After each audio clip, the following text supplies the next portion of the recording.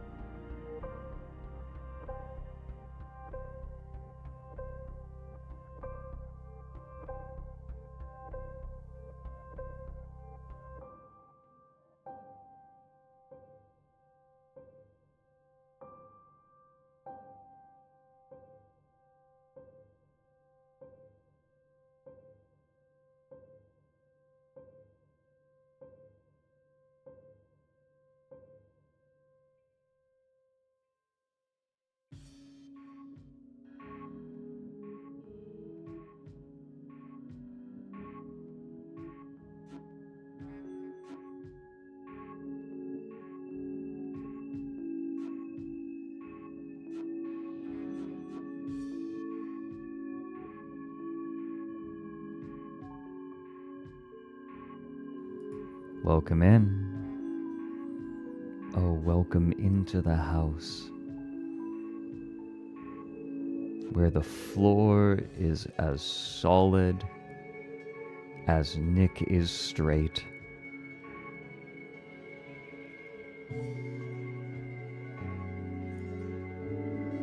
Good morning. Hi. Hi. Hi. Hi. Hi, hi, hi, hi, hi, hi, hi, hi, hi, hi, hi.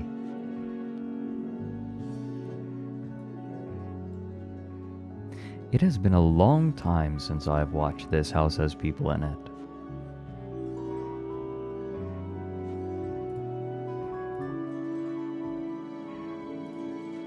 It's, how old is it now? 8 years old. It's been a while. It's kind of amazing the longevity that video has had. I feel like, anecdotally, I hear people talk about This House Has People in It and unedited footage of a bear in approximately equal measure.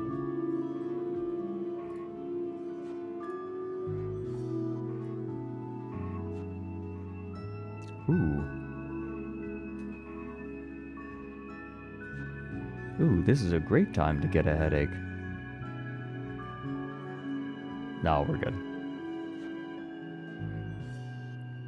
They do feel like they've always existed, haven't they?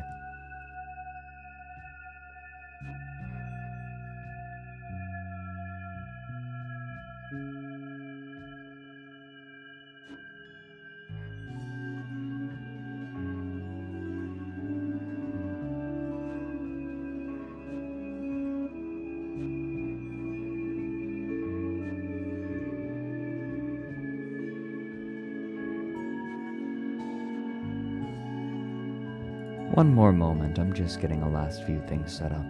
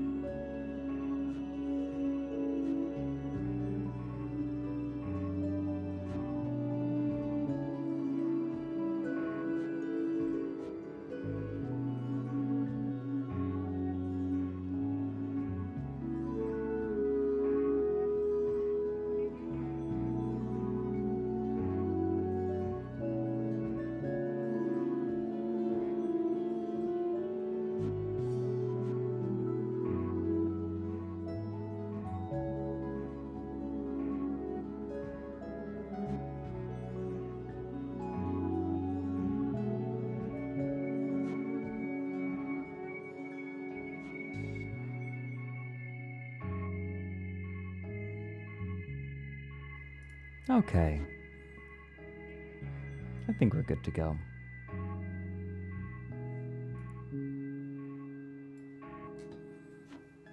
Almost. You know, I've been using this. I know that Mike is terrified of them, and I do not blame him. But I've been using my Stream Deck for long enough that I know where everything is, even if the labels haven't begun. Like, the labels sometimes take a minute to load. If I boot up VTube Studio and don't open up the app for the Stream Deck. But I know all of them anyway, and they still work even if they're not labeled. Yeah, Mochi decided to be their own independent outlet today. Surprise, Mochi. Mochi thinks that chat is stupid today. So Mochi is covering chat now. Mochi stays in this corner.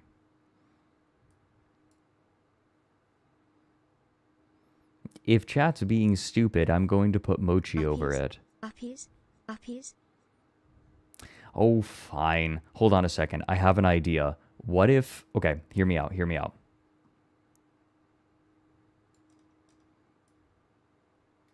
There.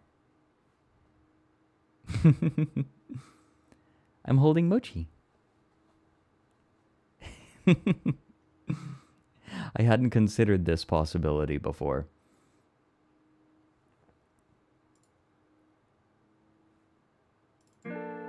Oops. Loud music. I don't remember the exact names of the tracks, but they're all lo-fi versions of music for Down the Rabbit Hole. That's what we use for the BRB and the intro. Don't put words in my mouth, butter drinker. T-owl arrive, hey Fred T-owl, heart. I enjoy the dichotomy of Mochi just being extremely sweet, but then also a massive problem. Mochi is a true representative of chat. All messages are considered equal. I think I just shat in your hands. Sorry, Fred. It's a good thing I have you in a cup. See, we have it all planned. What happens if I get rid of the teacup? Okay. Mostly stays in place. Maybe it just goes invisible. I wonder if that's how it works.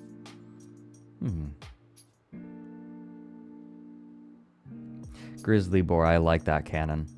Mochi being very soft and impossible to harm. I like it. We're keeping it. That is now canon. Mochi is squishy. Like Mochi. The consistency of Mochi. But hey, everyone who subbed, hold on. Cactus, thank you for the 9 months. KJB for the 21. Grizzly Boar for gifting out a sub to Spectral and Olivine. Kodiak Bricks for the 2 years. Goodness. Radioactive Half Rhyme for the 20. And then for the bits to make Mochi speak. Thank you, everyone. Also, Blue Jay. Thanks for the 2 months as well. I like it. Sink into the floor. What's on the next floor? A floor that you...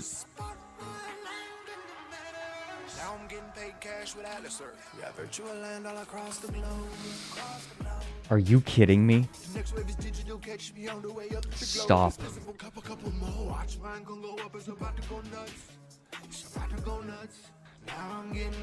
Fine.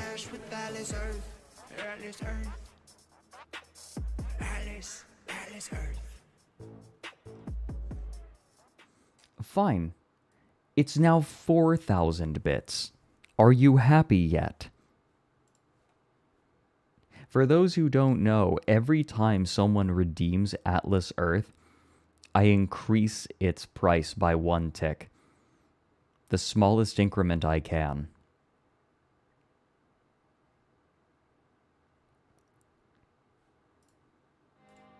It is now up to 4,000 bits, and no, it's not going down. Not for some time, anyway. Until I choose, maybe one day, I crash the market. But it'll be a minute. 4K bits is like 2 billion years playing the game. Yeah, you're not kidding. Oh, Manamari, I really did need the break, but I'm doing much better. Yeah, that's 40 bucks. You guys, I'm not increasing it to try to get you to do it. I'm trying to get you to stop.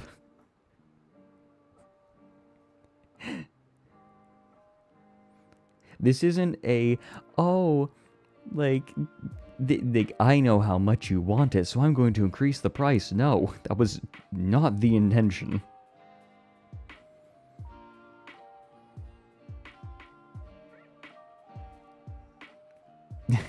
Fred making more money off of Atlas Earth than any player ever has. Fucking unintentionally. Jesus Christ, you guys. Never underestimate rich whales willing to troll the streamer for money. Who was it that did it? I can look on the dashboard. Rat Whiskers. Yeah? Yeah? Fred, do you know how tolls on freeways work, right? The prices go up to discourage people, but there will always be the one guy. Okay, fair. This isn't a toll bridge, though. It is a button that lets you actively make the streaming experience worse for everyone.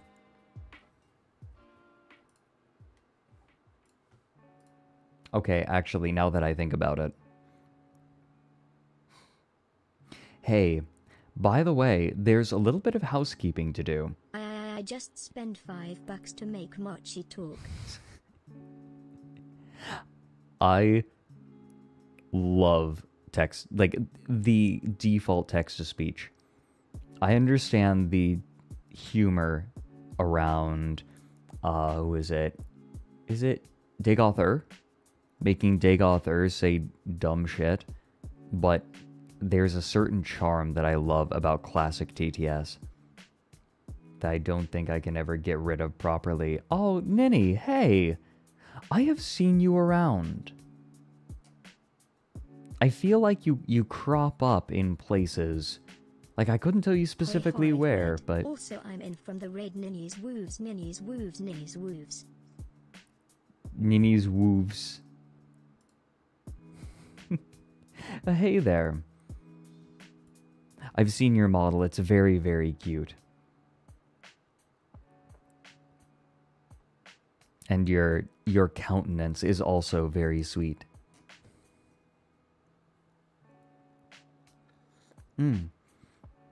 Finally remembered to follow me. I'm so sorry. How horrible. I was about to say... Fref. Where did Fref come from? I remember this being a thing. She doesn't know where Portugal is. Hi, Mom. As in my actual mom. For those wondering, in chat, the VIP there. Yes, that is my mom. My mom watches my streams. And she says, "Good morning, my progeny." She's the Fred dev. Good to see you, Mom.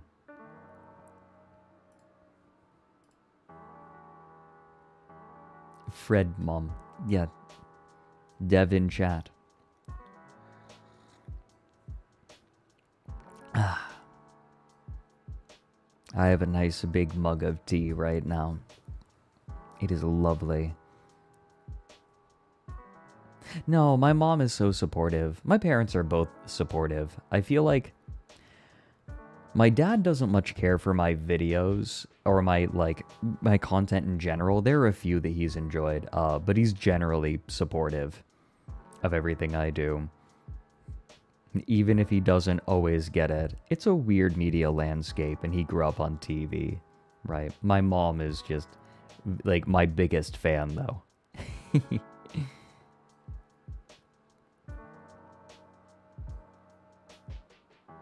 Aw, Mom.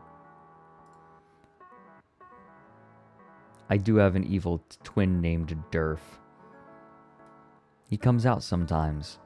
He's conjoined and he crawls up my throat to speak for me when I just can't get the words out. I don't get it either, but I tried. Thanks, Mom.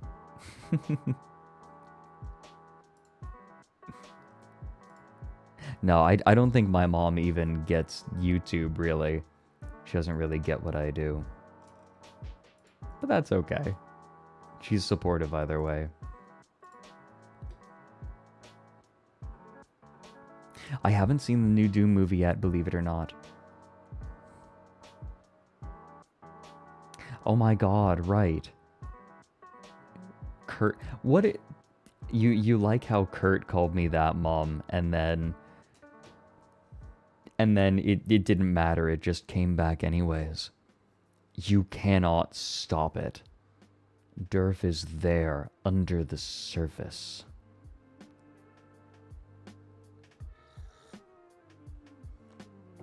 Chowder is incredible. I can't believe that Chowder is real. I was a baby. Yeah. He planted the seed of Durf in my throat. And it grew and grew.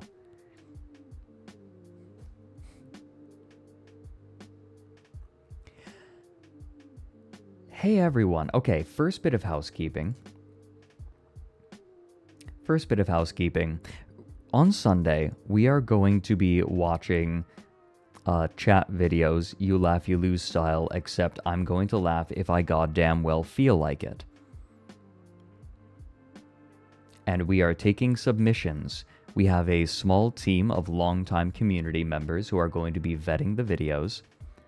And if you would like to submit a video or multiple videos, no cap, just, you know, don't spam it with garbage.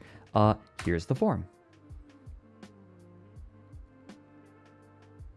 Plug the video URL into that form and submit it. Thank you, Spectral. But get your videos in there. We want lots. We want lots. I beg of you not to just fill it with, like... You know Jimmy here? You know his You Laugh, You Lose? Those aren't the kind of thing I find as amusing. You know? Like, deep-fried memes and just, like, videos that are just purely memes, those don't really do it for me. Right? Like, if it's, like, I'm not going to laugh at, like, I don't find just memes amusing, right? Like, oh, there's a meme in the video and that makes it funny. That's not my speed. It can be a meme, right? Like, it can be a meme template. Yeah, loud equals funny is not my thing either, right? If there's just a screamer at the end or what, like, oh, not really what I'm looking for. It doesn't even need to be cerebral lumpy. I'm not quite that pretentious. It just needs to not be deep-fried memes. Memes aren't bad, but just having the punchline be that a meme exists isn't my thing. Does that make sense? Did you know that there is a video where a SpongeBob toy goes boing? Ryan's silence.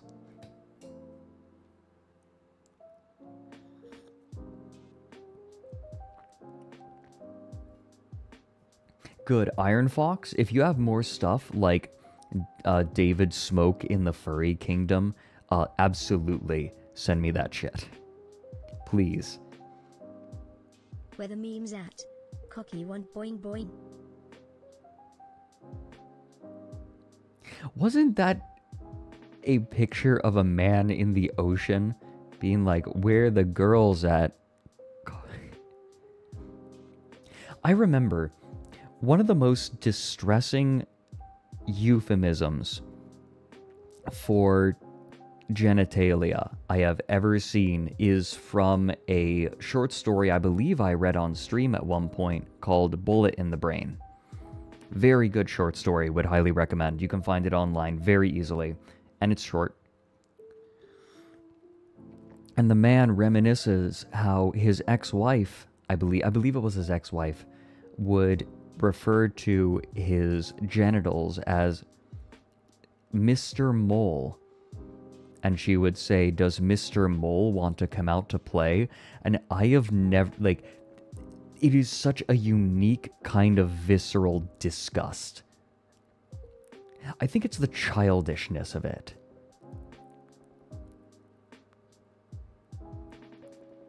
It is inherently weirdly childish. And humor has its place in the bedroom, but like that is just, it's infantilization. And I cannot stand it. I hate it. Yeah, that face. The Mary's ugly bastard is the perfect face for that. Just like completely blank.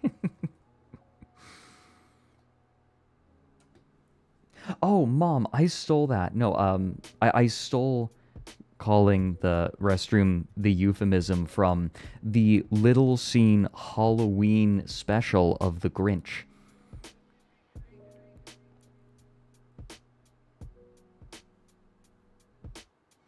I called it the euphemism. I borrowed it from that. I like that. It's a joke that really, I think, goes over the heads of kids. Yeah, Halloween night is Grinch night. We recorded that and had a VHS of it.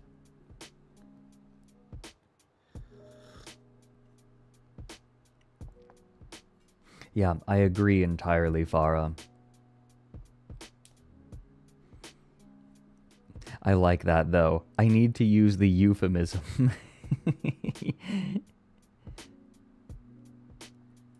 You go, Raya. You go, Raya. So that's the first bit of housekeeping, that we have the form open for people to submit their videos. Ooh, 34 responses already. Good, good, good, good, good. Yeah, we want to fill that up. Video's good. Video's good. Please. And we have vetters. So people are going to be watching the videos and saying yes or no. People who get the vibes of the stream.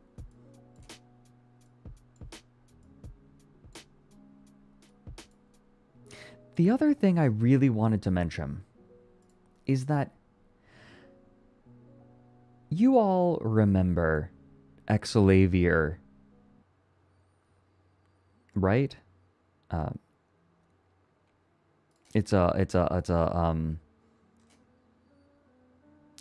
Shoot. What is wrong with me? I literally had his name. It's streamer brain. I'm having major streamer brain right now. Exalavier Nelson. Exalavier Nelson is responsible for games such as a dog, like an airport for aliens that is currently run by dogs. He made Space Warlord Organ Trading Simulator. He made let me see. I have a lot of them. El Paso Elsewhere. He is responsible for, let me see. I'm looking. Just a lot of games. Yeah, he's done a lot of really good games.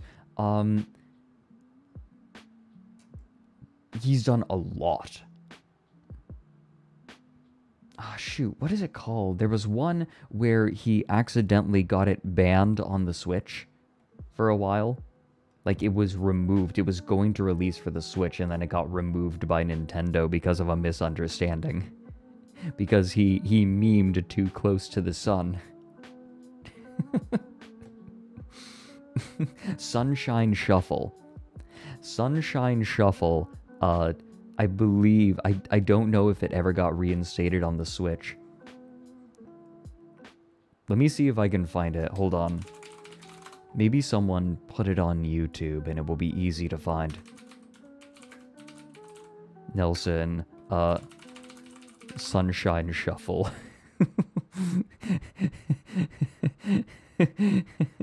Okay, hold on.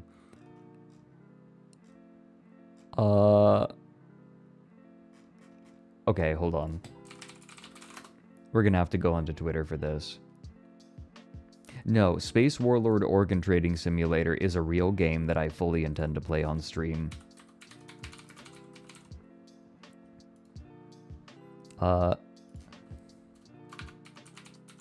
Rit Nelson, Sunshine Shuffle.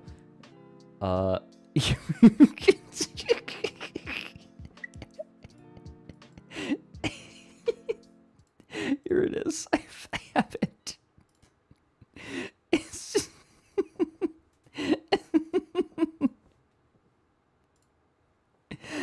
okay.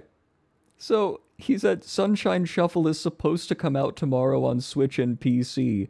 Keyword being supposed to. Apparently my social media campaign about the game not teaching children to gamble has convinced Nintendo that the game is about child gambling.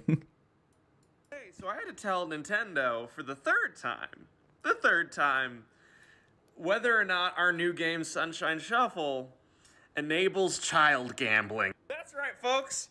I have goofed too close to the sun this time. Sunshine Shuffle is supposed to come out on Nintendo Switch and PC tomorrow. The keyword being supposed to. Store page is being blocked because the game we made about adorable animal criminals who robbed a bank for complicated reasons, telling you their life stories over Game of Cards, sure does seem like it is enticing children to, without their parents' permission, spend real-world money in order to gamble with adorable animal criminals. We recently made the page, we made our defense, you can get it on PC regardless, but if you cannot play or find Sunshine Shuffle on Nintendo Switch in your region tomorrow, you know why. It's because I fucked up. I really fucked up this time. Hey, so I had to tell...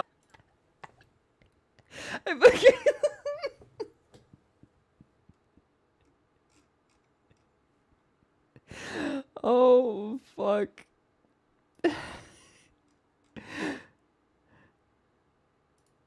Yeah, I can confirm that we didn't usually have a baby present when we wanted to rob a bank.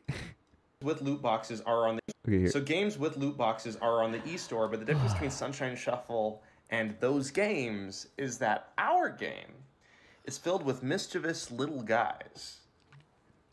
And Nintendo has correctly evaluated that the mischievous little guys are a greater threat to the children.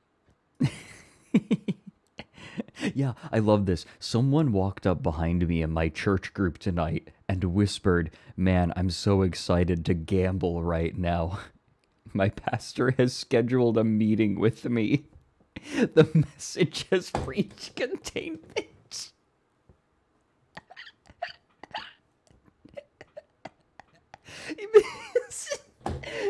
The word got out in his church. Oh, God. I have been asked about microtransactions in Sunshine Shuffle. We don't have microtransactions, but that did not stop the Sunshine bit. Shuffle has no microtransactions. The full story, all of the decorations, and every vaguely concealed threat that is delivered by your adorable animal criminal companions, that is all just comes with the game for free. It's just a game. One-time purchase of a game. We've told Nintendo this through several means. But in other places, I've been a goofy little goober. So every TikTok I've done that goes, "Ha! This game doesn't teach children to gamble," that's a nail in my personal coffin. And I'm in hell now. So as I've said, we've done yet more to justify our case and say, hey, we even went through the lot check process. There's no microtransactions in this game. We just want to tell a cool story. And also maybe not teach children to gamble. This is why I'm in trouble. It's because I can't fucking stop the bit. But yeah, anyway, we'll see if they let us release tomorrow. Sunshine. I can't stop the bit.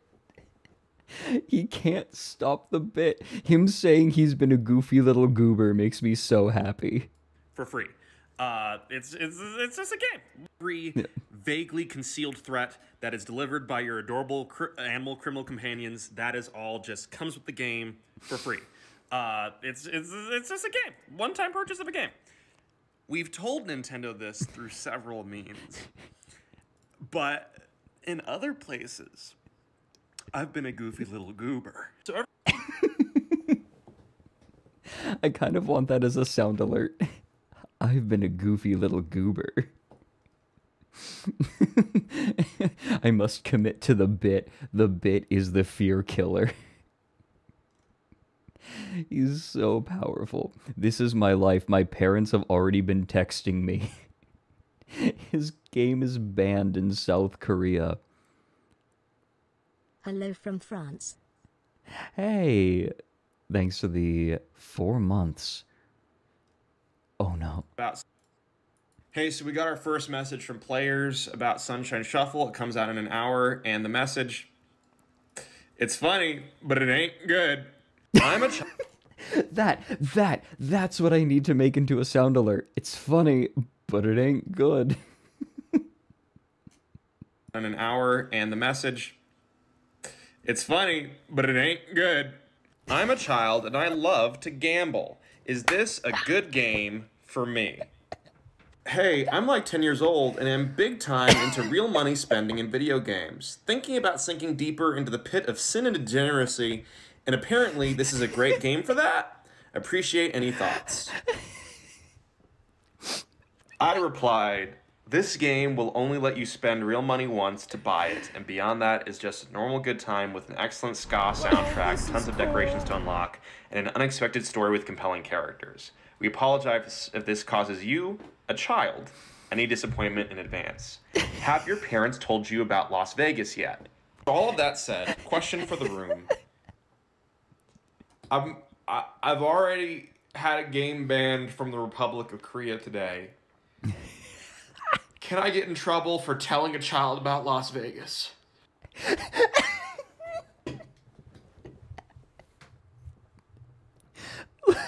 I love this man so much. I love this man so much. My dad is roasting me on a phone call. He's doing voices. My family universally believes I am a very silly man. I love him so much. I love that even his church was starting to tease him. Man, I can't wait to gamble. Have your parents told you about Las Vegas? I love him so much. Oh, he's incredible. And the reason that I'm bringing up Xavier Nelson is not just because he is an incredible man. Please check the Steam reviews for the game for more commitment to the bit. Okay, hold on. Hold on.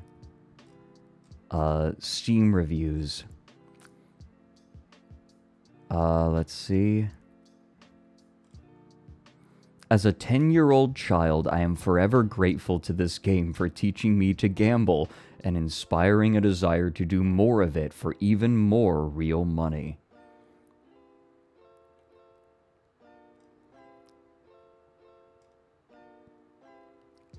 Let's see.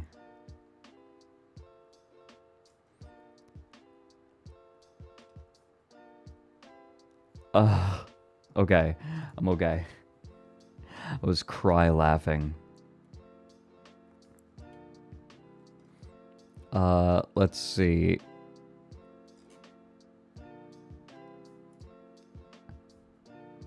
I'm looking for more. There's the 10-year-old child. How are reviews for the game, actually? Let me take a look. Mostly positive. Good. 79%. It's pretty solid.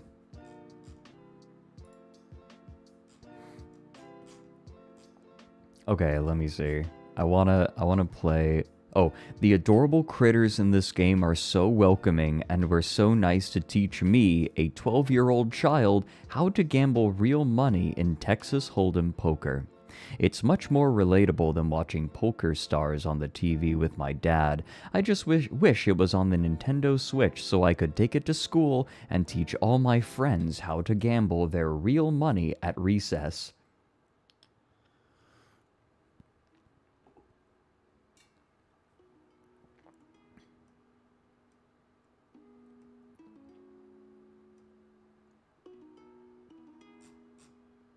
Oh, I love this.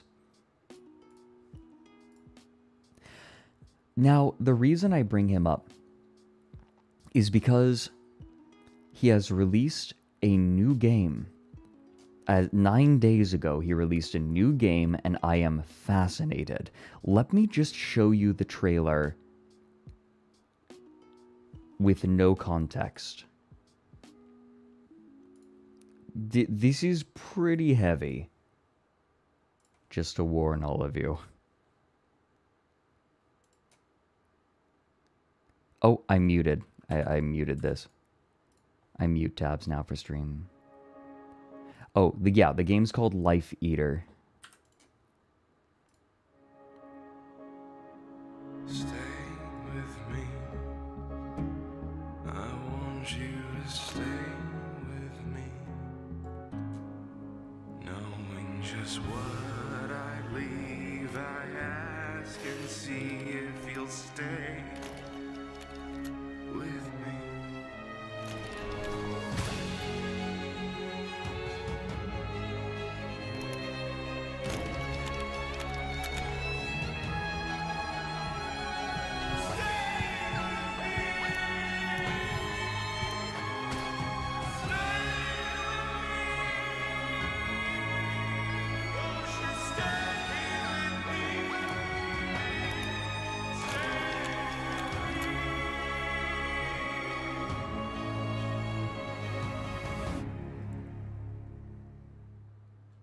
Yeah.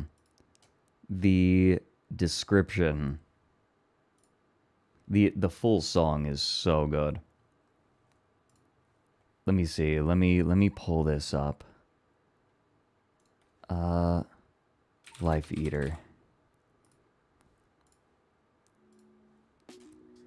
Life Eater is a horror fantasy kidnapping simulator.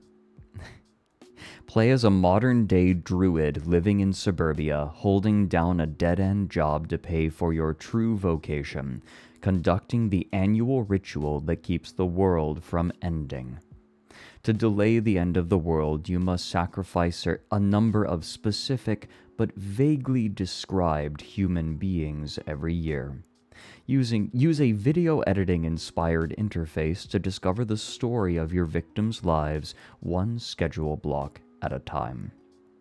Pry into the most intimate details of your target's schedules, and when the time is right, abduct them before the authorities can find your lair. Time is short, and your list of names is long. Choose your options wisely, and pray that the dark god you serve is even real.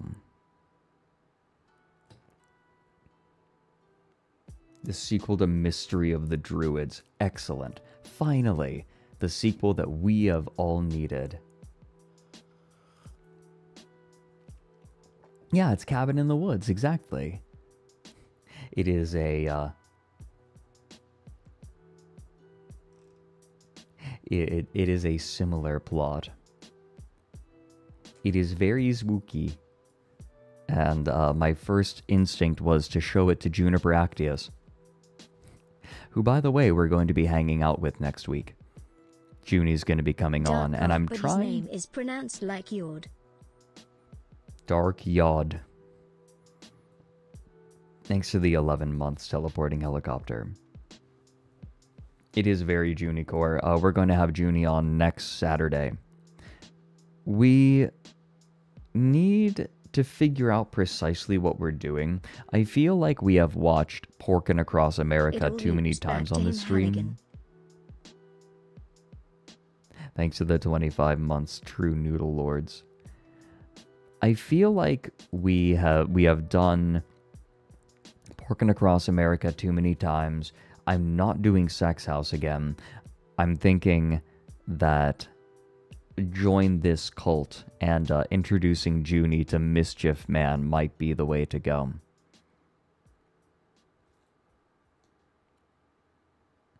I am not showing Junie Sex House, although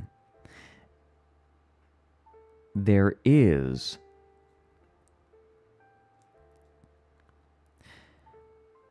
the line that I have in my sound alerts. To call this place evil implies a clarity of purpose that I do not want to attribute to anyone involved is actually an incredible line on so many levels, because the term clarity of purpose. Can this game teach me, a 10-year-old child, how to do a pagan ritual? Yes. Oh my god, I wonder what this game will do. Like, his church seems pretty chill.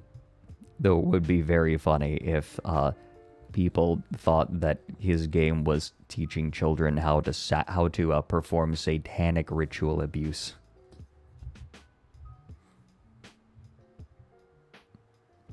Did I already do join this cult with Junie? Okay. Might have to do something else. We'll figure it out.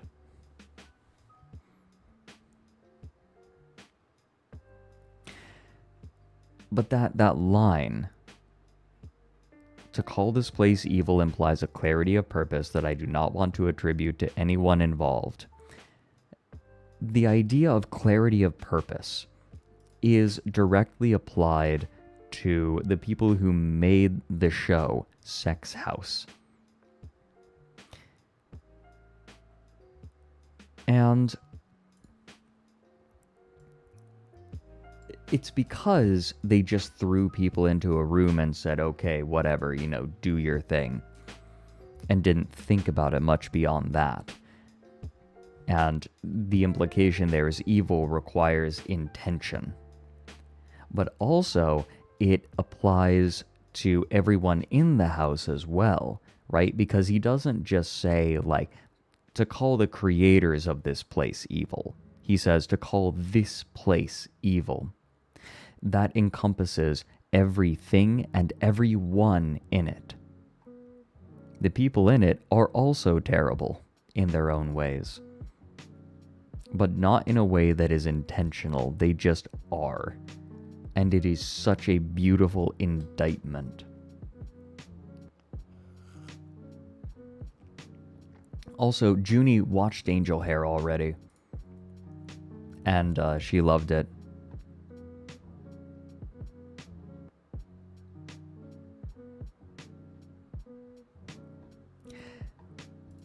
And I showed her the animation that the animators of Angel Hair did. She actually saw it before she watched the series. And now she gets it. I messaged her about it.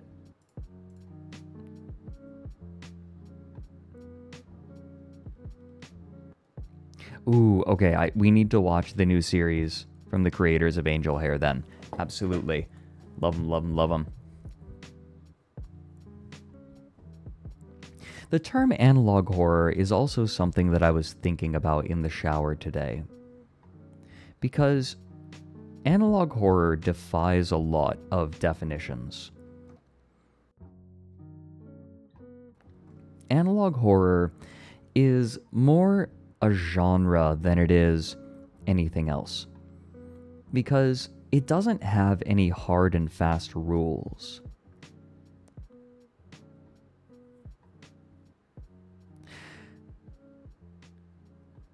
Because if you say that analog horror, if you try to equate analog horror and found footage, you run into a comparison that I think is kind of funny. A lot of people don't know this, but the original Dracula novel was written as a series of journal entries presented to the reader after the fact. So it starts out okay, so I have gone on record, and I still hold to this today. The first 5 chapters of Dracula are some of the best horror that has ever been written. Everything after the first 5 chapters of Dracula is middling at best, and doesn't work very well outside of when it was published. But Dracula is arguably the first found footage horror ever. Yeah, the first 5 chapters are from, what is it, Jonathan Harkin? The dude's journal who goes to Dracula's castle to sell him the property in Britain. Harker. Thank you. Jonathan Harker.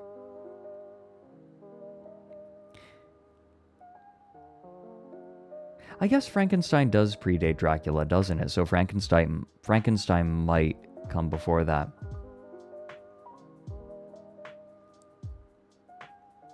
So Frankenstein had a similar setup.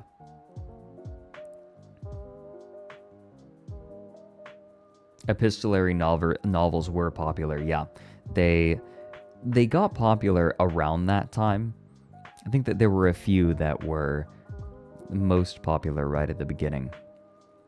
Yeah, they were right. Okay, Jonathan, the first 5 chapters of Dracula were Jonathan Harker, were letters to, that Jonathan Harker wrote to his sister, and he wrote in the letters themselves that he suspected that they weren't being sent.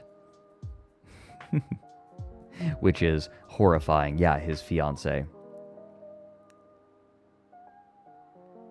No, that's true. It's not to his sister, his fiancée. Yeah. Babe. So, simply equating analog horror and, yeah, don't get those mixed up. Simply equating analog horror and found footage is not worthwhile. It's not useful. And in fact, we have a case where found footage, the style of found footage is used, but it is not supposed that the viewer is the one who found it. A lot of found footage is done in such a way as to suggest that the viewer has accidentally stumbled upon it. The Blair Witch Project is the most obvious example, where the idea is that this is a tape that was found in the woods, and now it is being published. And that is the rhetorical situation of it. That is what the viewer is asked to assume. And that is the way that a lot of analog horror is done. Look at what you have found. But that clearly is not always the case with newer analog horror, where they are willing to break this conceit in order to tell a larger story. Good example is Kane Pixel's second series, The Oldest View. The Oldest View at no point suggests that you have stumbled upon something that is fascinating, like, oh, you found this footage that someone uploaded to YouTube. No, it is... Some of the footage that is used was recorded for a YouTube video, but at no point does it say that this was a video that was, like, made for this particular channel, as they frequently do. There are a few other examples of this. What is it? There was one that I really enjoyed that I cannot remember the name of now. There was a game around it.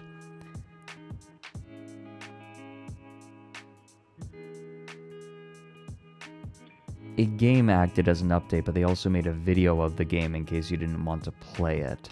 What was it called? Gemini Home Entertainment. Yes, that's what it was. Gemini Home Entertainment was excellent. And chilling. I did watch it with Shia. It was lovely. I adored it.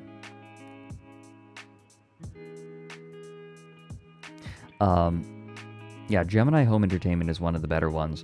I will also say, I want to play the officially endorsed Mystery Flesh Pit game, which is on itch.io. What unfiction pieces are on your to-watch list? I'd have to go and look them up again. But I have a few.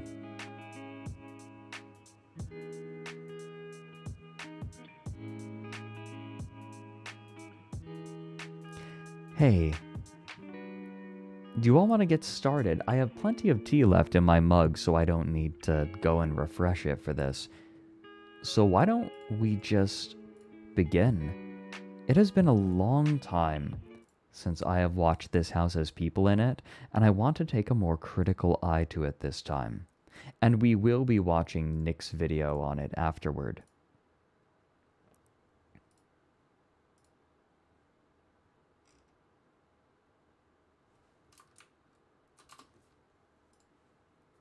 Shall we?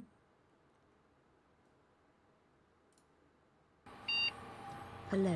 It has been a while. Oh, welcome back, Absolute Insanity. Thanks for the 8 months. Okay, hold on. What is this? Okay, hold on. There's already so much here. We are going to do this. AB Surveillance Solutions, 1992. Running scripts, validating IR, restoring database, collecting logs. Okay.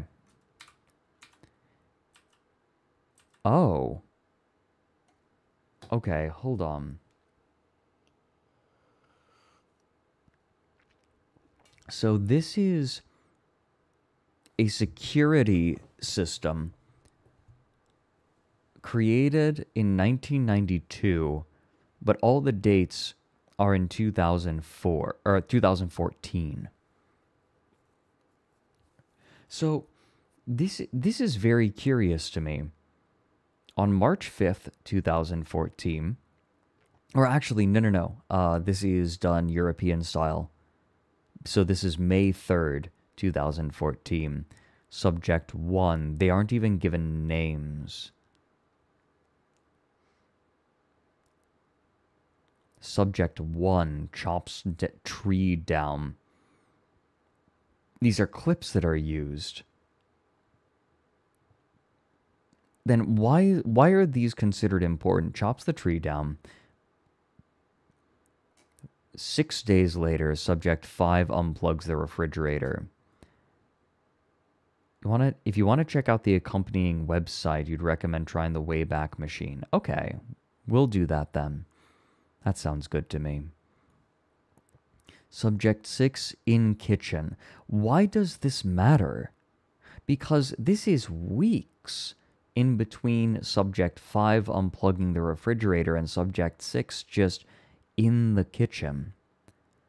Why is this important? And there are codes next to some of these as well. I wonder if we can plug these into the website.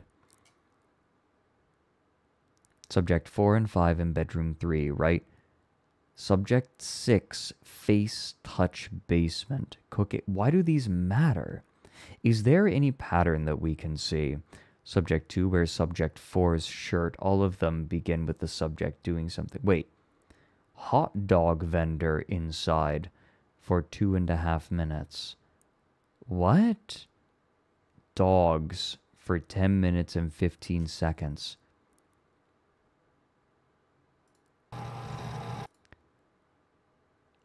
Subject 2 in dog costume. Subject 1 cake subject 2. Subject 8 in outside hole. Oh, face touch, as in they're kissing. Why do they say face touch instead of kiss? Subject 3, uncontrollably dripping water. Wait.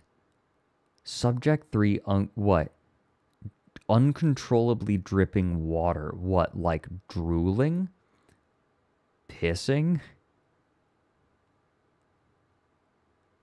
They also don't state which room they're in either, which is remarkable. Sweating. Ah, could also be sweating. You're right. Secretion.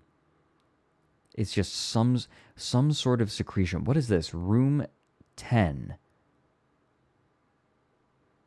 I'm guessing 10.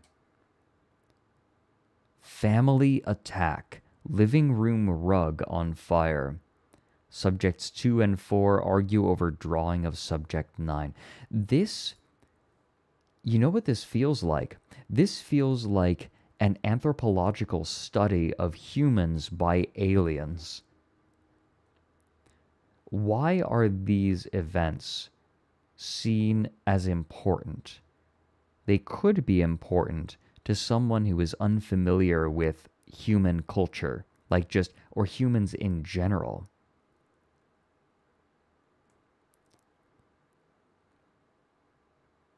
The face touch is likely not a kiss. Oh, you're right. Face touch, as in they just touch their own face. Could it be in frustration? A particular kind of touch, and they're simply not specifying.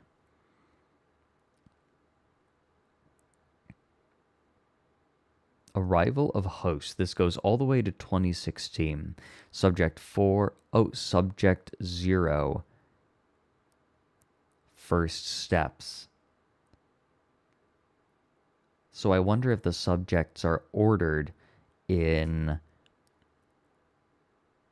I wonder if they're ordered by age. Subject 13. Okay, that's a lot of people.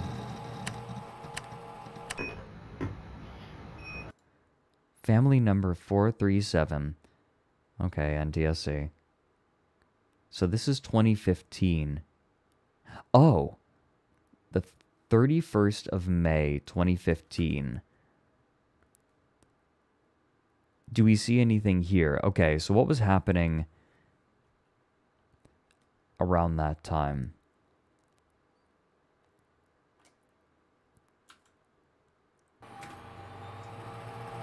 So we're looking for the end of May 2015. Here, subject 3, prone in kitchen floor. These are numbers of files, because you see they put in 00451. So they're activating that file. Some of these don't have files, they're just notes.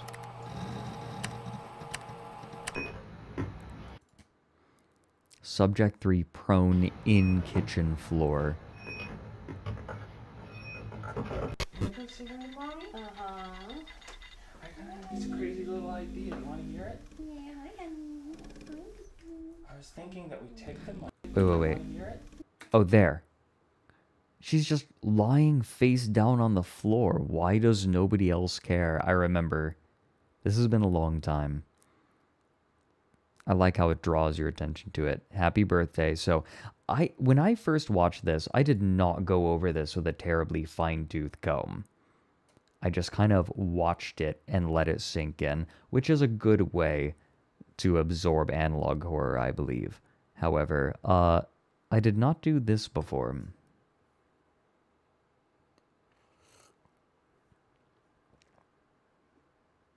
Go Suru, I make Down the Rabbit Hole on YouTube.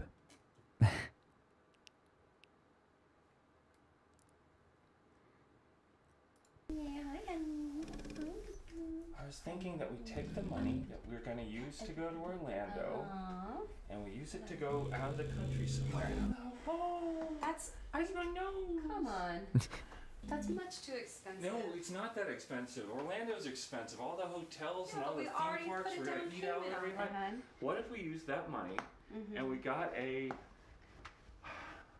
What if we went to Cape Town? Are you out? I'm not out of my mind. It's totally affordable.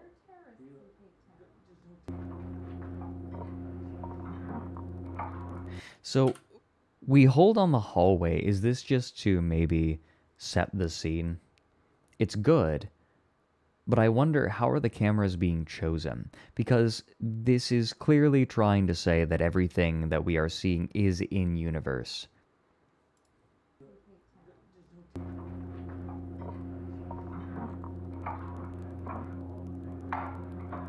Your workspace, and check this out.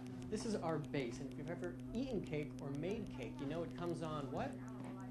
Heavy metals and newspaper. That's going There in she is on the backyard. That's where ground. tomato plants go in Does she the just summertime. Does she just hang out there?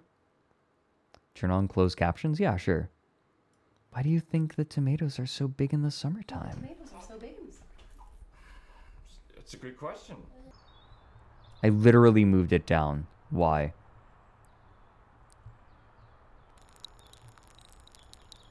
The last time we were at the mall with all of her friends, she left me sitting in the car for an hour, Tom. An hour. We got her that cell phone so that she could call us. She has her cell phone, or she's not calling us. I'm just calling.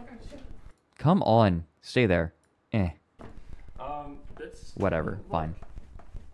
Kids, she's a kid. She's hanging out with her friends. They're doing lots of stuff. They're finding all the nooks and crannies That's in the world. fine. That's You just fine. gotta Just let let me them do know it. about it then. So one thing important to note is that these cameras are not hidden. They are very clearly, like, we see there's the camera. There's one camera that we were seeing from over the kitchen sink. That's the whole It's totally point, is that unfair. You're not supposed to know about it. And this is a special kind of clay. This is gray, 12-gauge granular. When she's ready? I'm ready whenever you're She's ready. been there for 2 hours. Let her do it. Let her do what, Tom? Just What? laying on the floor like Write her own story. She's a novel. So there's a camera on the floor. What's in her hair? I mean, she's on... I think that it's just shiny. stay laying on the floor like Write her own story. There are bugs in her She's a hair? novel. No, that's just her breathing. what, Tom? Upsetting her Just hair. stay laying on the floor like Write her own story. She's a novel. Yeah, no, I think that was just an exhale. Write her own story. She's a novel. Yeah, that's just her hair moving, I'm pretty sure.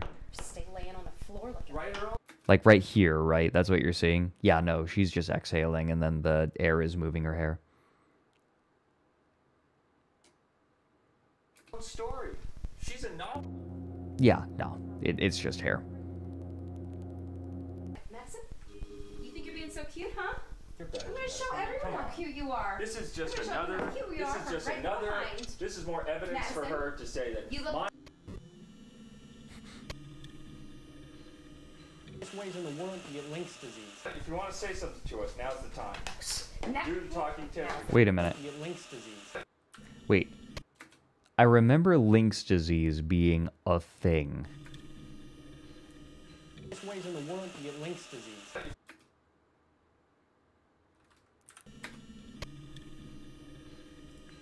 I'll leave the captions on. Lynx disease. If you want to say something to us, Way in the world to get Lynx disease.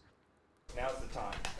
Now- Do the talking tip. Now's We can the start time. with number 3. She's been down- Your mother, whatever. I guess your mother's ready to talk. Are you kidding Talking me? tips. You I'm could be on ready my whenever side. you're You could ready. be on my side.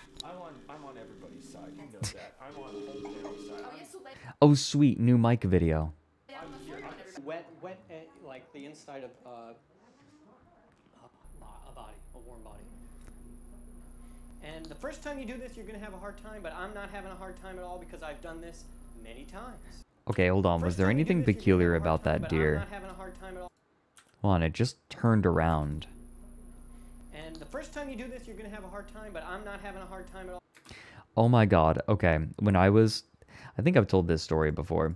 When I was in college, I had a place that was kind of like I rented a place that was kind of in a forested area, and a lot of deer enjoyed coming through. However, there was one particular buck that enjoyed sitting directly beneath my window. I was on the first floor, but just this big boy loved laying down beneath my window. And he would come very frequently. I could peek over the window and see him right there sometimes, just vibing. I named him Loaf. I was always very quiet whenever he was around. No, I never tried to say hi. No, he was there to vibe. I did not want to upset him. He was comfy. And the first time you do this, you're going to have a hard time, but I'm not having a hard time at all because I've done this many times. Wait, what was that? Many times. Woo.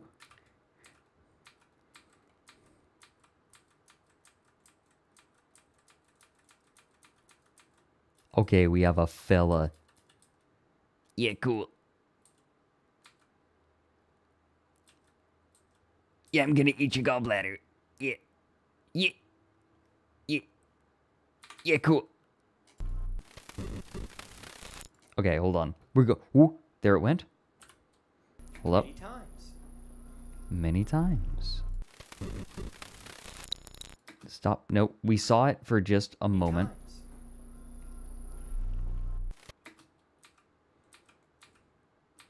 Anything in here? Don't think so. It's just desperately trying to, whoopsie. It's desperately trying to keep up with whatever it was by flicking through the cameras. In the back, you see arms. I'm not seeing anything. I think that they were just going through really quick. Yeah, there it went down here. What an atrocious sound that is. I'm onto a wooden gourd and just playing Malagueña, which is a beautiful song that I actually do know how to play. So, we're back. Madison, get up. Here we go, Madison. Remember the countdown. 6, 7. This family is so fucking weird.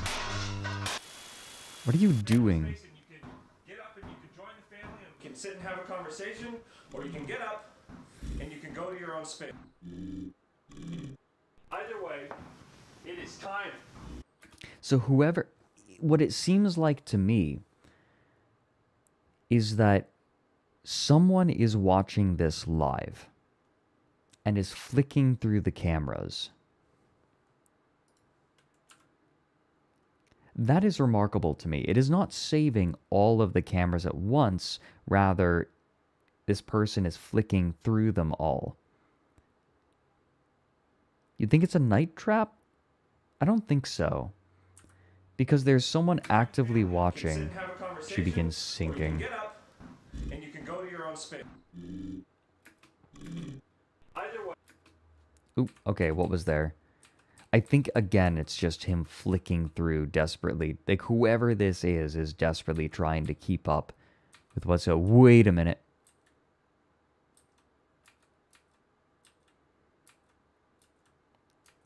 Wait.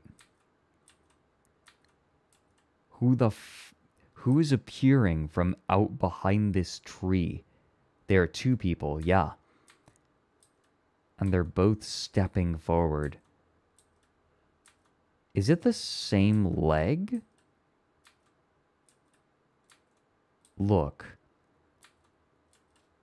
No, they're not quite the same leg, but they are two people out in the yard. Chewed through fence? Maybe. Right there.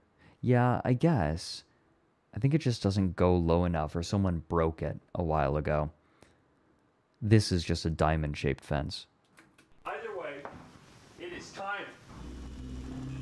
Hey everyone, it's Scarce here.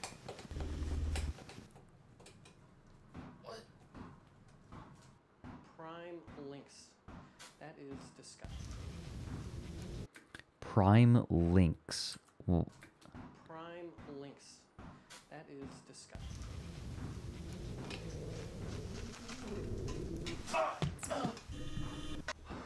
And something's wrong. What do you mean something's wrong? She's...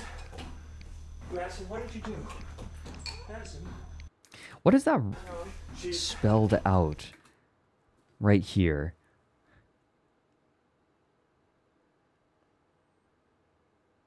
God, the camera quality is so poor, and I know that's on purpose. Madison, what did you do? Madison, she's stuck. What do you mean she's stuck? Madison, what did you do? Madison? Why are you telling She's her? completely out. She's out. She's not moving. What do you mean she's not She's not moving. She's not. Tom, what is that? What are you... She's not moving. Something that is very peculiar to me is the low-angle camera that was on her. Why would you have a camera there? Unless there is a very specific reason for it. And that makes me think, perhaps the reason there is a camera on the floor is they were expecting something like this, and they wanted to document it. Oh! Oh my god, Tom. Oh my god, oh my god. Yes! Yes! Yes! Is she breathing? Can you hear her? Is she okay? Did you take pills? Did you take pills? She took the expired medicine, and she took damage instead of receiving 2 back.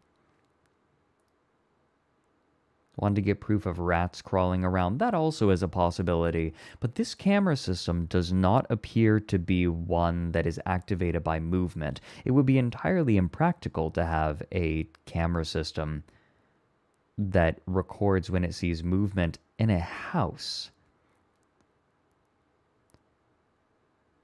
Not for security purposes, anyway. Which makes me think that I have realized something recently. If you see something or someone doing something that doesn't make sense, perhaps they're not crazy, perhaps the intention or the intended effect is simply not what you think it is. Like, it's not what you think it's supposed to be. I remember having this thought recently about Tesla's Cybertruck. Because on the surface, the Cybertruck is just a terrible, terrible vehicle. It doesn't have any stowage.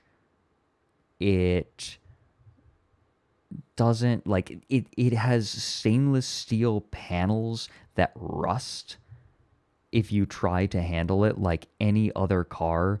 The field of view is horrible. What else, right? Like, it doesn't have a speedometer. It doesn't have anything that a normal car has. It just has a single panel in the center.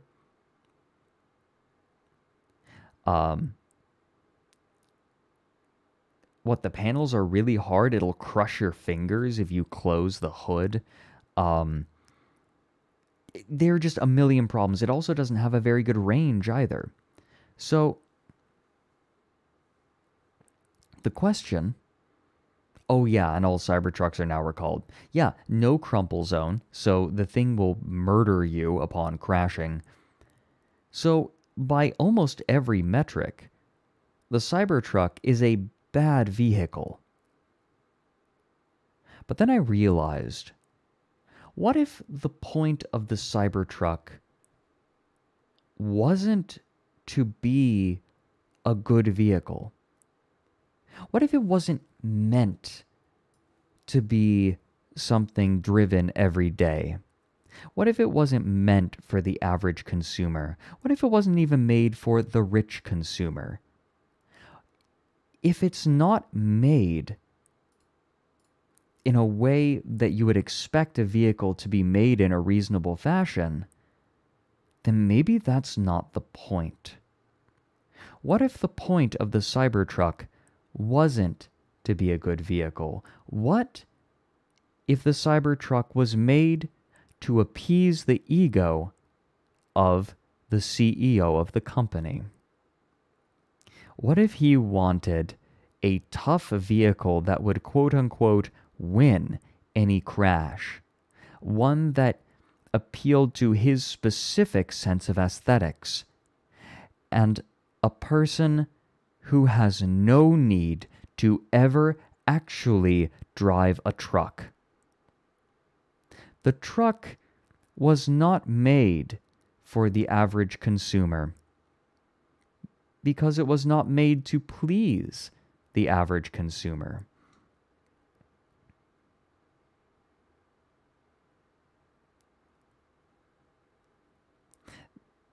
I think people tend to look at ridiculous things and say, this is stupid, why is it stupid? But I think maybe a more constructive way to consider the world is to question your own judgment on something if something seems ridiculous. Scams are very interesting in this way because from the outside you can tell that they're a scam, but scams that don't catch you were not made for you. People pretending to be Nigerian princes aren't mass emailing people because they think that they'll catch you. You just weren't the intended target.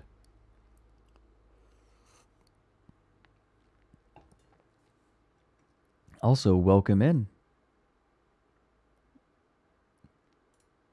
Who is this? Matrion. Welcome in. Also, thanks for the raid. Good to have you.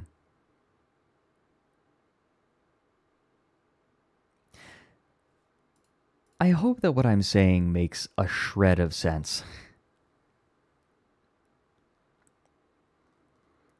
It's a way that I have started approaching peculiar things, and I have found it to be much more constructive. Oh, I'm glad.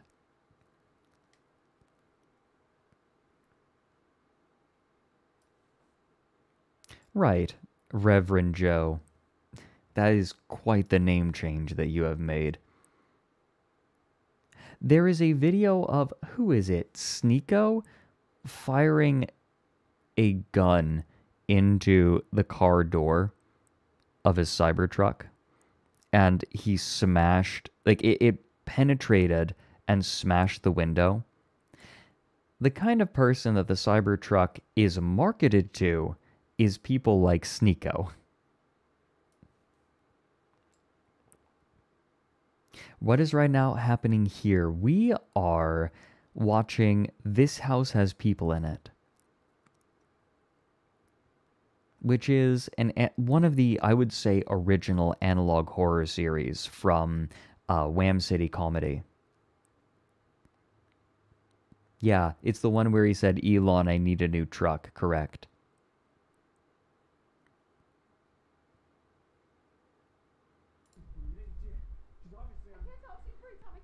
Can't tell if she's breathing. Does she have a pulse?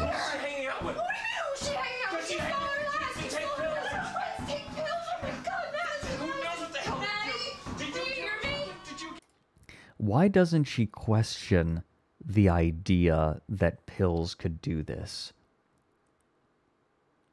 Why would I give her anything? Because you're women! Women give each other pills all the time! Come on, help! Women give each other pills all the time. That was Aiden Ross. Okay, look. The category of person who sucks the toes of fucking manfluencers all run together to me. Stick your thumb right in there, and that's gonna start. You can do it. Oh, she's just having a great time. Get your fingers in there.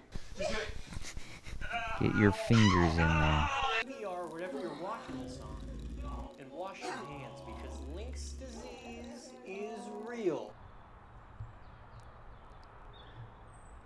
Wait. We had another flash. Is real.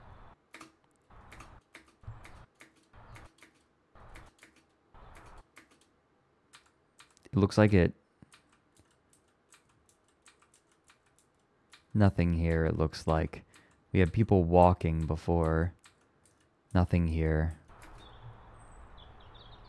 Okay. No, from the to the grabber side. Okay. Okay. Push. Come on. Hey!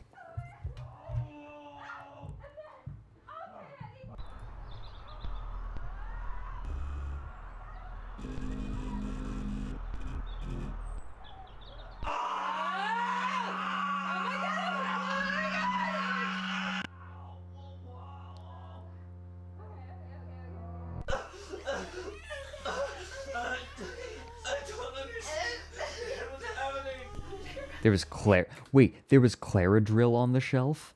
Seriously? I don't understand what's happening.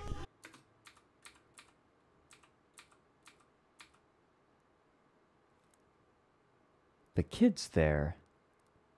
Wasn't he just looking out the window? Dad, it's 2 now. Okay, no. Whatever happens, okay, you have to make sure everyone stays outside. Okay? Okay. Jackson, this is not a good time to have a birthday party. Okay, I'm sorry. I really wanted you to have a good birthday party.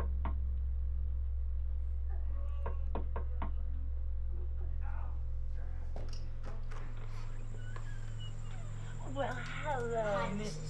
So again, water's your friend, and I know if you're allergic to water, you're gonna want. Water's your friend. Oh, wait a minute. Is this tied into the water cult that Wham City Comedy did? Because that's something I also would like to watch on stream next week.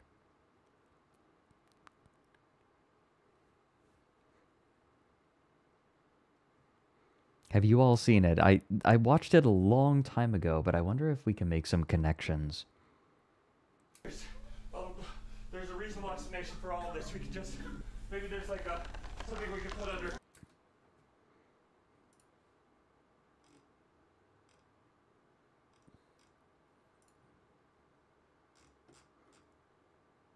Oh my god. JJ, I see what you sent. It's the entirety of the sculptor's playground. Bootlegs are bad.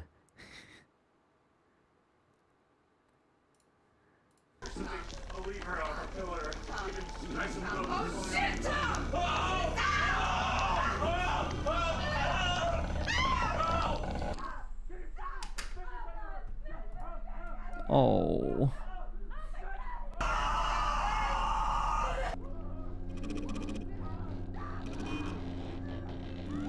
Oh, God, that is messed up.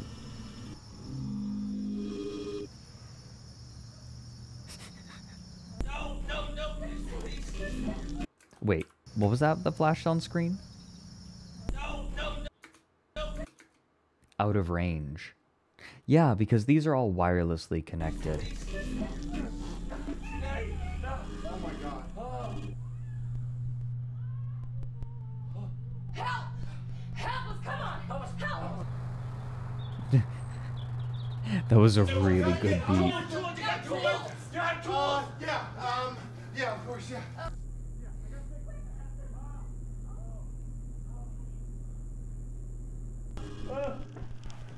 I got something. Wait, what? Wait. Gray.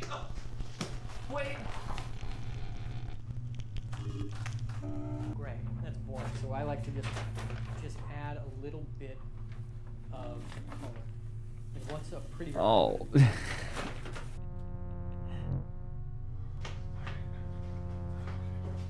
Oh god. Be careful. Madison, can you hear? You're gonna be okay. I'm gonna be okay. We're both. Oh my god. Maddie. Okay, I'll hear Madison. Hey, you wanna go say hi to Grandma? You wanna go? Right, that sound effect. I know that wasn't... I know that was probably just film distortion. Why are there so many cameras in this house? I'm gonna increase the speed of the Whoa, jeez. All right. Now, just a reminder to everyone, I can say shit 3 times. Two times. I said it once when I was explaining what I could do.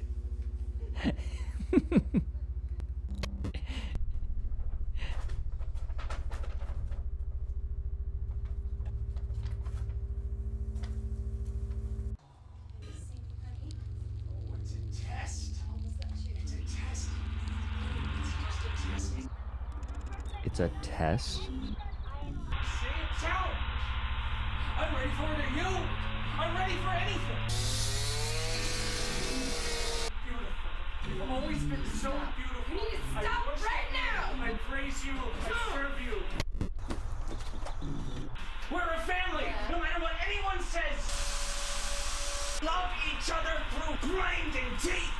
That's our strength. That's our bond. Multiple layers, all of Feel my hands are on fire. a toaster would cut bread, or a baker would God. We're gonna show them, honey. So I'm starting to wonder, why are there electrical problems? And I wonder if it's because her sinking through the floor is damaging the electrical wires in one way or another. We also are getting distortion because some of these cameras only have 2 bars of connection. Whose hands were those on the floor? cut toast. Whereabouts? Or a baker would cut toast.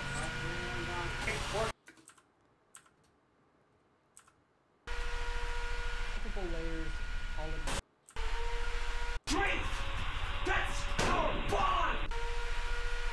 Those are her hands because she's sinking through. And she's sinking through far enough for her limbs to begin hanging. a toaster would cut bread, or a baker would cut toast. We're gonna show them, honey. Remember?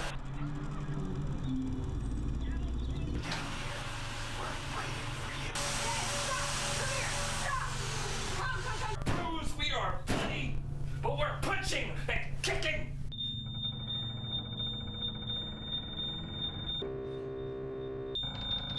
But a family. Like I keep telling them, I was alone. I acted alone, and it's my Little engine. Why? Hold on a second. Why is he zooming in on the I camera? acted alone, and it's my Little engine. Okay, hold on. It flashed for a moment. I acted alone, and it's my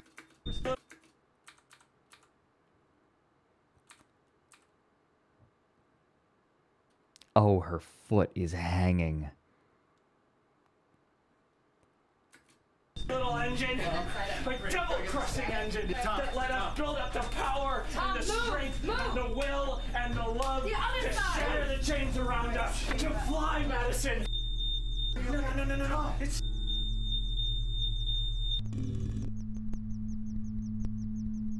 Oh, the kid got out.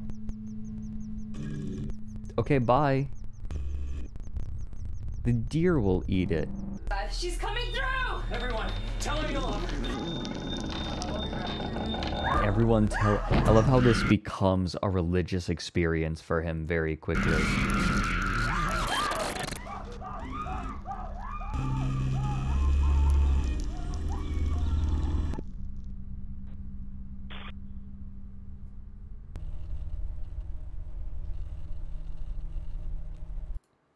So, what happens when she hits the mattress that freaks them all out? Are you alone? It's fine. You go to bed, you think everything is fine, everything is good. Then you wake up the next day and you're on fire.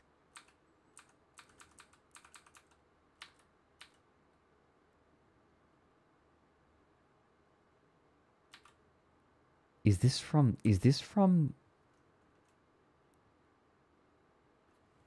What does that say? Sad gay. Someone call Mike.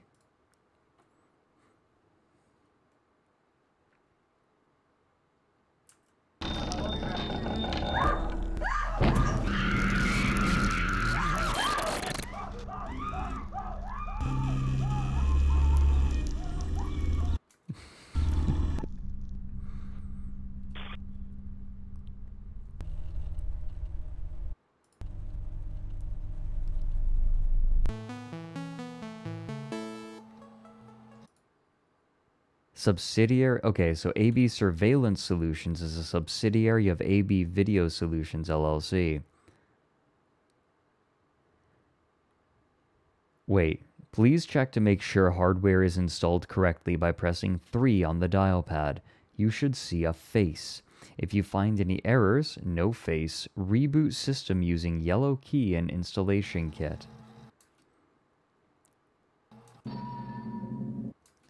Okay. No, Bogey, I suspect that they're living more so in a world where this company is doing more than perhaps they let on. I don't think there was anything at the end that... Wait a minute. Yeah, dude? Hi. We saw the face. It's working properly. I think that the grandma might just be slightly senile. I wanted to watch the sculptor's playground because this was hanging out. This was hanging out in the background the entire time. Also, we got the proper spelling of Lynx disease. L-Y-N-C.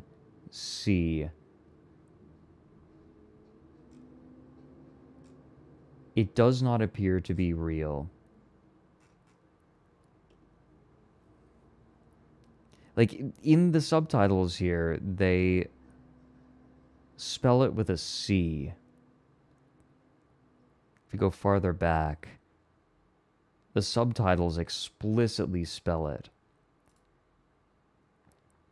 Just playing Malagueña, which is a beautiful song that I actually do know how to play. So, we're back. Madison. We're back.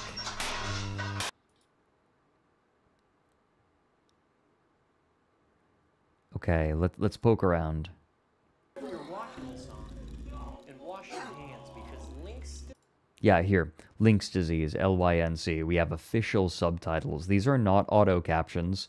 These are horribly placed. I think it's just because I made the size larger. Oh, you see the chlorophyll? Is real. Or Clarisil. And wash your hands because Lynx disease is real.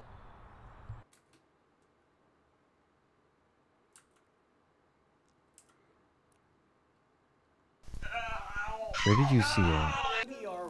Next to the portrait. It's the bottle. Oh. Lynx disease is real. And it does show up in unedited footage of a bear. I want to see this.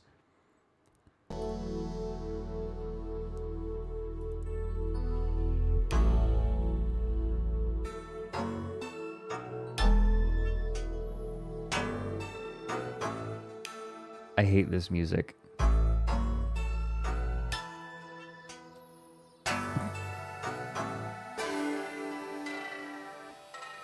All right, Alan.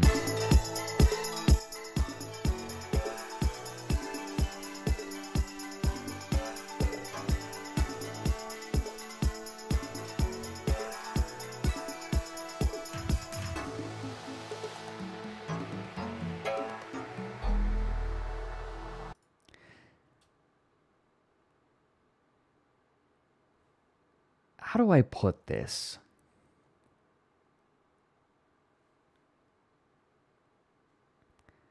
Alan Resnick is like if Brian David Gilbert didn't care about upsetting people.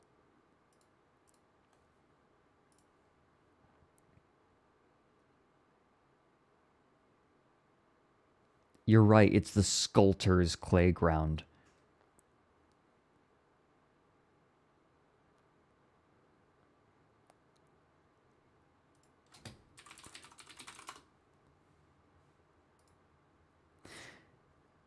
This reminds me of something.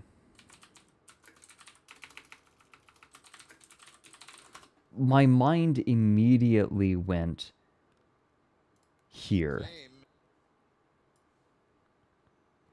Does anyone else remember this? The Adventures of Mark Twain. Vapor. The only earthly certainty is oblivion. Welcome to the mysterious stranger. Hello. Who angel. What's your name? Satan. Uh-oh. What's the matter? Nothing. Only it's sure a sorry name for an angel. Please, come in. The opening gave me that vibe, and I wonder if that was purposeful. Sort of little concern for hiding the way that you are moving the claymation. Like you're moving and sculpting the clay for the animation.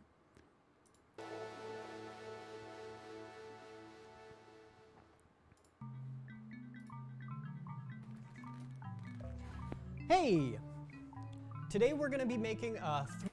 Something I'd like to point out is that typically when you buy clay for pottery, it comes in these large chunks. I did a tiny bit of sculpting when I was younger, and what he's done is just taken them out of the bag and stacked them. 3-tiered pot, and that's with clay. And this is a special kind of clay. This is gray, 12-gauge granular clay, and the grains in granular clay, that's my little secret. So let's get started. Now this is just a warning before you get started. If you're handling clay that comes from a prison yard, you're gonna have to wash your hands before and after using it, because it's one of the easiest ways in the world to get Lynx disease, and that does. Oh, okay. So we have. Hold on, back up. It's spelled Lynks here. However, they also called this program the Sculptor's Playground. So I don't know how much I trust their ability to spell things. Disease, and that doesn't wash off. If you think you have Lynx disease, 1, wash off the clay. 2, do not touch the doorknobs. 3, do not tell the police. 4, dial 911 immediately. 5, leave or escape the prison. And check this out. This is our base, and if you've ever eaten cake or made cake. The prison. So in this case, I'm guessing that prison isn't allegorical. Right? Prison wouldn't be allegorical here. I don't think that this person knows what allegory is. You know it comes on what? Cardboard. So we got a piece of cardboard down, and that's just gonna make the base, like the foundation. Now, if you live in a house, there's a basement, and if you're making something out of... wait a minute. What was that? Did he just do a fade? The base, like the foundation. Now, if you live in a... There. He went from the same pose. That's just gonna... Wait, what was that? What was that make cut? The base, like the foundation. Now, if you... What? It's like they faded to the same shot, but slightly offset in time. Live in a house, there's a basement, and if you're making something out of clay, there's the cardboard. Okay? We're gonna start off with a couple just layers of clay. We're gonna garrote it.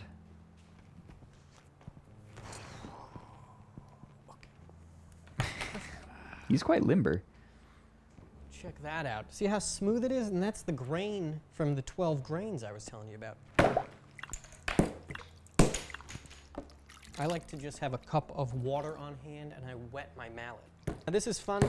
If you hate someone, if you have hate in your heart, then I suggest working with clay, because it's a good way to hit things with a hammer. Wait, who's Sam? That's our base, and I have a blue splat knife, and the blue splat knife will just smooth out any imperfections you have. I don't know about you, but when I hear very high-pitched noises, it is quite painful. In your life, in your family, in your home.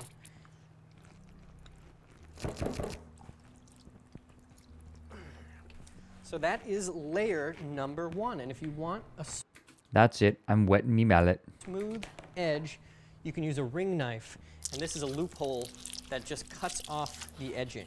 We're gonna move over to the wheel. We're gonna kind of build up a sort of a gland, and that's gonna hold it together. So I'm just gonna, again, flatten the top.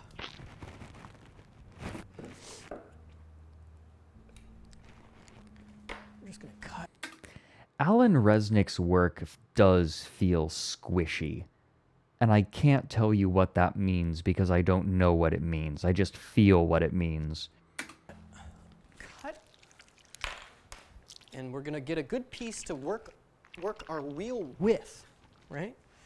So I'm just gonna get this going. Show you how this A lot of Alan Resnick's work is distressingly moist. works. If you have sadness or evil in your heart, like I said, working with clay, it's the best medicine. It also cures Link's disease. So keep that in mind. I'll have information about that up on the web. Link's disease. Okay, it's spelled Lynks again. So you don't want to get it, but you do want to get rid of it with clay. So now we're going to move over to the wheel. So wait, didn't he... Is he coughing? He said that you can get Link's disease from clay from a prison yard, but Link's disease also can be cured by working with clay? Get rid of it. I somehow don't believe he knows what he's talking about. With clay. So now we're going to move over to the wheel. The wheel is the oldest tool in the sculptor's hand book. And this wheel is just a regular wheel, and it spins. You can also use a discus player or a record player. Perfect. Why does he add so many squelching sounds? Baby, come on. Come on, baby, come on. Yes! Yes! All right. And here Why we are is he again. so happy? What does that look like? A tornado, an upside-down tornado, or sort of a weather front. For more about tornadoes, watch this show or visit tornadoes.weatherfront.net. Okay, hold on. We're going to archive.org.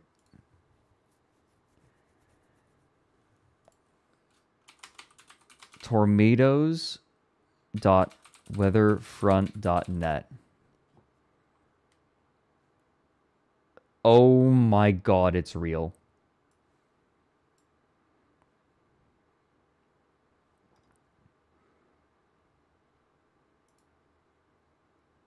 Oh my god, it's real.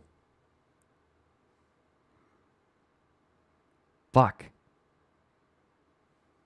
Okay. Backing up.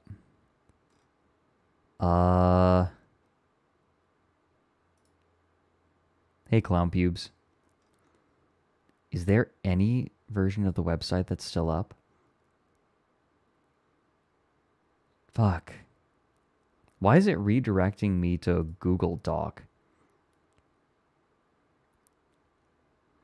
But it looks like the site was real at some point. It's not real. Why are there archives of it? And that's kind of a I wonder. cloud. So what are we going to do? We're going to add more clay. Now this is... How does this go on for another 10 minutes? Sort of a piano wire or a guitar string. And you can imagine a sort of more talented person than myself stringing it onto a wooden gourd and just playing Malagueña, which is a beautiful song that I actually do know how to play. So we're back at the wheel, and it's spinning. We just want to add to it. Here we go. Now this is looking really good. Keep adding clay, keep adding bulk. So again, what do? Cut clay. Alan Resnick discovers sounding. Add bulk. Bulk to body, bulk to life. Whoa, jeez. All right. Now, just a reminder to everyone, I can say shit 3 times. 2 times. I said it once when I was explaining what I can do. When you get into the zone, you're working at light speed, and you can just add clay. Hey, Sam, if you're watching, what does this remind you of? Remind you anything? Maybe people make mistakes and they end up in a private prison that they don't want to be in for years, and they get Lynx disease. And is the right thing to do to leave that person? Sam, if you're watching, this is for you, baby.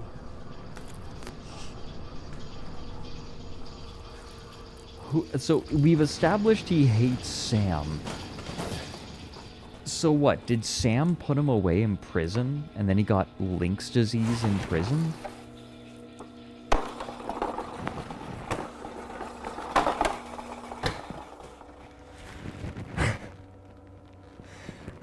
We're not even half done. This happens. What was that? This happens. Please take me back, Sam. Okay, so Sam is an X. So you're probably looking at this stack of clay and saying, you're never going to get through it. There's too much clay. Well, guess what? It's not too much. It's just right, because you know what I didn't say? We're going to make something amazing tonight. It spelled Lynx disease L-I-N-K this time. The people who made this are illiterate.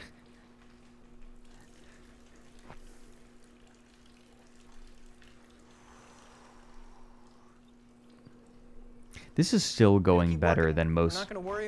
This is still going better than most public access shows that I helped film. About that puddle, we're just going to keep our eye on the prize, and we're going to. Ooh.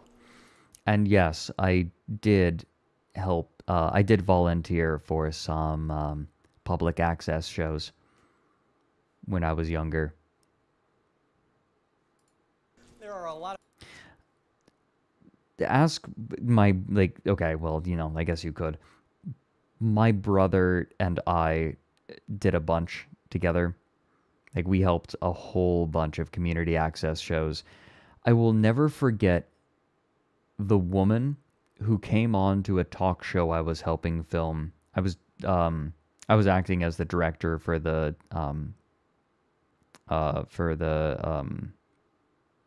room.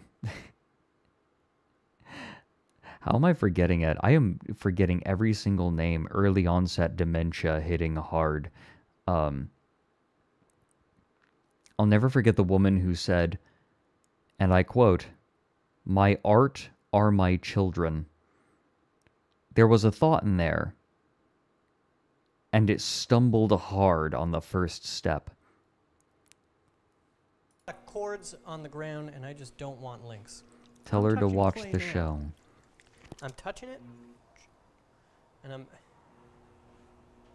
I'm making peace in this life, because if I don't work with clay, I'm gonna just hang myself with a noose, and I'm just gonna go lay down in a stream and get minnow bites, and I'll inject links right into my heart.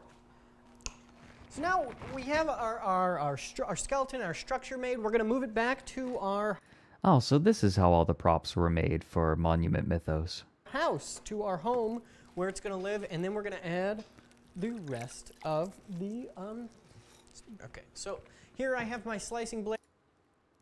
Josie, the sort of things that get broadcast on community television would astound and baffle you.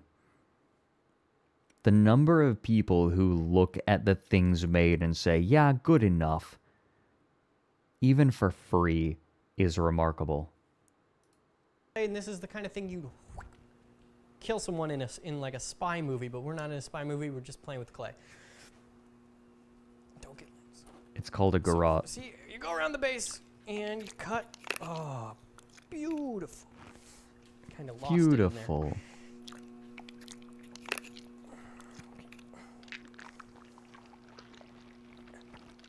Whoa. That is part of it now. 1!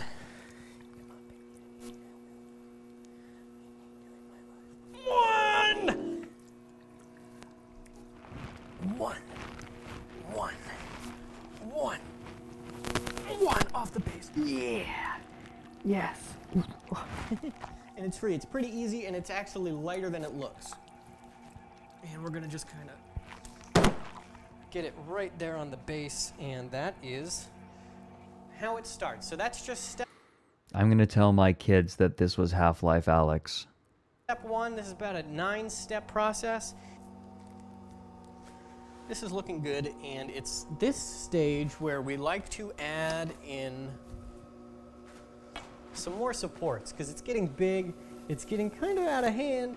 So what are we gonna do? We're just gonna add in Half-Life Alan. and that kind of secures the whole structure. Prime your supports. Prime them. Some people call it slick, and some people call it slap. I just call it water. I'm not gonna drink it though. Let's add color. Yeah? Adding color? Beautiful. Now Yeah? that is just a touch of red paint, and that adds kind of your own flavor, your own kind of unique look to your piece. Stop making slurp. Sometimes when God closes Hello, a door, Hina. He opens a window. But sometimes he also closes that window. That's Lynx disease. We're just gonna clean up our piece, and we're just gonna add a few more accents. And I'm not talking about the racist kind. Make me whole. So now it's that time to add hair to our piece. And let's just dapple it on. And it's only gonna stick to the stickiest parts. I'm just playing around, and this is like jazz. Now, I often get asked, where was I when I was arrested? And where did the crime take place, and who else was with me? And like I keep telling them, I was alone. I was alone. I acted alone, and it's my responsibility to deal with the consequences of my actions. Yeah? Wait. Is it? The piece. Yeah, Way we to established go. that If you look at that, it's almost like literally unwatchable Brian David Gilbert. she's back, and she's back in my life.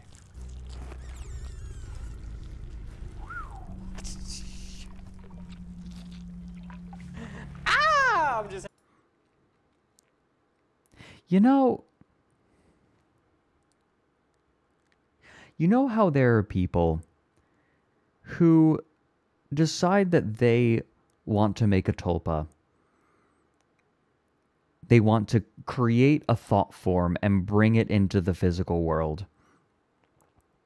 And they try to manifest an angel or a werewolf boyfriend or like a cool horse. If tulpas were real, this is the kind of person who would be able to actually summon them.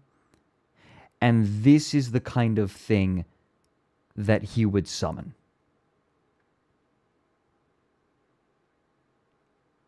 And whether or not he meant to summon that specific thing is beside the point, because he wouldn't have even considered whether he wanted to summon it or not. It would just happen as a matter of course. Jabroni Mike is a tulpa. Do you think that Mike is Vinny's drummer tulpa? Vinny said, I need a drummer for my band, and I need him to yell "come" a lot.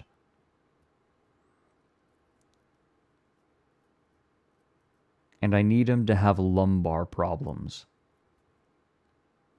He's chat's anger tulpa. Is he a thought form created collectively by a group of people?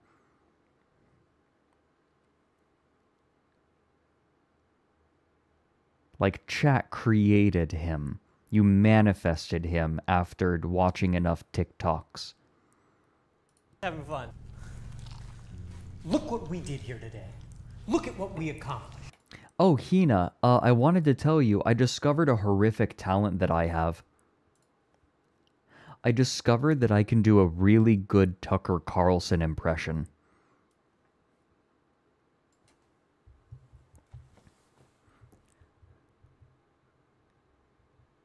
The CDC is trying to tell you that Lynx disease isn't real.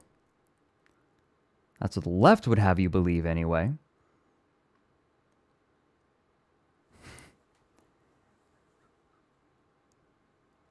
What they don't know is that I have been having sex with a tulpa of the brown M&M every night for the past 3 weeks.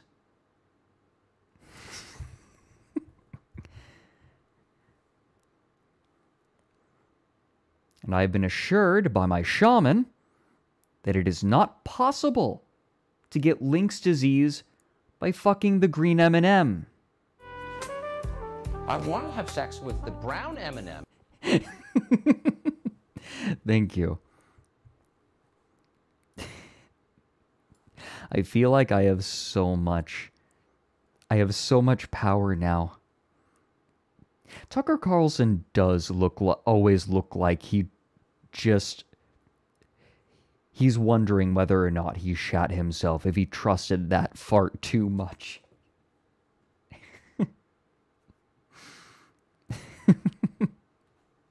Hello? Is your name Fredrik Knudsen?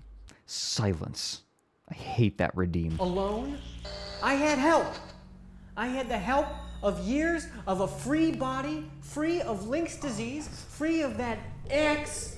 And this is my expression of beauty.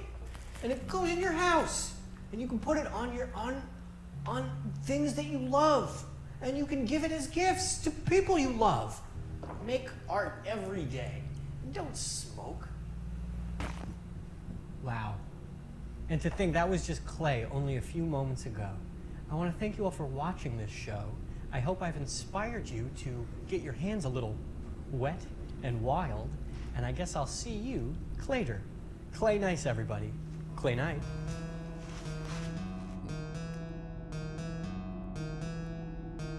Lynx disease can be passed down from not just one lover, but many, Sam. You are always welcome at home or on the website. What? To all the viewers, make sure to wash your hands, and a lot of work went into producing tonight. Okay, make sure to wash your hands comes, like, it gets utilized in another of Alan Resnick's series. I feel like I want to watch it just because, like, I'm noticing so many parallels.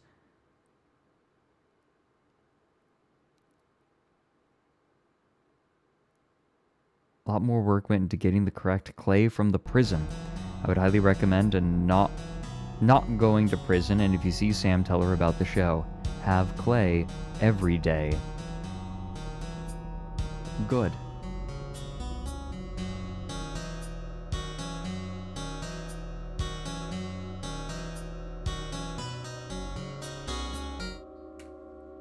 This is a Hilux type beat.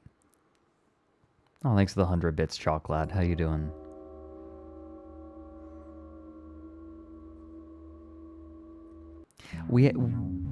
Alan Tutorials is not on the docket for today, afternoon, but I think that we should do it sometime. What do you think? I think that we should take the time for Alan tutorials at some point. Maybe next week?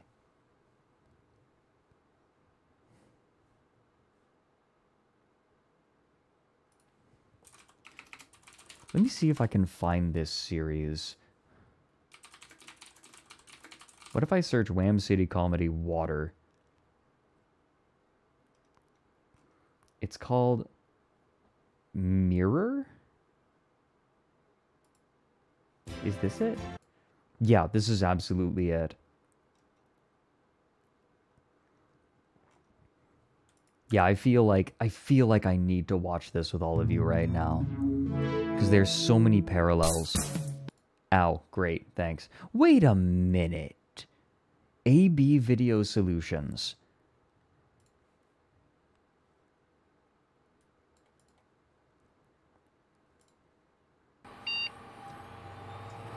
AB Surveillance Solutions, which was a subsidiary of AB Video Solutions.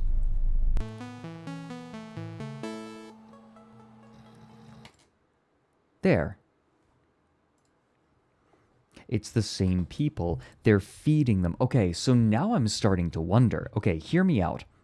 AB Video Solutions and AB as a company, I suspect, is using this family for experiments. And it's feeding them videos to do something? If so much is coming from AB,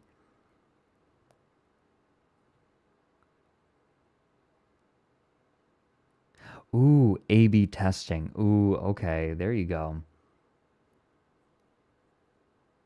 That site looks interesting, yeah? Okay. absurveillancesolutions.com. Let's see if we can just go. Here we go.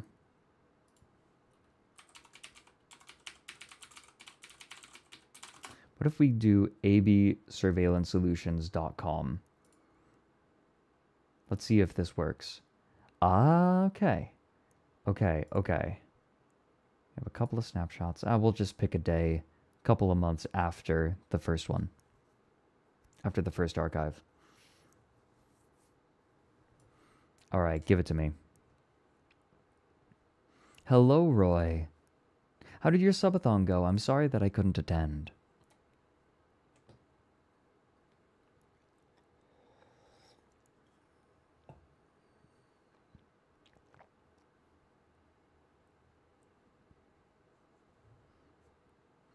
Okay, hold on. It's loading. Save an extra 10% with coupon PROTECT. Ooh, alright. Look at all these cameras. That's clip art of a security camera. This is also clip art. I think these are all clip art. They are all clip art. Oh, thanks for gifting a sub. Thanks, Chalk Lad. Booming success. I'm so glad. Give it to you. Oh my god, silence, Chalk Lad. Can I click on any of these?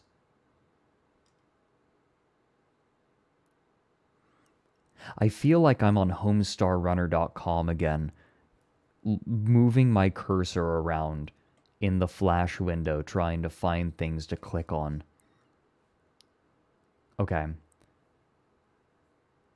Let's check out... Wait,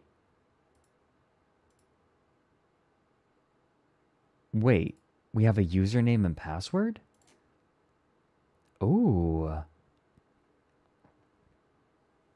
Tunes. Okay, first... Wait, username and pass... I wonder if there's... Wait. Wait. Wait.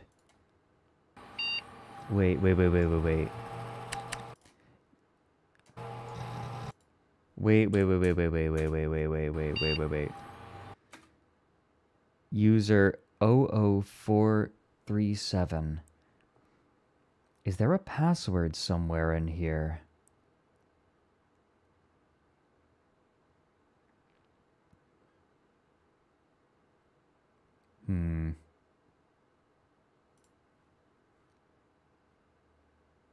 Oh well.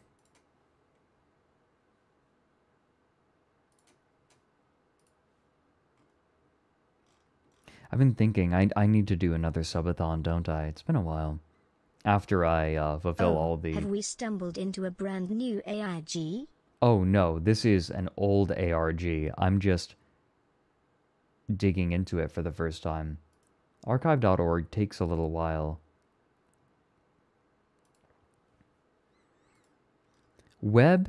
We at AB Surveillance Solutions employ only the most high-tech, cutting-edge strategies for all of our solutions. This includes highly classified proprietary technology that we've developed in our laboratories. Our technology is available to us and to us alone. It is not for sale. We understand, however, that some surveillance issues are minor, i.e. surveillance of low-income properties, small caged animals, etc. That is why we keep many different kinds of consumer surveillance cameras and audio equipment in stock. Warning: we recommend extreme caution when attempting to solve your own surveillance problems. Effective solutions involve rich and complex strategies which, if not orchestrated properly, perfectly, can lead to injury and, in many cases, death. Here's what we offer. Video surveillance cameras, the ENS RCX07, the X32 Mark I Wall Grizzler, the Toilet 2900, the CB Fuck 1, the CB Fuck 2, and the Thundergunt 948. Also the IT422. Oh, I'm covering those up. That was very funny if you could see it. You have the CB Fuck 1 and Fuck 2 and the Thundergunt. Also, yo, the Wall Rizzler.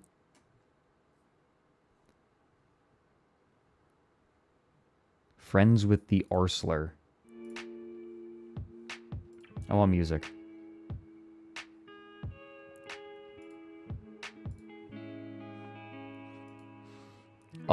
The GLA 8080, the Ears Mark IV, the Listener R3D, the RFE 7654, and the Wasp Bzzz. For more information on anything that we offer, use a popular search engine. Okay, so these are products. What about solutions?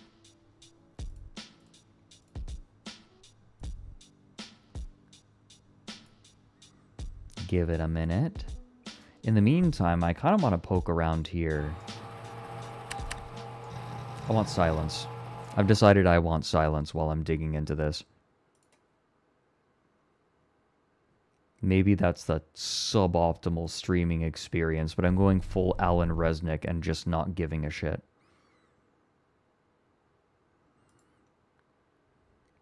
What if I don't care? What if the user experience is secondary? What if I'm too powerful for any of you? Wasn't someone saying that there was a hand behind black coils? I wanted to keep moving in the video.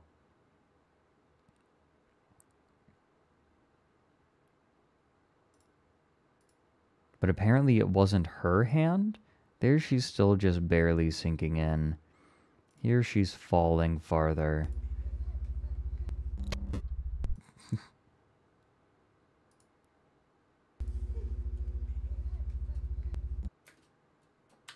Almost got it. Wait, there's someone there.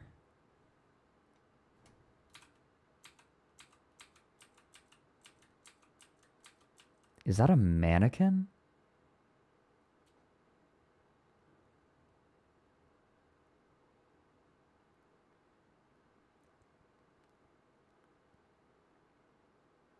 Despite this entire episode, Subject 3 has later logs in the list in the intro. Oh. Interesting. It's the thing we saw at the very end. Frame by frame. Same shot, nothing's really moved. Okay. Welcome in, Ray. Okay. Well, there are the hands. Through grinding teeth. Family, no matter what anyone says. Not seeing anything. Love each other through grinding teeth. That's our strength. That's our bond.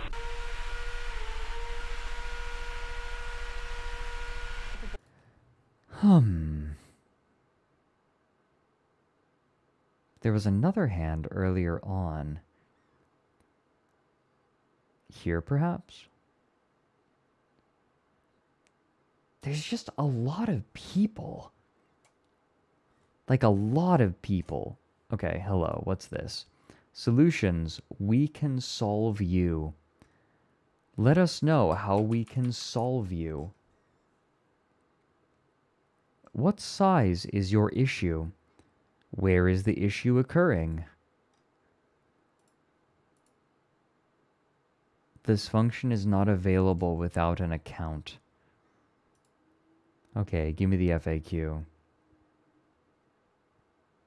The banner above, yeah, it does say happy birthday. This is taking place during, or well, just before a child's birthday was about to occur. This poor kid. I think this man handled this in possibly the worst possible way.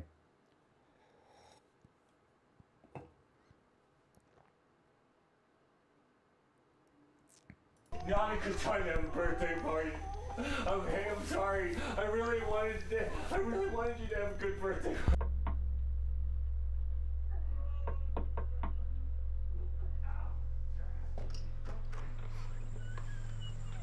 Well, hello, Mr.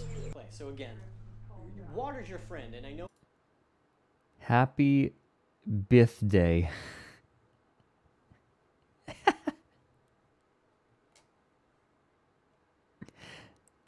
It's incredible how weirdly low effort everything these people do is. Everything is just a little bit wrong. Everything they do is just off. Everyone involved is doing things in just a stupid way. And the only things that seem put together are things that they have purchased and made for them.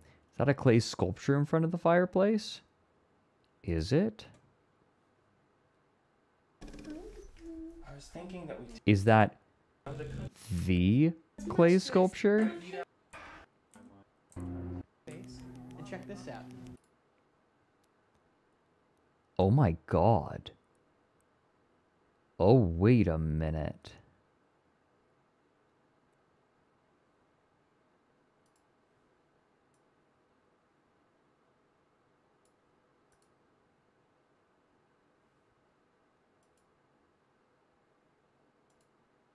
Oops.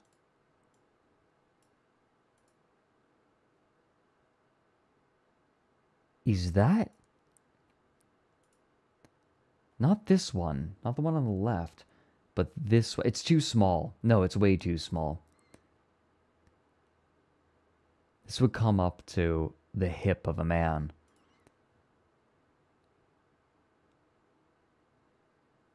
Okay.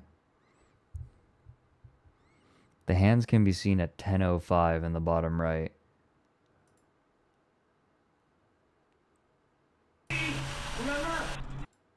Oh. What was that? We're gonna show them, honey. Remember?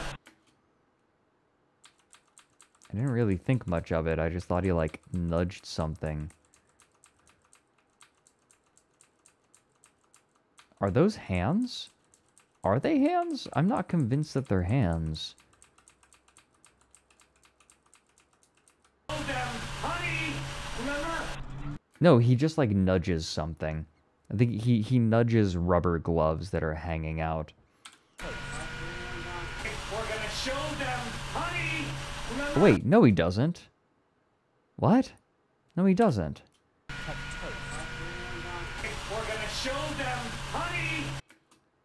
Remember? Does he? Wait a minute. Wait a minute, wait a minute. We're gonna show them, honey! Remember? No, that was his hand that was coming out. Okay, there was a little illusion that was occurring that I missed.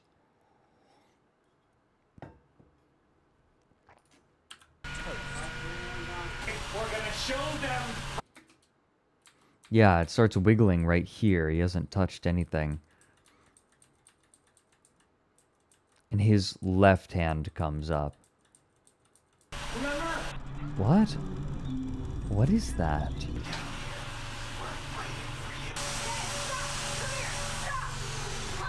Bruce, we are bloody, but we're punching and kicking.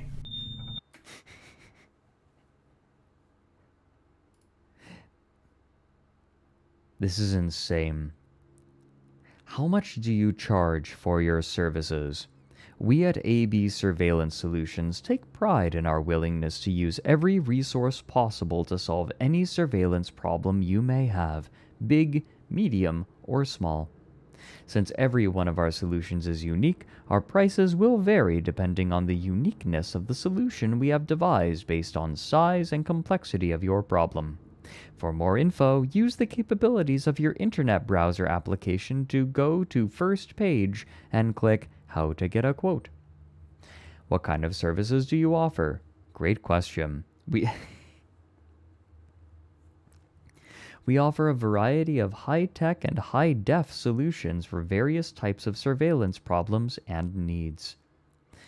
For more info on our solutions, use your web program to navigate back to our first page and then click Ask Us a Quote. No, this is not written by a normal person. This is as far from normal as we can get. I have a really, really difficult surveillance problem. Can you solve it? Yes. We have never encountered a problem too big or too small to solve. All of our solutions come with a lifetime guarantee. Our technicians are dedicated to the solution of your problem and are available to... This sounds like an alien creating a company.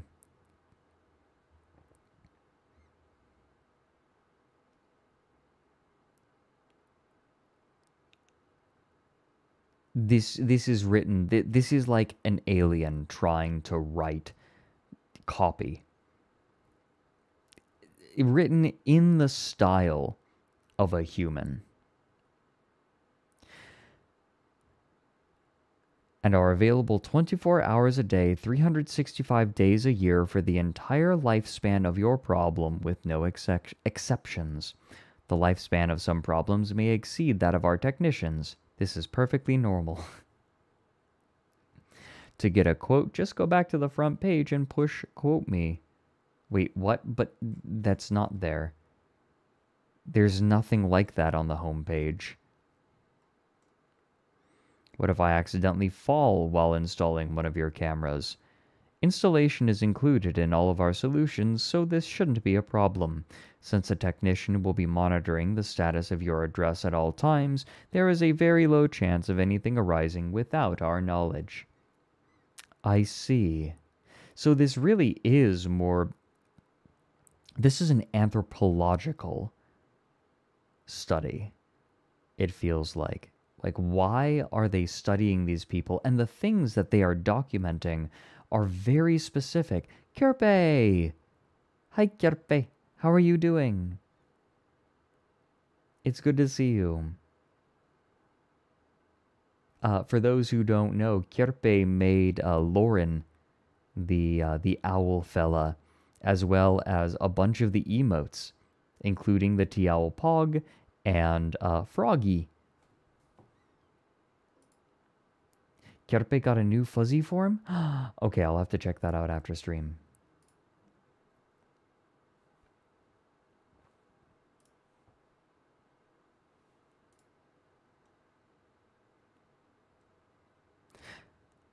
If you're still afraid of falling, just type "I'm falling" into your internet browser's side keys, and that will let us know that you're afraid. For more info, press backspace and step your mouse on ...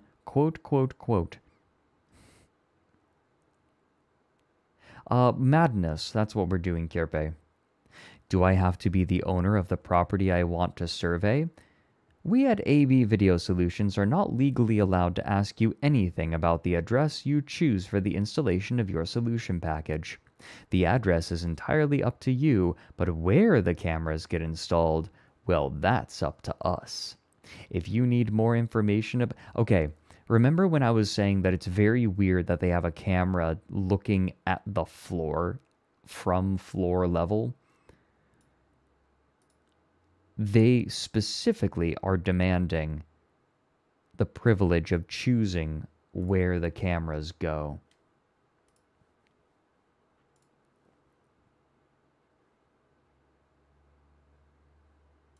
If you need more information about the answer to this question, please go into your internet history and visit the page you were at immediately before this page. Once there, just mouse over easy quotes.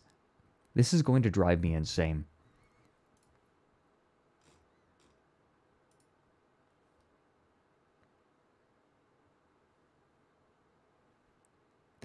What happens if I accidentally set off one of the alarms? Since our alarms can only be heard by Alpha Customer 1, we are not legally obligated to alert the police or fire department during the event of a sound release.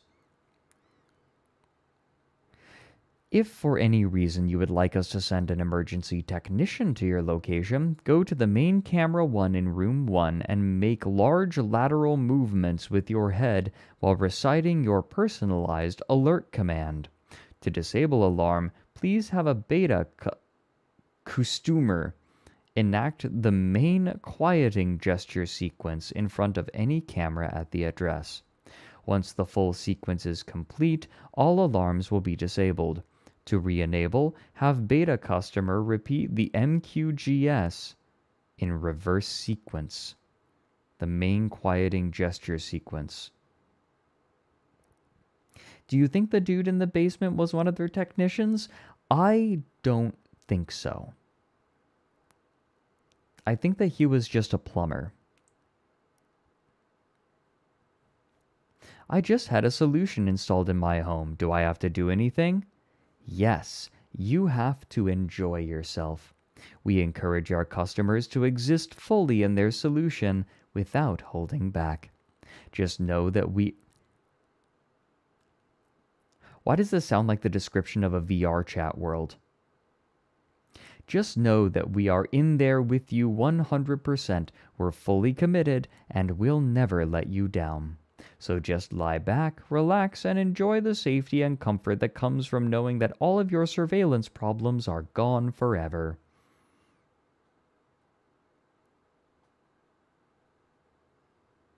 Okay, JJ, what's this? The Sculptor's Playground apparently also has an existing page on the Wayback Machine. We'll give that a second to load.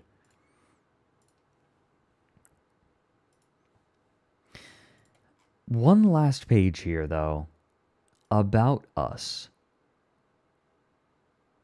Okay.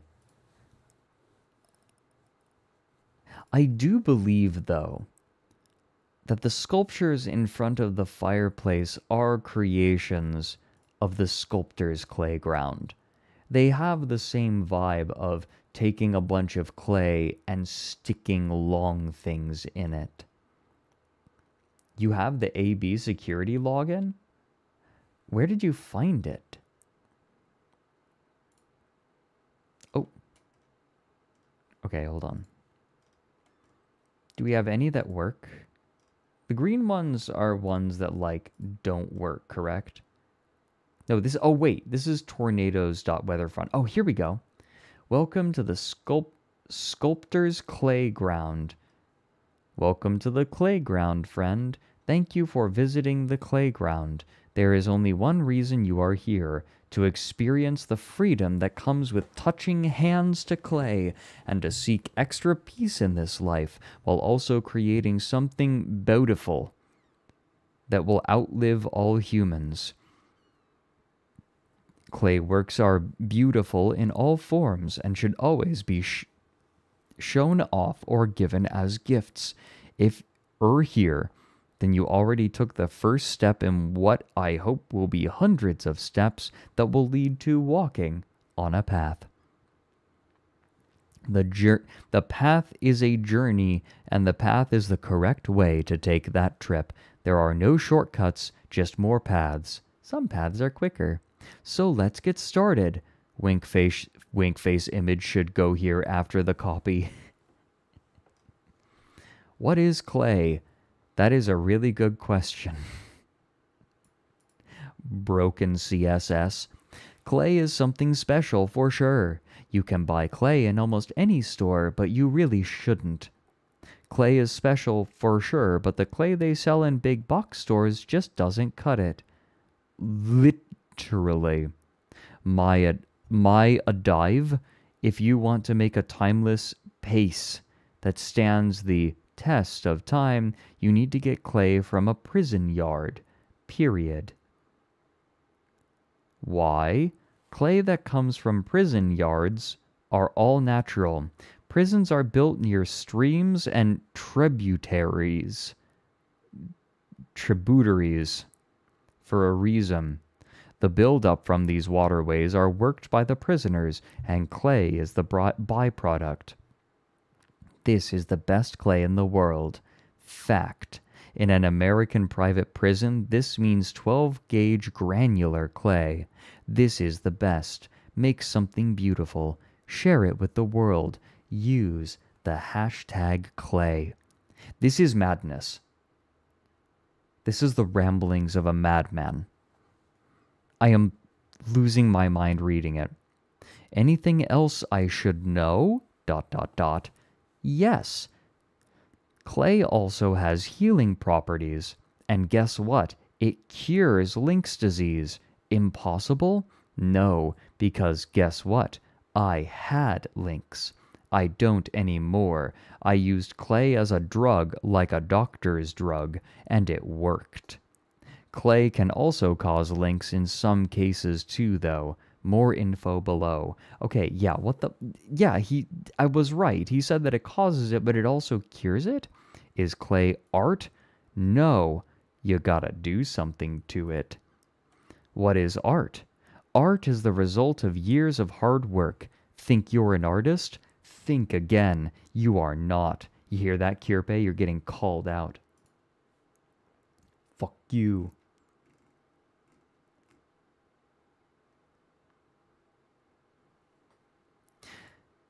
Next week you might be an artist, but you are not good enough yet. I am an artist. Want proof? Why is it hairy?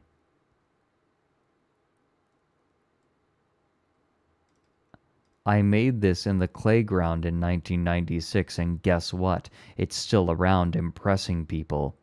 Sam took this photo. Call me if you want the photo back. Another piece from the Clayground. Why is there so much hair?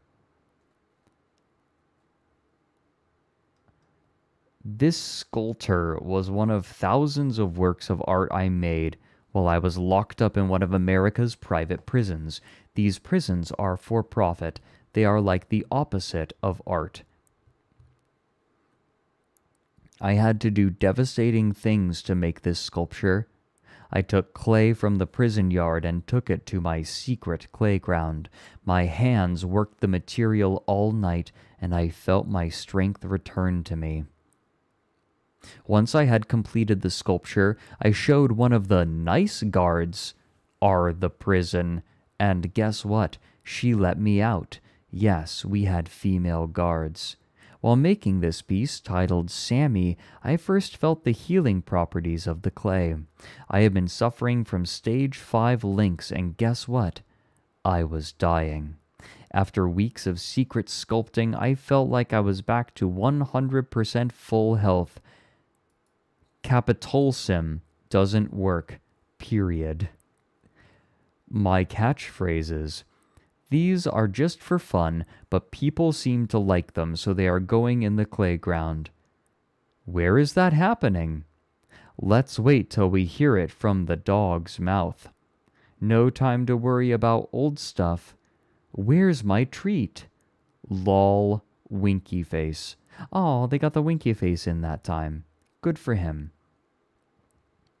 A word on Lynx disease. You are not safe. Period. Nothing you do will protect you 100% from getting lynx. I thought I was safe, but guess what? I was dead wrong. How do I get lynx disease? First of all, don't. You don't want to get it. You do want to get rid of it. You get it from some waters, not washing your hands, handling some clays. I'll zoom in for you guys. This might break the CSS. No, it's good. Sex is one way. It is airborne. It's in the air. Some water filters actually put lynx in water. Too much exercise is a way. Needles. Where is that happening? Do I have lynx? Yes, you do. You have it. What? All the symptoms of lynx are different for each person, but some of them are disturbingly similar for everyone. Here is the number one symptom of lynx. Yucky ear. This is a photo of my ear, and this was the first symptom I got. I woke up one morning with perfect pitch. I have always been a pitchy singer, and I couldn't never hit the high notes on songs, so I was shocked and horrified to find out I had perfect pitch. I looked in the mirror, and I had yucky ear. This feels like clickhole writing now, where you just make a weird noun and say it over and over. This is the beginning of a horrible journey that sucked. I traveled many shitty trails and paths. It ruined my life. Oh, this is gross. Okay, hold on. I'm gonna just skip past that. What the fuck is that? Arm spot. This spot shows up. You have links. Game over. What the fuck? No, I'm not putting this on stream. Yes, you do have links. You're getting really good at singing and people are starting to take notice. That's the links. Oh, and guess what? It's also killing your whole body. And you can't write songs about that. Maybe you didn't wash your hands or something, but anyways, no time to worry about old things. Links will ruin your life and you're treating everyone around you like dog shit. Sam, I'm so sorry, but also some of it is your fault too, okay? Oh, these are unpleasant photos.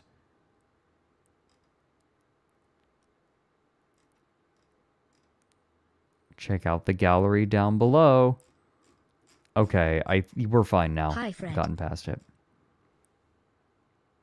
Okay, we're good. Hi. Hello, I eat chalk. How are you doing?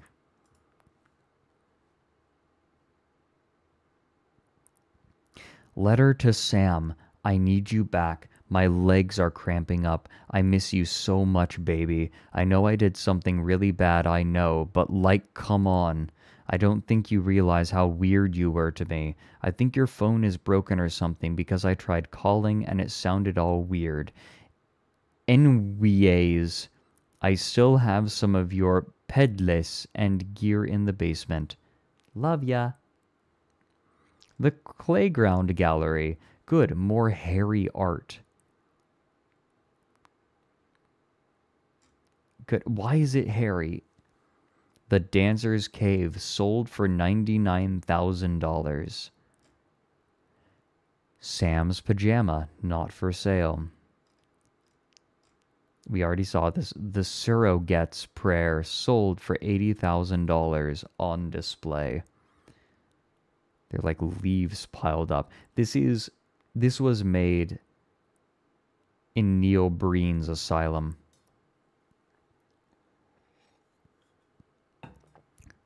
$80,000. You know what? I get what Limes meant when she said she didn't understand what my streams were now. Right? She said she asks people what happens on my, like, what I was doing on my stream, and she said sometimes it's just comfy tea drinking, sometimes it's the tale of Gregor and the 15 cucks. And you know what? As I sit here, in dead silence, looking at photographs of hairy art, I don't blame her. Like, yeah. I just kind of had a moment of self-reflection where I realized where I am at this moment. I'm sitting here on a stream with how many people? I have the viewer number covered.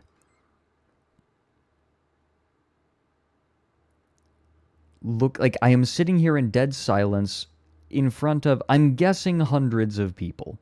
415. I'm sitting here in front of over 400 people looking at photographs of hairy clay art. What am I doing? Oh, good, the number went up. Great. This piece is called "The Bush Family Are War Criminals," sold for $200,000. This one is part of a private collection of good art. This is my legacy. Why? Just immediately, some people immediately went to based.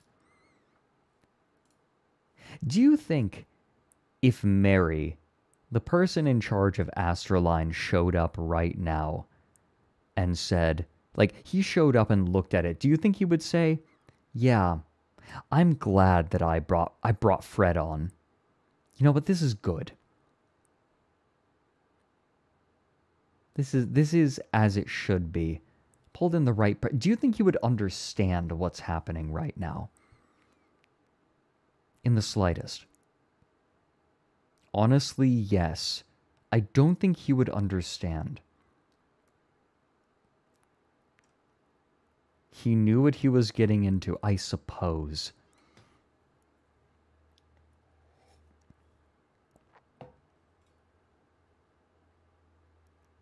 AB2K Industries. That is a suspicious name now that I think about it, given, you know. Let me pull it up. Yeah, this. That is a suspicious name.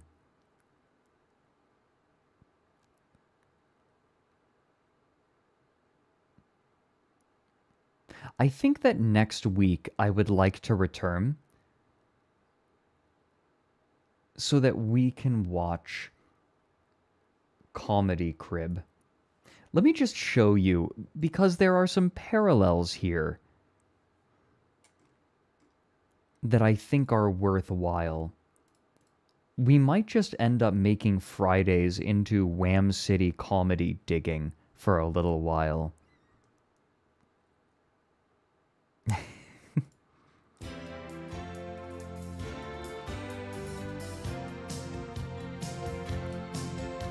I watched this series independent, like just on my own, and I was completely dug in.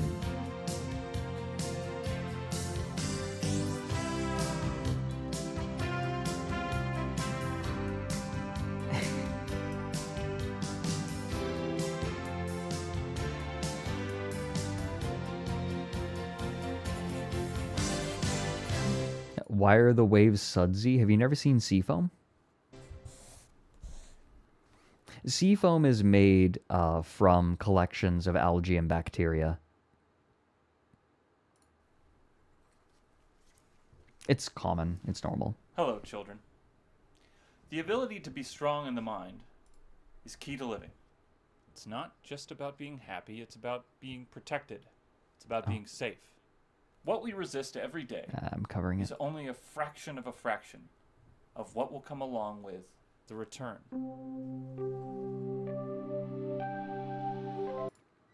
The ability to be strong in the mind is key to living. It's not just about being happy, it's about being protected. It's about being safe. It's about survival. What we resist every day is only a fraction of what will come along with the return. But guess what? Yay. That's right. We don't need to be serious all the time. We can be creative. We can have fun. I drew this picture. Science has proven that creativity comes from the brain. What do you do to be creative?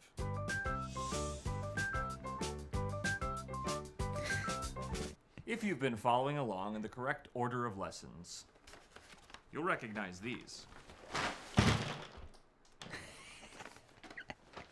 Bones. What do we have here? Bones. What I've done in making this is I've stimulated an area of the brain, and I've also made a weapon. Think of ways that you can personalize your own bone grenade.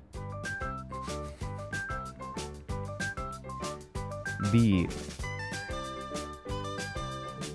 everyone great time with the bones.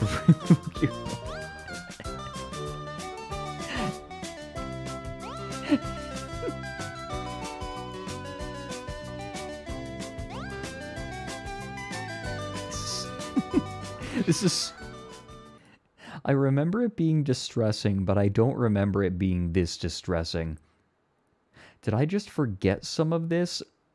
Or have I become weaker? Is this a result of my weakened mental fortitude? I was in this band for a little while, and it was just me in the band. After the band broke up, we were like, oh, we should do like a... One moment. Can I... Okay, hold on. I think I can... Can I have it justify right? Whoops. Character edge style? No. Font color. Maybe it's in the font family? No. No? Question mark? I would really like to justify this right, please.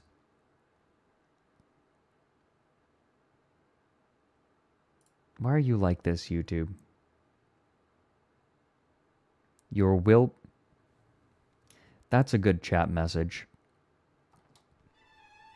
Your willpower has grown soft and wilted, like a weak old grape.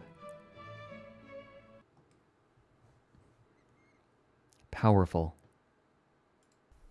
Performance. Anyway, that kind of evolved into this 12-volume script. So then I decided to make it like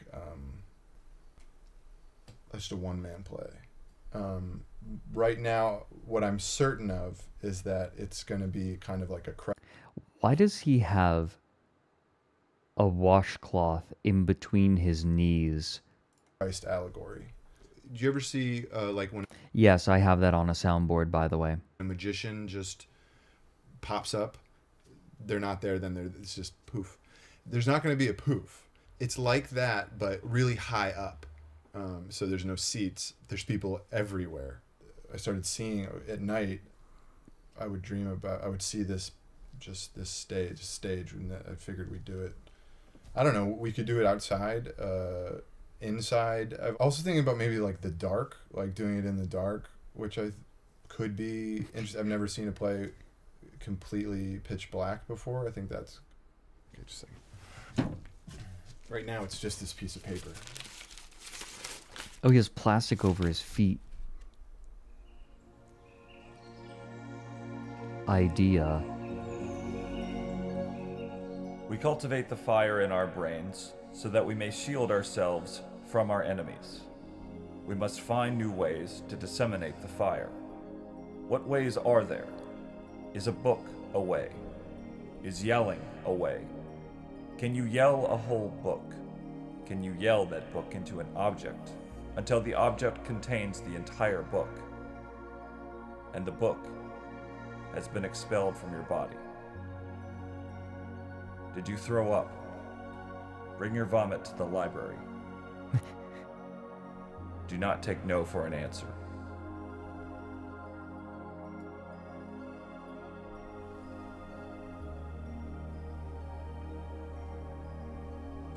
Good night, children.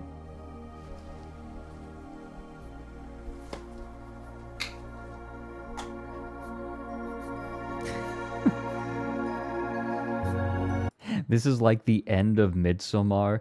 This is the beginning of Comedy Crib. Or this is Mirror. Like, this is, I think that the series is called Mirror, and the host was Comedy Crib. I love this. POV, you're watching a Jabroni mic stream. You know what's kind of interesting? It's kind of... I've often considered the act of creativity and taking ideas and making them into something creative to feel like a purge, sometimes like vomiting. But that's not necessarily true, is it? It still stays with you.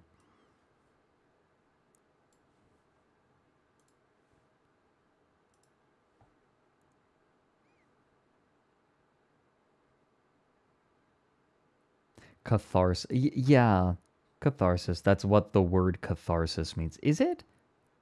I'm not familiar with the etymology. Google has added quite a bit. Here, let me see.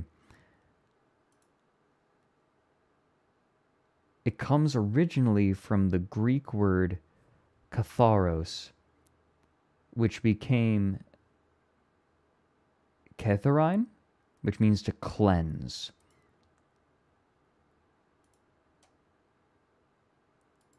Oh, and then it just became catharsis, and spelled differently. With a K, it looks like. Maybe it's not so much a vomiting, though, as it is a fixing.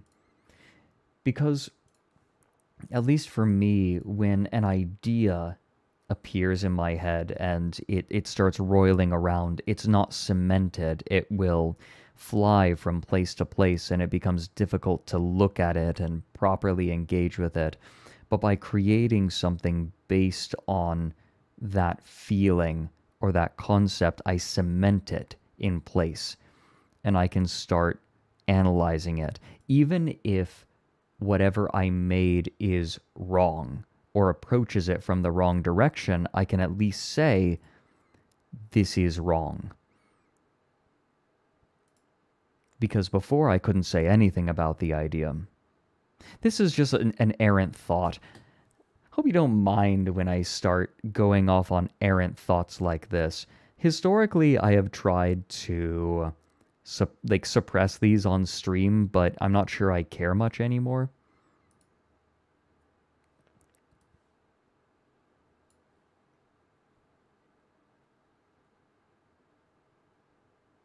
Errancy is why I come here. Good.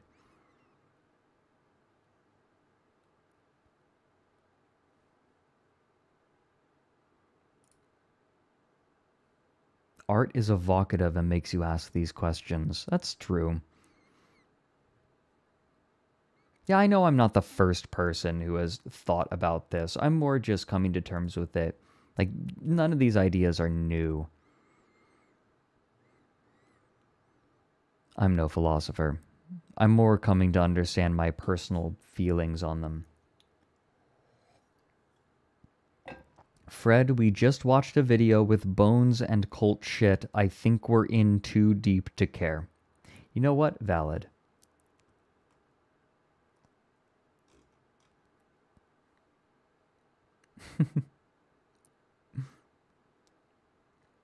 So, there's one last thing I want to do. I want to watch a Nick's video on this. Let me pull this up real quick. In fact, I bet if I search this house has people in it, yep, it's the second video. This video is 8 years old. Oh my god. Oh, it's muted. Haha, hee-hoo. Alright, Nick, we have an hour and 40 minutes. Talk to me, Nick. He apologized to me for a higher-pitched voice. I did not accept his apology.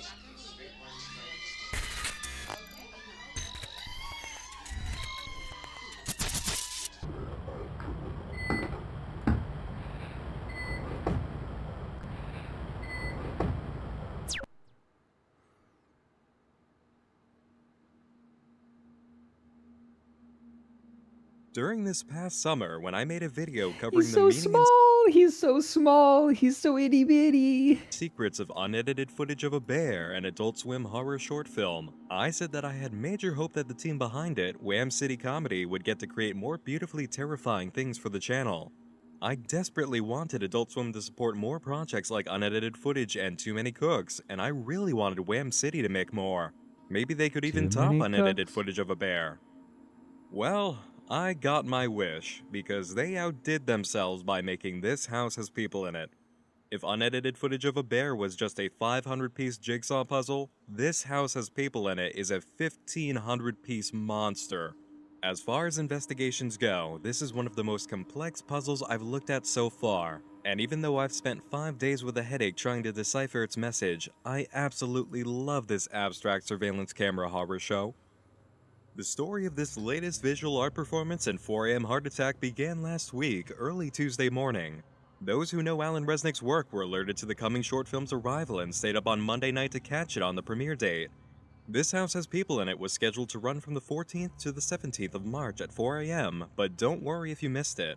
Adult Swim put it up for view on their own channel so everyone can take a look, and just like with unedited footage, I implore you to go watch the short film on the official channel before we Wait a minute. Did unedited footage of a bear predated This House Has People in It? I don't remember that. I suppose I just saw This House Has People in It before unedited footage. dig into this. If you enjoy it, go ahead and hit the like button as well to show your support for more projects like this from Adult Swim. The more love we show for these events, the more likely we'll be to see more and ensure the creators of these projects keep getting work. Really, take a moment to click on the title card here or on my link to the film in the video description. If neither of those work, just search for this. Oh my god. Right. They're gone. Comments are gone and, embeds like that. House Has People in It here on YouTube, and click on the result that has Adult Swim as the uploader. Once you see it, come back here and we'll explore just how big this house really is. Don't watch my video without seeing the real deal first. I'll give you a few seconds. Remember how you felt at the end of the film? Let's begin breaking this down. At the beginning of the film, we have login information activating a database system that runs down a very long list of entries and activity descriptions, all having to do with a group of numbered subjects. The user is required to enter a log number, which they submit, 00451. This presents the title card for our short film as well as information on what we're seeing.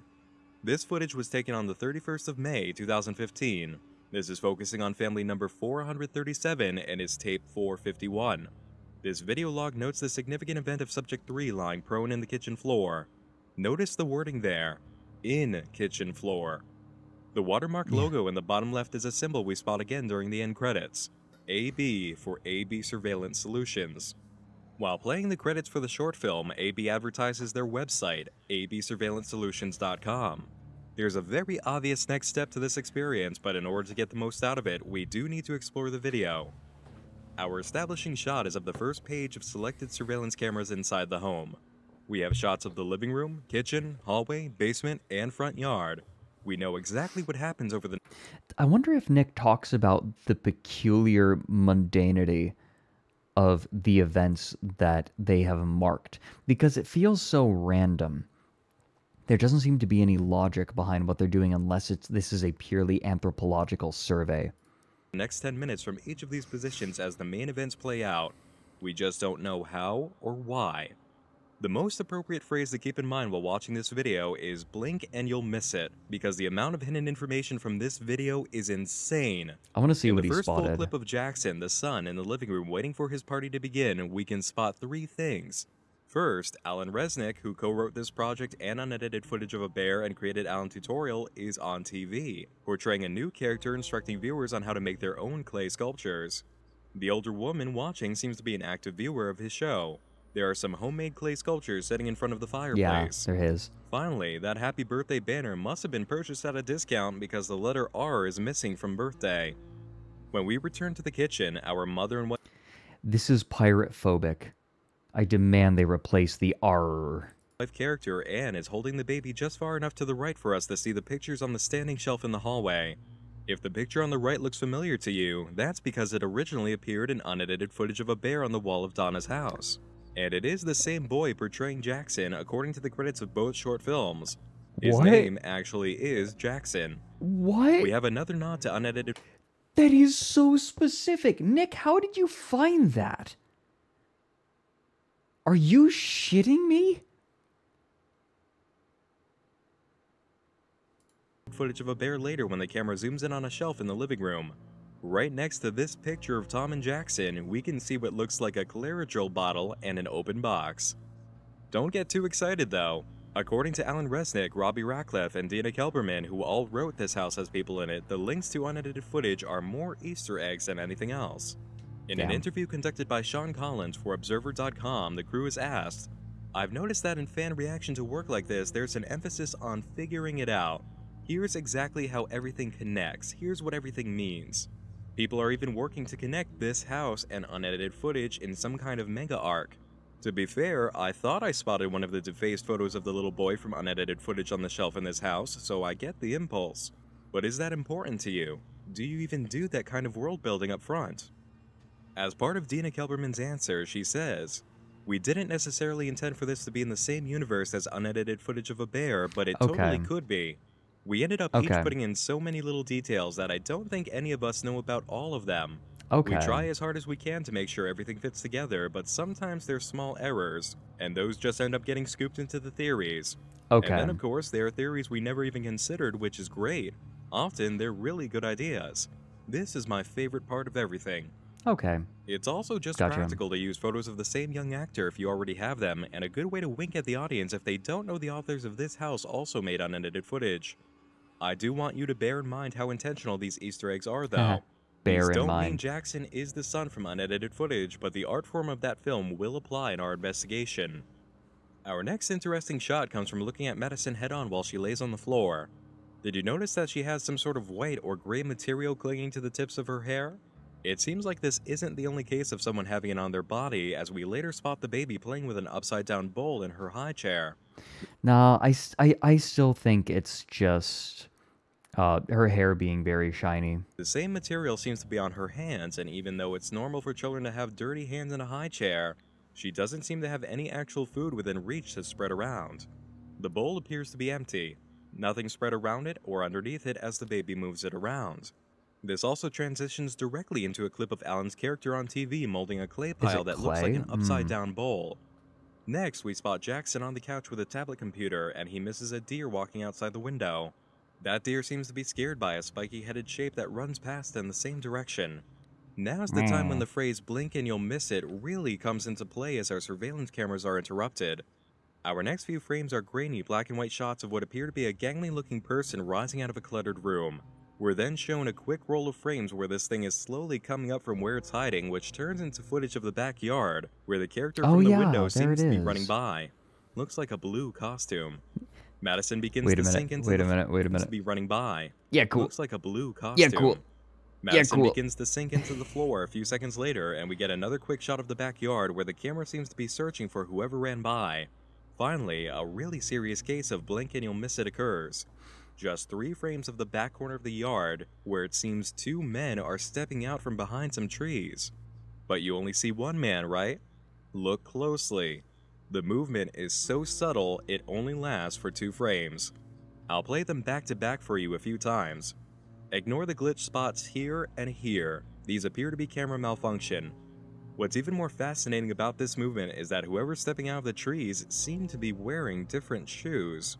This man, who looks like Tom, has on a white or tan shoe, but this foot? This is black. Yeah, I noticed Back in that the house, too. Madison begins to sink fast enough for Tom and Ann to notice, and their screaming brings the repairman upstairs. We see the camera tilt upward after he leaves, catching sight of a foreign word written on the pipe. What? Yeah, I didn't see Warnemen, that before. Followed by the visual of Madison's face coming through the floorboards. A quick search for the meaning of Warnemen online yields results for the word Warneming, which seems to be both a Dutch and Afrikaans word that means observance, perception, or surveillance. Looking back at the image of the word, it seems the missing G actually was written it is there. judging from this black spot on the side. The camera may have just cut it off. When the repairman, Dennis, comes into the kitchen, we catch another AB really prominent Surveillance word on Solutions. the side of the fridge. Actually, that makes me think, what if the company is a Dutch company? They were talking about going to South Africa. They were talking about going to Cape Town, weren't they? Wait a minute. I wonder if one of the reasons they talk about the face touching is because that's a way to contract links. Oh, shoot. Wait.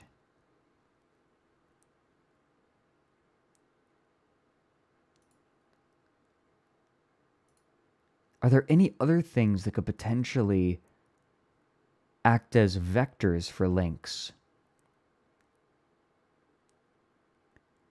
6 shows body to subjects 1 and 2. Subject 4 face touch. Subject 4 face touch in bedroom 3. Subject 1 draws food. Draws food. Doesn't art? Sex is one way, right? It's airborne. Face touch draws, like, what does drawing have to do with it? I guess like there's the connection of creativity, artwork. 8, subject 8 crawls out of refrigerator.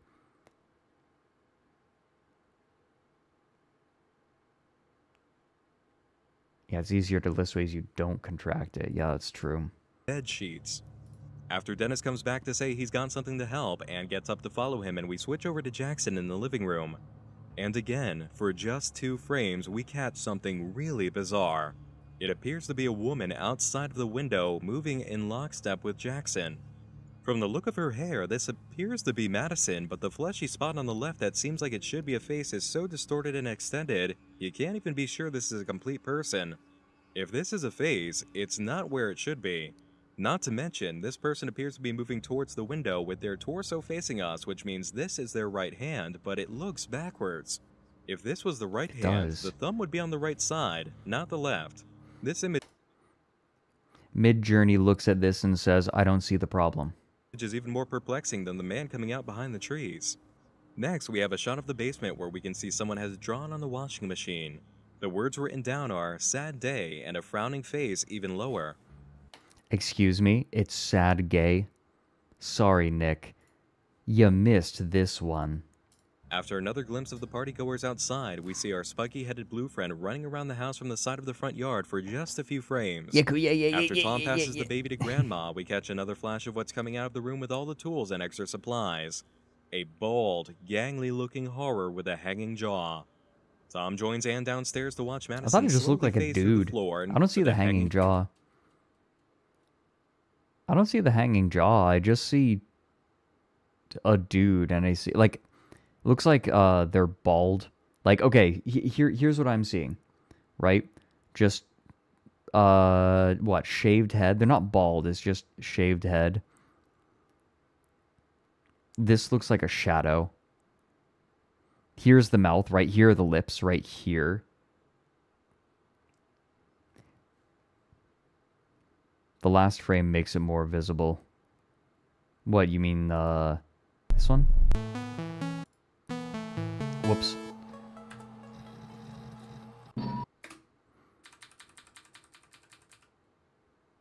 There. There's the person. Just a dude. Jaw. Just a fella. Tom joins Anne downstairs to watch Madison slowly phase through the floor, and we catch a black and white shot of Madison herself standing in Anne's place, looking up at the ceiling where her body is. Our next quick frame moment comes after Wait. Tom's panicking pushes Anne to the ceiling where... Wait, where? I'm not seeing what he's seeing. Is this her? Oh, I see. Okay, it was easier to see when I looked over at the second monitor and I saw it smaller. Okay, I see it now. This is her.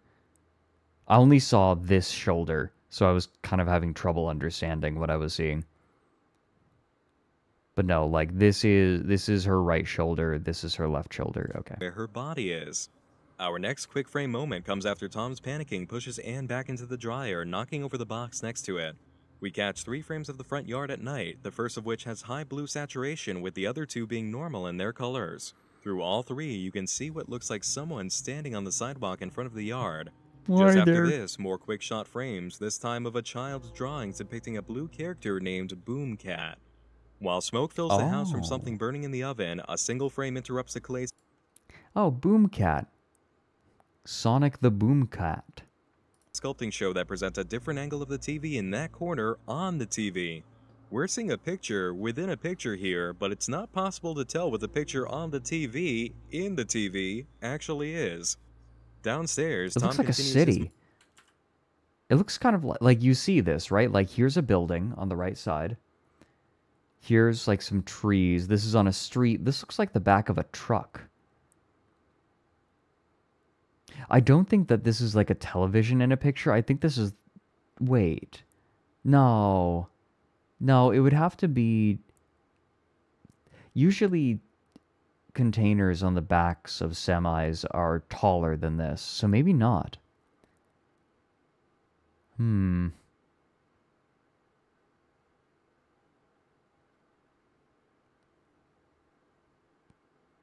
It's a TV, it's that TV.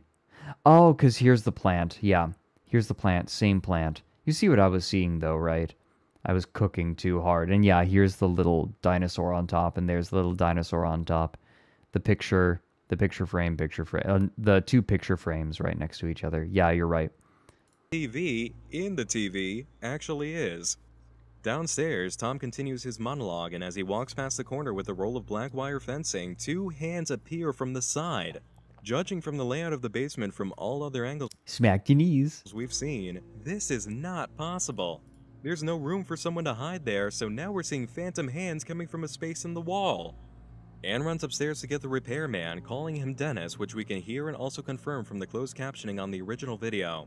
They go and pick up Jackson's mattress from his bed, revealing that there's quite a lot of stuff hidden underneath, similar to the way he's been hiding things in the corner space.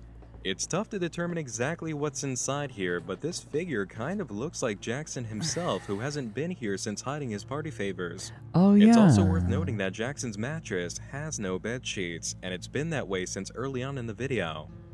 We shoot back to Tom with his basement monologue to no one, and then catch an overlay frame of the spot with whatever is coming out of the garage, shed, or some other room. This time, standing upright and showing what looks like a pair of breasts. This person actually seems to be female. After the baby escapes into the woods, we catch another shot of this person, this time wearing some type of gown. In the flurry of activity that comes when Madison finally falls through the floor, we do see her land on the mattress, and another frame comes through after showing she has safely landed. She lays prone on the mattress while we have an overlay of the fence in the backyard. Specifically, this looks like an image of the diamond-shaped fence piece we're shown as the baby escapes. But then we get a quick shot of the mattress laying on the floor, empty, while Anne screams. This is followed by Anne and Tom screaming, then the party guests all face down in the yard. She was too sad and too gay. And of course, end credits. Except for one final frame at the end of those credits. Did you want to get a closer look at the thing that was crawling out of the room with all the spare items? Are you sure? Here, have a look. This was the final frame hidden at the end of the video. It's a dude with tape. Like this person's... Oh, wait a minute. I know who this is.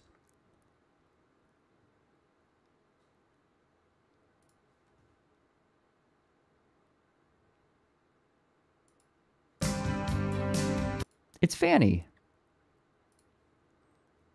Look. That's totally Fanny. Shot of this horrible pink person with its jaw hanging open wearing a child's bedsheet.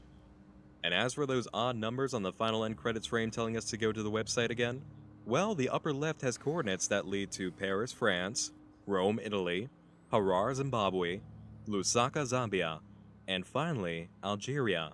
Just Algeria. What does that have to do with anything? The key is in the model number and parts number. They're numerical codes for cheese and pepperoni. If you take the results of Paris, Italy, Zimbabwe, Zambia, and Algeria, and take the first letters, you get pizza. Why pizza? You're going to find out soon enough. Heading over to absurveillancesolutions.com does bring you to the website associated with the company. Where the hell is Nick getting all of this? This is incredible. Not a real company, of course. AB Surveillance Solutions is just a parody of the real company that created this project run by Wham City, AB Video Solutions, who also produced unedited footage of a bear. At the surveillance site, you'll see login forms asking for a username and password. Directly below that is a link asking if you've forgotten your password. Clicking this link opens up an immediate desktop. Alright, chat. What's the P word? Give me your best P words. What word is so bad that we have to use P word instead? I'm seeing just penis, piss, and pizza. Penance, precipitation, pal world, Pangea, pregnant. There we go, pussy. Top email client that sends something immediately to noreply@absurveillancesolutions.com. The subject would be forgot password with an email message of please send username and password info for this user. The website's coding will automatically send back a reply giving us what we need. Oh. Hello user 00437. The password associated with this account is bedsheets. Just like we saw in the video on the side of the fridge. Bedsheets. Now, heading back to AB Surveillance Solutions, we can use the credentials again. You know what? I'll bet that finding the password was proving too hard for people, and so they added that forgot password button. Let's go back. Let's actually go back a minute. So that's tornadoes. That's not what we're quite looking for. Let's go all the way back to the very beginning. I wonder if that's still there.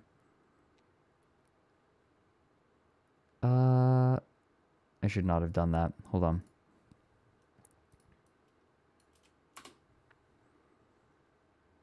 I want to see. We'll let that load. Gain access to the very same system we saw in the opening of the short film. Press 1 and hit enter to open up the entire log of videos. From here, you can access a video recording of every single log that has a green code on the right. For instance, typing 00451 and hitting the enter key will bring up the short film itself. This time without the site login because you just acted out that part on your own. In order to step back and try out the archives, type CD period and press enter. From there, type 2, press enter, and be faced with a request for a password. Let's try out that really odd word from earlier, Warnemen. Warneming. Incorrect password. Got the G. Warnemen isn't what we use here. Let's try that other odd phrase we saw, sad day. And sure enough, the archives are now wide open, presenting 42 files for us to access. A wide range of audio files, images, text documents, and even an EXE.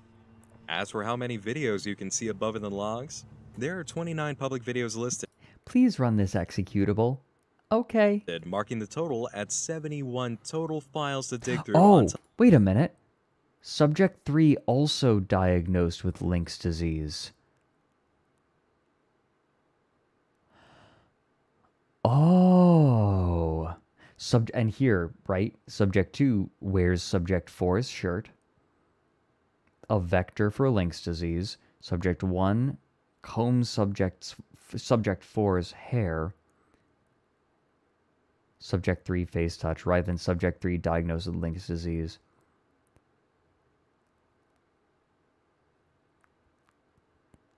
One thought, remember, it's airborne. Lynx disease is airborne, and Subject 2 lectures Subject 5.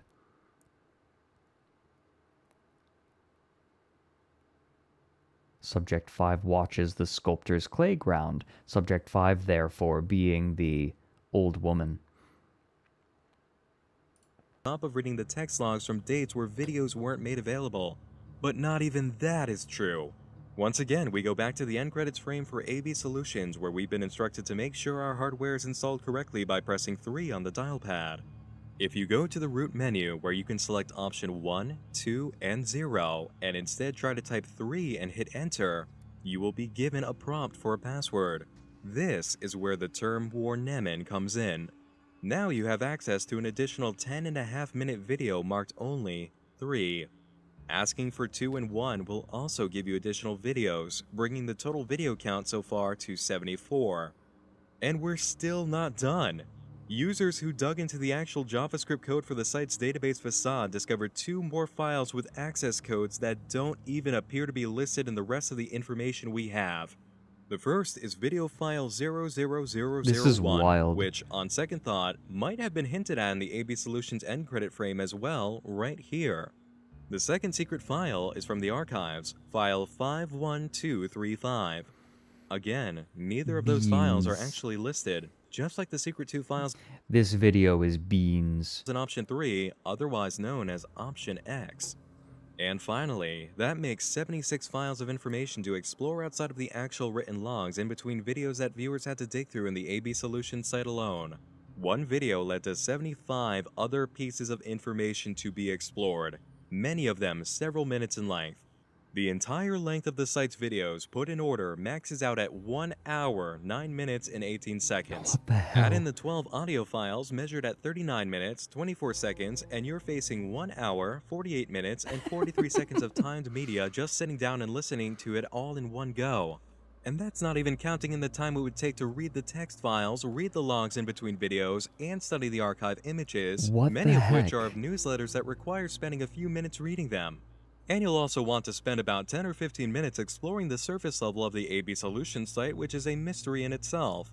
We're dealing with at least 2 full hours of content from a single site that, believe me, will require more than one viewing just to wrap your head around what's happening here and take up more time than you ever realized.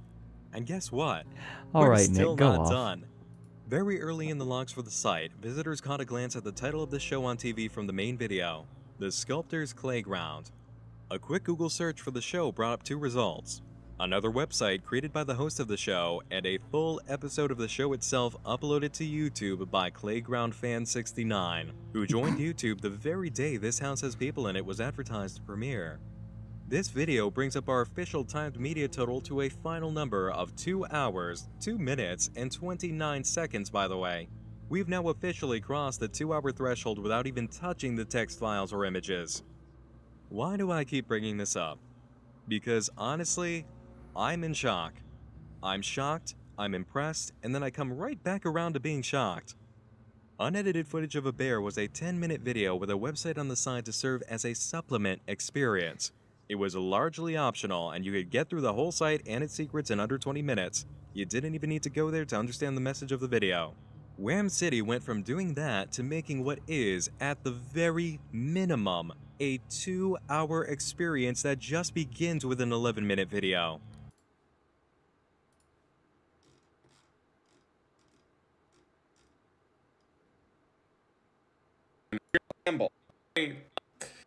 It's funny, but it ain't good. I knew that This House Has People in It was going to be a video that worked like a puzzle box. I was prepared for a single video and maybe a website if we... Actually, this is good. We need a different Exalavier bit. I really just need to take these sound bites out and put them on my soundboard. were lucky. I had absolutely no idea it was going to turn out to be this huge. This is operating at everyman hybrid levels of media collecting, and once you dig into that media, it hits David Lynch levels of complicated performance Goofed art. too hard, This yeah. is not a short film project. Exactly. It's an alternate reality game that just doesn't have the real world travel and exploration element. In order to understand the short film that aired on Adult Swim in its full set. This is so interesting. It's a little time capsule back 8 years ago when ARGs, it was normal, it was expected for ARGs like this to have some sort of real life element to it. And it's funny to think that this was such a standard that when Alan Resnick and Wham City Comedy just decided to do something that only took digging around online to find everything, it was novel. Someone would actually need to experience the breadth of this entire experience. We're going to tear through the material as quickly as possible for its relevant portions and the discoveries inside as we cross each necessary point of discussion. Just know that the full amount of material is available on the AB Surveillance site, and I do highly encourage, just like with unedited footage of a bear, going to the site and exploring on your own. There's a whole lot of material to find. And now, before we begin our examination starting with the Sculptor's Playground video, I'm going to encourage you once more to watch it in full before proceeding. It feels like just as much thought and effort went into making this piece as the first video for this house has people in it. In fact, upon watching it for the first time, I honestly felt like it had been produced to be its very own episode of infomercials on Adult Swim and somehow hadn't been picked up. It feels entirely like a lost episode of infomercials, and I can't help but wonder if that was the true intention before it was made part of the experience for this house. Go ahead and do as previously mentioned. Click the title card here if you're on a desktop or laptop, or use the link in the video description below, then come back for the full charge into the media behind This House Has People in It.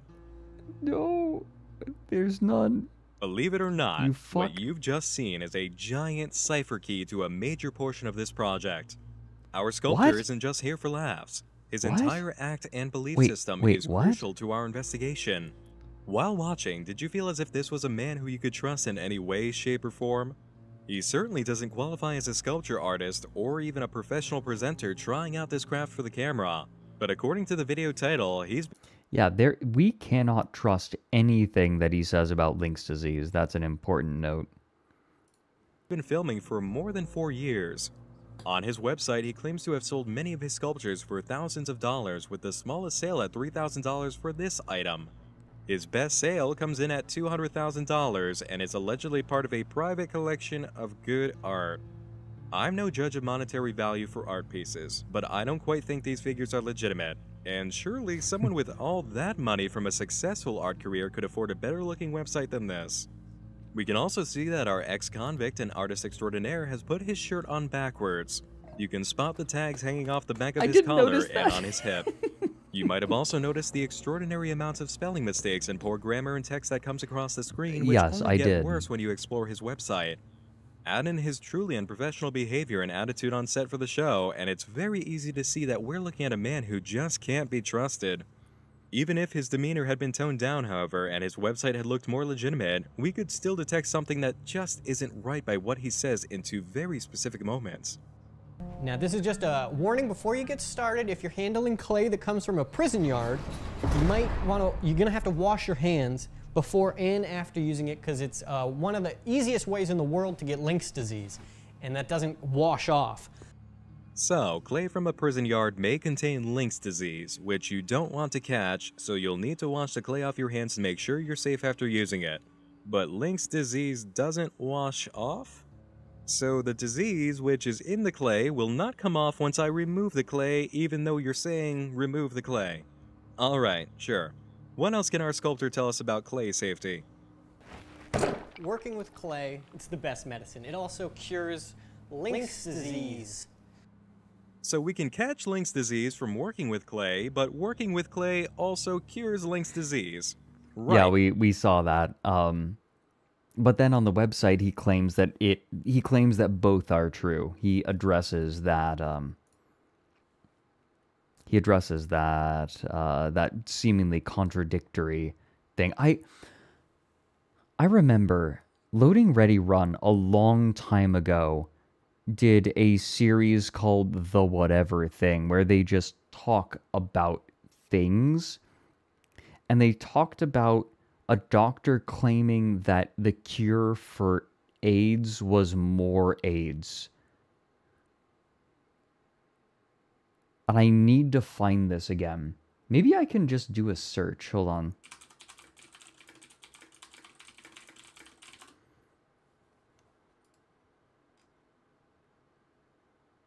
Fuck. No.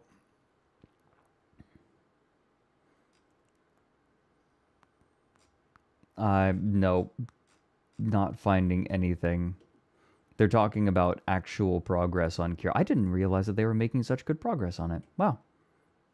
Oh, Stephanie, thanks for the raid. What a great time to raid.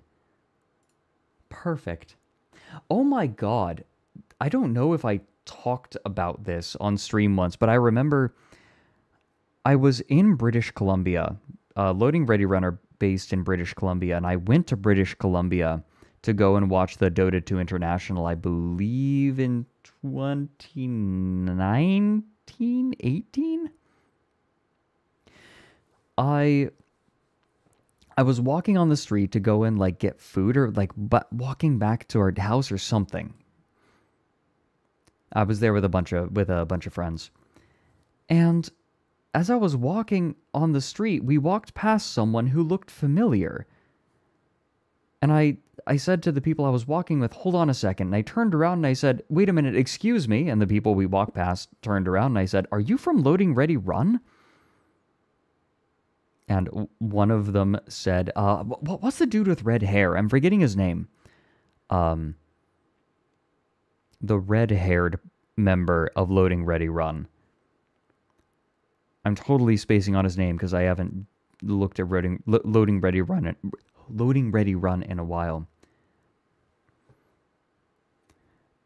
But I said, like, are you part of Loading Ready Run? And he said, yeah. And I said, oh, you guys are great. Like, I love everything you guys do. And he said, oh, thank you. And that was it. He was with a woman, and I think he might have been on a date, and I think I might have accidentally gotten him laid by making him look famous.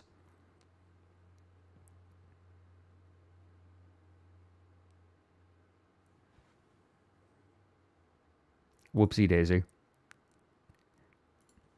Makes total sense. So keep that in mind. I'll have information about that up on the web. Lynx disease. You don't want to get it, but I accidentally became a wingman. What's the opposite of cock blocking? I'm his dick wetter. you do want to get rid of it with clay. He's right. He's right. We don't want to get Lynx disease, so let's check out that website to see if there are any more detailed instructions on using clay as a cure. I'm not going to say it out loud. How do I get Lynx disease? First of all, don't. You don't want to get it. You do want to get rid of it. You get it from some waters, not washing your hands, handling some clays. Sex is one way. It is airborne. It's in the air. Some water filters actually put Lynx in water. Too much exercise is a way. Needles. And apparently saying, where is that happening? Do I have Lynx? Yes, you do. You have it. So, not only can we apparently catch Lynx disease from bacteria, clay, the water, sex, and exercising, we already have the disease that we've been warned about. Is there a way to check for sure? Well, according to our sculptor, all the symptoms of Lynx are different for each person, but some of them are disturbingly similar for everyone. Here is the number one symptom of Lynx. Show the gross? Yucky ear. This is a photo of... Are we going to have to skip this? No, I think he doesn't go into the other ones. ...of my ear, and this was the first symptom I got. I woke up one morning with perfect pitch. I have always been a pitchy singer, and I couldn't never hit the high notes on songs, so I was shocked and horrified to find out I had perfect pitch. I looked in the mirror, and I had yucky ear. This is the beginning of a horrible journey that sucked. I traveled many shitty trails and paths. It ruined my life. Except that there are at least 3 problems with what we're looking at in the picture alone. It's not him. First off, that is a beautifully performed Photoshop job of placing bubbles inside of someone's ear that doesn't actually mesh with its surroundings. Secondly, the lighting grade and definition of the picture far exceed all others on the website, even though whoever took this picture should have brought the same equipment when shooting the sculptures. And finally, this ear belongs to another person entirely. Not only does our sculptor not have a piercing, you can never tell me these two ears come from this same person. Still, I didn't have to pull evidence for you to know this image is fake. If you have eyes capable of sight, you knew. Our sculptor also goes on to say, yes, you do have links. You're getting really good at singing and people are starting to take notice. That's the links. Oh, and guess what? It's also killing your whole body, and you can't write songs about that. Maybe you didn't wash your hands or something, but anyways, no time to worry about old things. Links will ruin your life. I feel like lots of people have written songs about how they're dying. Keep that apparent symptom in mind for later and remember where it came from. If you go to the website, you can find plenty more evidence that the sculptor is lying about basically everything he says. But here's my favorite clue that Link's disease doesn't exist. At the top of the page, we have 4 links, actual internet links. Link 1, Link 2, Link 3, and Link 4. If you click on any of them, you will go nowhere. All 4 links are broken. The links do not exist. Get it? Links don't exist. Also, about that clay he says to use, 12-gauge granular clay. A quick search for 12-gauge granular clay only results in seeing videos and websites for 12-gauge shotgun clay target shooting. Clay is not measured in gauges, so he was wrong about that. But even more interesting is the... I didn't think it was worth mentioning. But yes, correct. result when you take out 12-gauge and just look for granular clay. Sodium bentonite. What is sodium bentonite? This website tells us all we need to know. Sodium bentonite is a natural sealant and is used for sealing stock and recreational ponds, dairy and sewage lagoons, and city landfills. It is also effective as a hole plug as well as for controlling dust on highways. Sodium bentonite is one of the most effective low-cost methods of treating porous soils. It is so effective that the federal government and most states require a liner of sodium bentonite or material comparable to be used to seal toxic waste lagoons and abandoned water and oil wells. It is environmentally safe because it contains no chemicals, no additives, and nothing toxic. Our sculptor absolutely insists upon getting 12-gauge granular clay from a prison yard. He makes many references to prison yard clay as the only quality clay for the process of sculpting that cured him of Link's disease. It's really not hard to imagine that sodium bentonite, a common construction material and industrial sealant, can be found in a prison yard. Again, I'm no sculptor myself, but I'm really certain this is not the kind of clay anyone is going to be using for professional work. I know that this is probably a pedantic point. But I hate when people say, there are no chemicals. Bitch, everything is chemicals.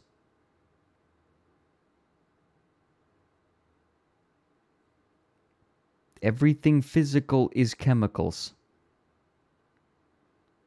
I know it's pedantic. I know it's pedantic, but like air? Okay, well, what, nitrogen? That's a chemical. Water? That's a chemical. Everything is a chemical. Metals are chemicals. What we really want to pay attention to in this video, however, is a giveaway so subtle it would fly over most viewers' heads as just another instance of random artistic nonsense. During the intro, our sculptor character looks at 2 pictures hanging on a wall. First a horse, and then an apple. Horse, apple, horse apple. Have you ever heard of a horse apple? But yes. You might have heard it as an expression They're not before, edible. And if you don't remember what it means, I'll just let Urban Dictionary refresh your memory. Horse shit. A piece of shit from a horse. Otherwise known no, as I'm thinking of crab apples. Horse apples. Yeah, right. Crab apples are the inedible apples. Synonym for a more common term, bullshit. We were told up front that what we would be learning from the sculptor character would be false. Just a load of horse apples. But the clue goes even deeper than just the euphemism. They're called hedge apples or horse apples. Yeah, some people call them monkey brains, but whatever you call them, one thing you definitely don't want to do is eat them. Fox 19 Stefano DiPietrantonio, keeping you safe with more. Steph? Hey there, Dan and Trish. You can find plenty of these Osage oranges on the ground right now. Some people like to use them as a seasonal decorations, others as an insect repellent, according to folklore. But for kids, pets, you and me, they are not the kind of apples you ever want to take a bite out of. You gotta go deep inside the farmyard to find these century-old Osage orange trees. Madeline Dorger gave me the skinny on these fat, funky, prehistoric fruits. Giant ground sloths in the region used to eat them. Now they're poisonous to most things. They smell light and citrusy. I don't think it looks very appetizing. I don't think a cat or a dog would try and eat it. And neither should you or your kids. They would probably just throw up a couple times. It wouldn't make them deathly ill. Well, that's interesting. But if they're so useless or even poisonous to human beings, why would we need a public service announcement telling people not to eat them? I'll be very glad to show you. If you or someone you care about has cancer, this video and this could change everything. Oh my God, it's a quack cancer cure. A good friend of mine who's also a business partner told me about a dream that he had had the night before. In that dream, he was Fuck you for calling this Fredcore. told that we would be developing cures for major diseases. In the dream, he was also given ingredients that we're supposed to use from nature in developing these cures. Ugh. The primary ingredient that he was given in his dream for a cure for cancer was a horse apple. When he first told me it was a horse apple, I said, "What's a horse apple?" He said, "You know, it's those green things that are big and about the size of a baseball up." This was around the time Jilly Juice was big. Oh my God, Jilly Juice.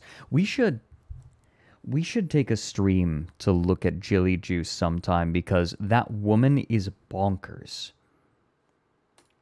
To a grapefruit, and they go on these trees, and they kind of ugly looking fruit. They're also called hedge apples, Osage orange apples. After the dreams, we had to decide, well, what do we do next?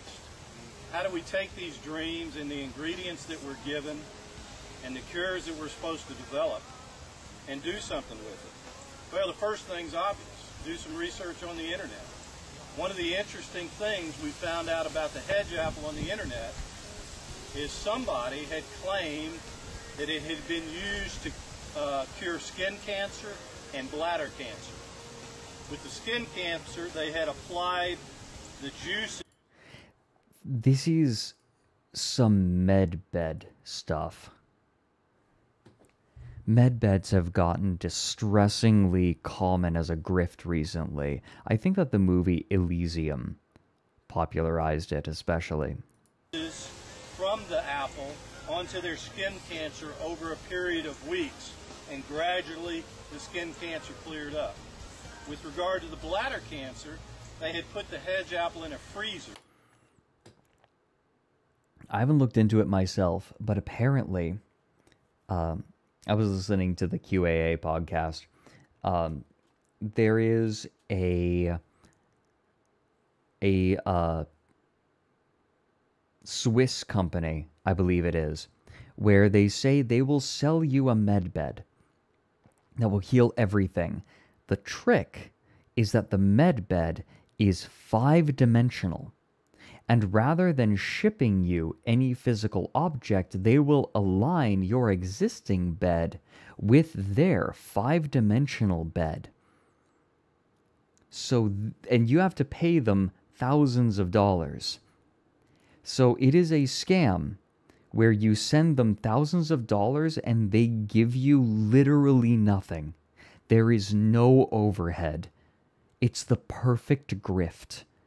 And if they're not satisfied with your product, you didn't give them a product. How are you supposed to get mad at them?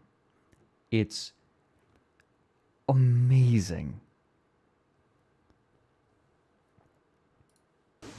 Taking it out on a daily basis, shaved off with a shredder, a teaspoon a day had eaten it, and within a matter of about 30 to 45 days, their bladder cancer had gone away. The other thing that was interesting that we found is this we dude? began to just try to determine, has there been any scientific research that's been done on the hedge apple? We did find not much, but one science report from Direct Science Welcome in, Kataro.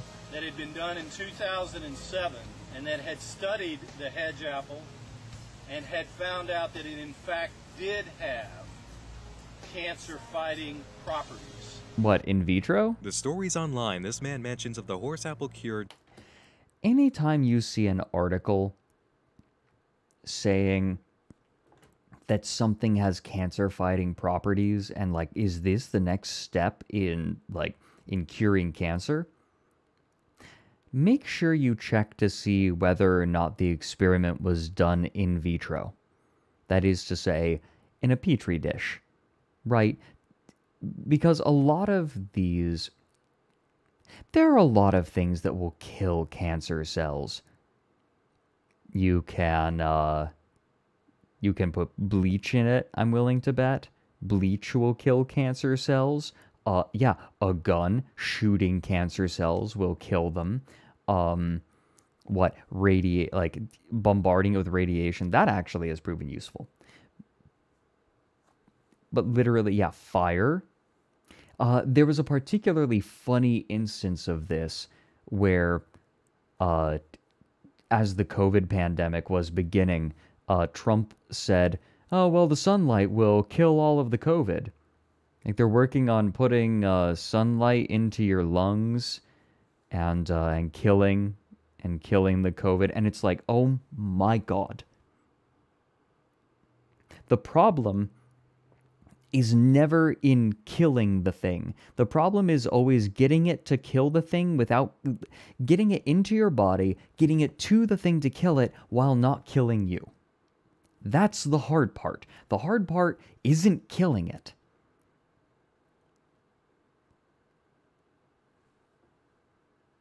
Do exist, and they start in the comment section of that video. A friend of mine's dad had throat cancer from years of smoking and dipping. He said he'd die before they cut his larynx out and put a hole in his throat. He did do some radiation, about 6 weeks, and quit. His old friend told him about this old Native American recipe, if you will, with these hedge apples. The theory was that horses and cows eat these daily and they never contract cancer, so that's what they would eat for this reason. He couldn't swallow solid food anyway because of the pain, so he made about 5 hedge apple drinks mixed with milk a day. The throat cancer is gone to this day. True story.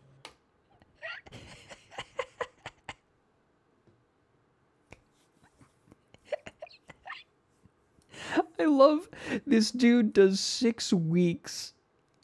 Does 6 weeks of radiation therapy and then eats some horse apples and said the horse apples killed the cancer. The Native Americans had this amazing treatment for throat cancer where you would eat 3 crab apples every day and then take radiation treatment.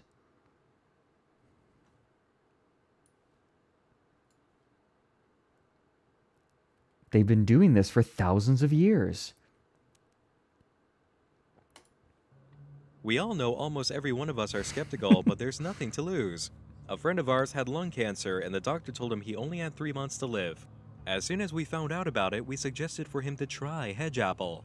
After 8 months, he's cancer-free, and to date, he is still using hedge apple as part of his diet. I know of 2 men who had cancer in the lymph nodes, and it cured them. From there, we can find websites and blogs dedicated to recording the miracles of horse apples. You are about to read true stories from people who have used hedge apples to kill cancer cells in their bodies. You'll also see stories about animals who have been healed by eating hedge apples. You'll also find pictures of hedge apples and reports of scientific studies using a chemical found in hedge apples called tetrahydroxystilbene. I am constantly giving my readers the latest stories of people who have been cured of cancer or are in remission. If you have been healed of cancer or other diseases after eating hedge apples or taking the capsules, please email me so that I can enter the information here. It gives cancer patients hope to learn of others who have been healed or in remission. Here's an interesting parallel for you from this website that connects to our Okay. sculptor's own.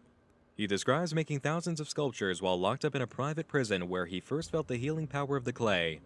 While making this piece, titled Sammy, I first felt the healing properties of the clay. I had been suffering from stage 5 lynx, and guess what? I was dying. After weeks of secret sculpting, I felt like I was back to 100% full health. Capitalism doesn't work. Period. In this post from the Horseapple Cure blog letting people know the season was on for harvesting, we can see the author writes, God bless each and every one of you who are dealing with cancer. Please know there is always hope. Don't give up, even if you have been told you are in stage 4. This So, is kind of how cute. about the claims of legitimate scientific evidence when it comes to this hedge apple treatment? The subject was brought up to a website where doctors can answer questions directly on open forums, and the answer was very clear. There actually are reasons to take a second look at hedge apples for treating cancer. There have been over 220 studies of chemicals found in hedge apple seeds. There have been at least 22 studies of using the fruit or its seeds to treat cancer. A study in China found that hedge apple seed oil in laboratory conditions could stop the regeneration of stem cells that perpetuate glioma, a particularly deadly form think it's of brain glioma. cancer. An extract from the fruit of a closely related I think it's glioma because of glial cells. plant, also in the mulberry family, has been found to stop the proliferation of leukemia cells, also under laboratory conditions. A purified chemical known as a lectin, extracted from hedge apples, has been found to lock onto receptor sites in ovarian cysts, raising the question of whether hedge apples might not hold a treatment for ovarian cancer. None, absolutely none of these findings, however, proves that hedge apples cure cancer. A tumor in a test tube presents far fewer variables than a tumor in a living human being. Okay, they touch it. A Yeah, chemical it's that in can vitro. be added to a petri dish will not necessarily survive a trip through the digestive tract or the bloodstream. The liver can either Well, activate or Like the other problem is like why would it get to the cancer in the first place? And what's to say it won't have the same effect on your normal healthy cells as it will on the cancer cells, right? Like that's kind of the idea of radiation treatment. The whole idea is you try to get the radiation to target the cancer cells and not your normal cells, though it will still damage your normal cells, and you just have to outlive the cancer. It kind of reminds me a little bit of what bees that will raise their body temperature to a point that is fatal to them, but will kill anything that they're covering and heating up faster. Oh, welcome in, Manolith.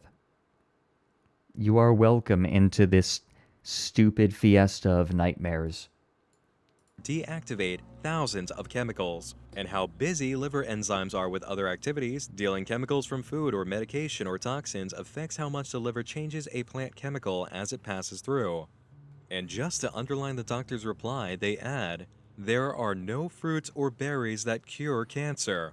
Two of yesterday's big superfruit fads, acai berries and pomegranates, are listed with a whole lineup of so-called disease-killing foods that have seen publicity circuits. We are so off course at this point, Manolith, I don't even know where to begin. We started here. Well, really, we started, like, here.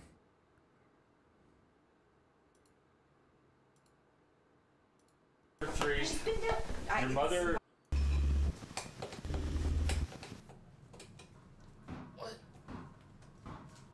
Prime links. That is disgusting. What did you do? Madison?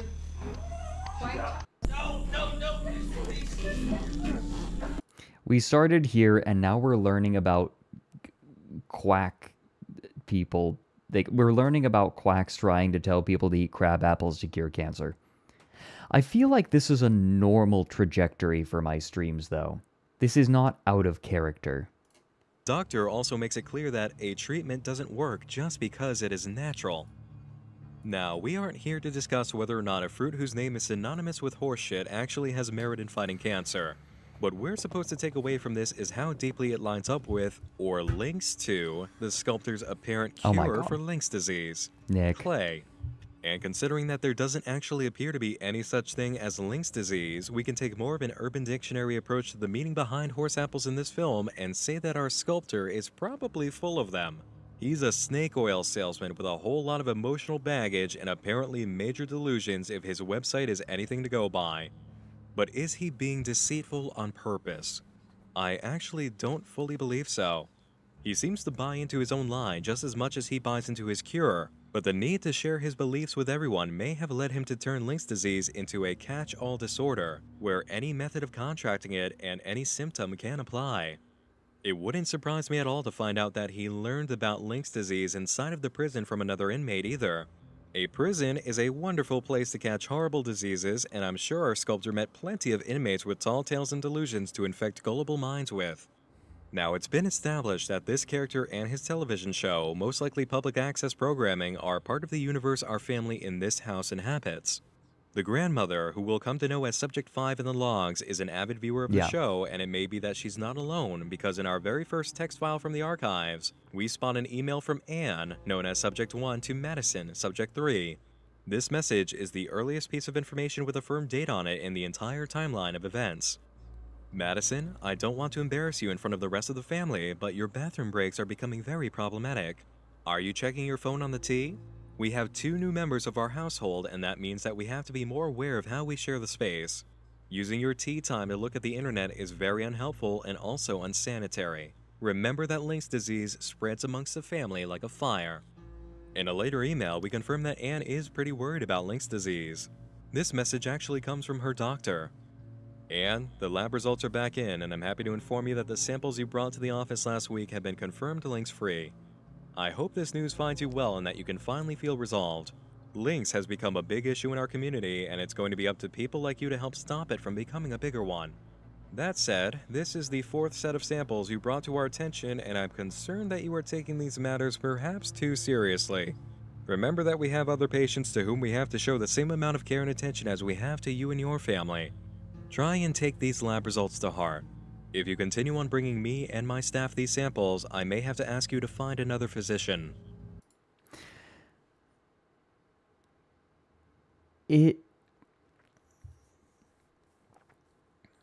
One thing that we have to consider about this as well, and maybe Nick talks about this, but AB Security Solutions very likely has a larger hand in their life than simply these security cameras, though nothing about these security cameras is terribly simple, is it? Apparently they're being monitored 24 hours a day.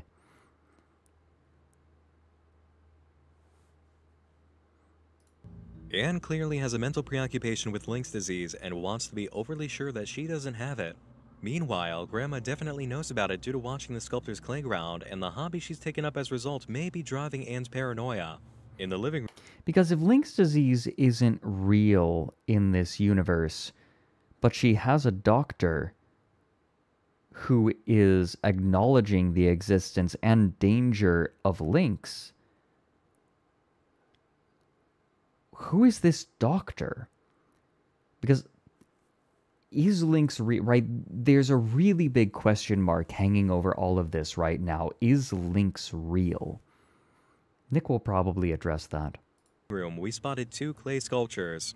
In a very early video in the logs, we discover that Jackson and the grandmother share a bedroom, and in that bedroom, we have more sculptures. In the same video, we see that Jackson's mattress really doesn't have any bed sheets. It's also established quite early and confirmed in several points later through text and audio that Jackson and the grandmother aren't related. This is a blended family. Jackson and his biological father, Tom, have moved in with Anne, her daughter Madison, and her grandmother. The baby seems to be the first child of Tom and Anne, tying both sides of the family together by blood. When exploring the information inside the AB Surveillance Solutions website, almost everyone is referred to as a subject. The list goes as follows. Anne is Subject 1, Tom is Subject 2, Madison is Subject 3, Jackson, sometimes referred to as Jack in text documents, is Subject 4, Grandma is Subject 5, and Dennis, the repairman, is Subject 6. There are going to be other subjects. So I was wrong. It wasn't related to age. Subjects who show up in the logs that we will not catch on video. We don't know who they are except for 2 of them. One is a little girl known as Subject 27 who approaches the house and becomes affected by her visit just inside the front yard. We'll be exploring that concept later. The other, Subject 9, is someone we'll be seeing frequently, and their first appearance in the timeline comes from the very first video in the timeline, the secret tape marked 00001. Perhaps you'll recognize him. Go on, have a look. Yeah, cool. Yeah, cool. It is Sonic. Is it because he has red shoes? It's actually a character dude known as Boomy. Boomy the cat. He's blue and he's fast and he's a cat. The first mention of Boomy comes in a text message that comes right after Anne criticizes I'm gonna tell my kids that this was the Sonic movie. Madison's misuse of her cell phone in the timeline. My new brother-in-law or whatever is so weird. He keeps drawing these pictures of what he thinks is Boomy the cat and they look so bad. I'll have to take some pictures of them and show you. Also, I think he's like making up other characters. I'm not a big Boomy fan or anything, but I'm pretty sure there's no cat who's all pink. Remember that quick frame?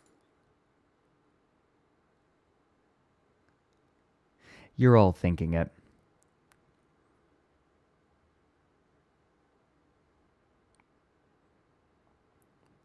Yeah, I want to show you my original hedgehog. From the later video on the air of a child's drawings, all of which seemed to show a character called Boomcat. There you go. Those were Jackson's drawings of his favorite cartoon character. And now we see him in the flesh.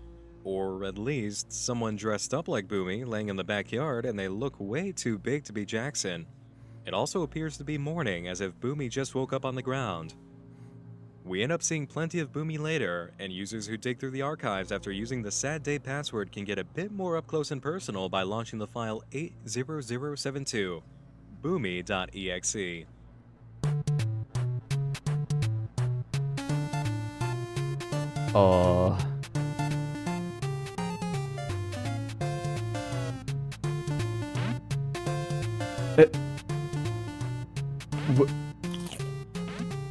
This game is exactly what it looks like. You play Boomy, who, like our friend from the backyard, seems to have a very human face. The only thing you can really do in this game is run to the right and eat garbage. Eat all the garbage and you get a wonderful close-up end title of Boomy enjoying that trash. You're then prompted to print out an award, and if the printout works on your internet browser of choice, you receive this, a text image of the same title.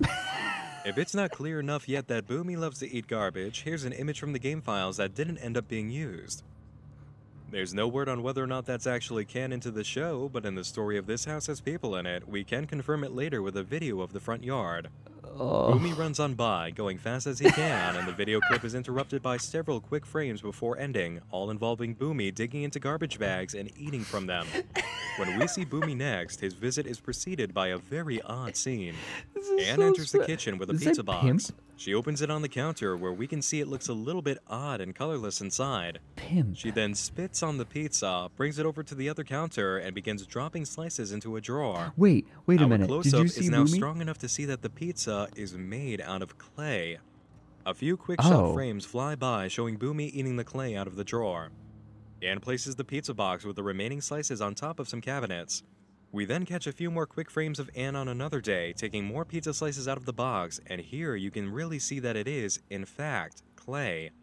She drops the pizza into the garbage, and in another frame, we see Boomy digging into this cabinet, just as we see in a very early frame during the video while Anne hasn't begun throwing out pieces. Boomy has been in here a lot. The final few seconds of the video zoom out far enough for us to see that Anne has put the pizza box on top of another.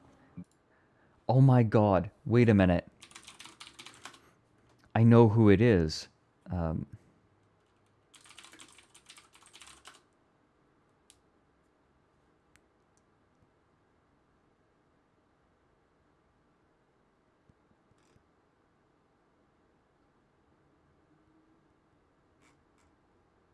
Wait.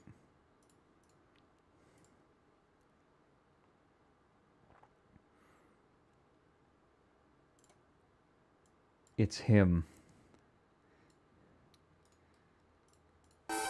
Jump on the roof, and then I break into your house at night and walk into your kitchen, and I'm cooking and I'm cleaning and I'm vigorously masturbating, washing and I'm drying and I'm violently It's him. I come stirring and I'm frying and I'm vigorously masturbating. Come in the pot, and then I come in the pan, and Alright, I'm good.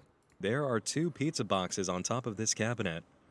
This is where the secret codes for And I'm pizza, done. cheese, and pepperoni from earlier come into play.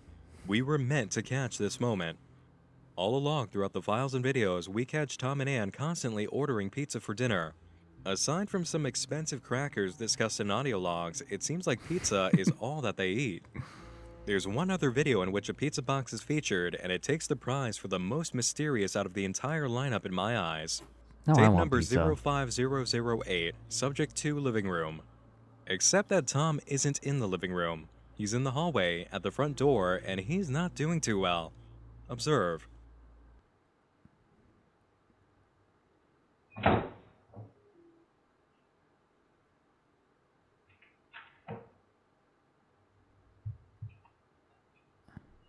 Yo, ass out? Yo, he's caked up? Yo, he's caked up?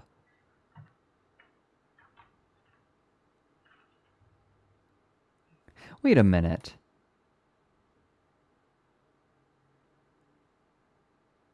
Wait a minute.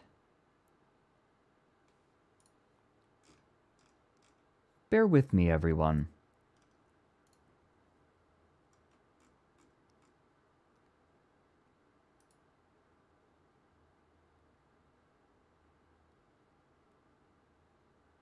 Game over. I died.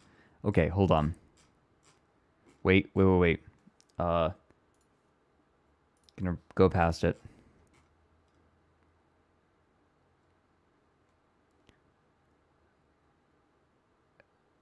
Wait. It's... No, it must have been in the video. In the sculptor's playground. He talks about not touching doorknobs. Do you remember this? Does anyone else remember? I swear to God, that's part of it. He says, like, avoid doorknob. It's in the 5 steps. Okay. Here. Off. One of the easiest ways in the world to get Lynx disease. Do not touch the doorknobs. And he's just, like, rubbing his hand up on the doorknob.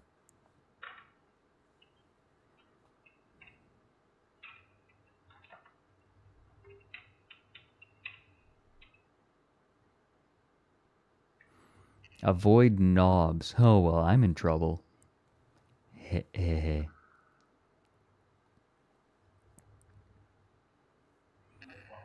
Welcome in, Rebel.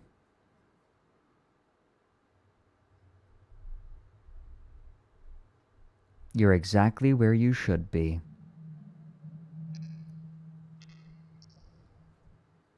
Do you hear those noises? I hope they're clear enough for you. In the Yes. original audio, a microphone buzz persists throughout the track, making it a bit tough to hear all the extra sound. I've taken the liberty of pulling away the mic buzz and turning up the volume on the odd sounds. Watch and listen.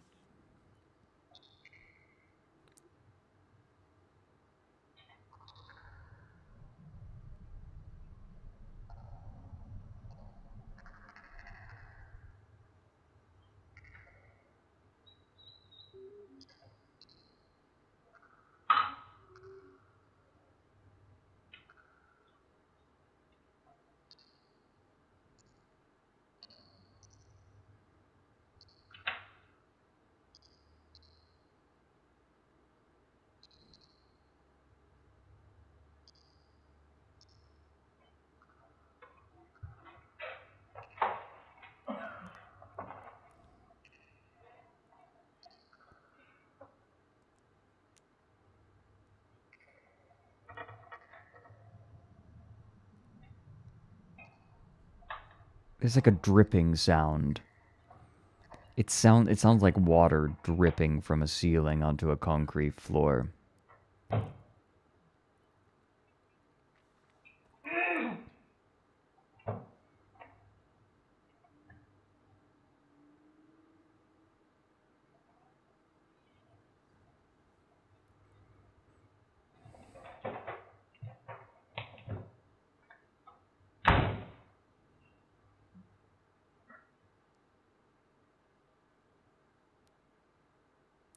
Pizza obviously plays a major role in the story, but why the pizza and why the spitting? What was Tom even doing? Why did he grab a saw? Why was he acting so absurd? We'll be dealing with that soon. Right now, I want to bring you back to the original conversation that Tom had with Anne during the main event video. Tom brought up... I feel like after watching the video and exploring some of the surrounding material, then watching Nick's video, I feel like I didn't watch the video. What is happening? This is madness. The idea of going on vacation... No, it wasn't a coat hanger. I thought it was a coat hanger at first as well, but it didn't have a hook. That was a handsaw. Somewhere other than Orlando, Florida. Like, did Nick and I watch the same video? What's happening? He wanted to go to Cape Town, which is in South Africa. If you also remember from that video, we picked up the Afrikaans word for observance, waarneming, except for the G cut off at the end, of course. Afrikaans is a language spoken primarily in South Africa and Namibia. At several other points in our information timeline, Tom brings up going to South Africa again. It happens at least twice, including an email message to Anne about airline tickets on sale for Pretoria, Africa. He insists on going. Tom has a bit of an obsession with South Africa. You know what else Tom has a bit of an obsession with? You might have already guessed by process of elimination, but his son isn't the only fan of Boomy the cat in the household. Here's a video in which Tom dresses up in Jackson's t-shirt, lays in his bed, and then sits at his desk drawing Boomy as if he were actually Jackson. In the video that comes a day after the calamity of Jackson's birthday, we have Tom and Anne talking in the living room, and Tom brings up something that's troubling him. Ignore any movement you see in the window behind Tom. That's just Dennis, the repairman, recovering after being completely wrecked by two guys who jumped him, which Tom and Anne, of course, did not happen to see. We'll talk about that later as well. Just focus on what Tom is saying right now and how he says it. I'm a little worried about Jackson. Why is that? Boomy. Oh, Boomy. Yeah. Where is he right now? He's watching Boomy. How long has he been watching it for today? He's been watching it for a couple of hours. He and I had a little run-in the hallway, and he got very quiet and very upset. And he went upstairs and he, closed the door, and then I could hear Boomy on the towel. Well, is his homework done? Yes. Okay. You think he's old enough to be watching Boomy? Yeah, I think Boomy's, I think it helps him concentrate. I know that sounds weird, but I think there's something about it. Boomy is a blue cat. He is, yeah. He runs very, very fast. And I think that the imagery and the way it's portrayed is kind of meditative for him, if that sounds weird. That's beta waves, Tom. He's not thinking about anything. No, it's different. And, That's beta waves? Like it's one of the few things that he has to himself. I think he feels very... You don't think it's too violent? No, it's too... No, it's not. No. Or are you going to say it's too fast? I don't think it... It's very fast. The point is that I think... It's very fast. He's having a bit of an adjustment issue. The new house... The new situation with your mother. New... I think we're all having a little trouble with that. Well, I think that this Boomy thing is going to give him a little bit, it's something that he can watch when he wants to. He can watch it on his tablet and have a little bit of, control over his life. I don't know how a blue cat is going to give your son some control over his life, but we'll give it a shot. He's young, it's aspiration.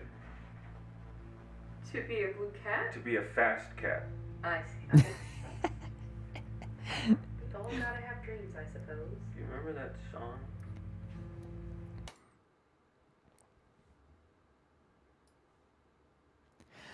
I would make more fun of him, but I'm pretending to be an owl man on Twitch.tv, so I think I'm just going to keep my mouth shut. Which one? The Boomy the cat song. don't think I ever knew that song.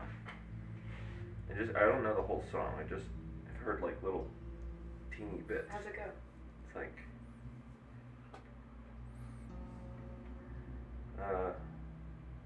he's fast. No, what is it?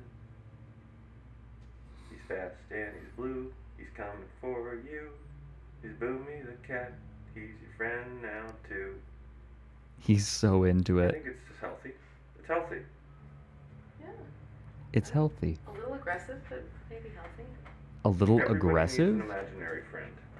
It's not imaginary, it's a cartoon. Well, I know, but in his, he probably, you know what I mean. Now, let's head to another This is moment so where Tom brings up weird. Boomy much later on. Boomy the cat, he's Boomy.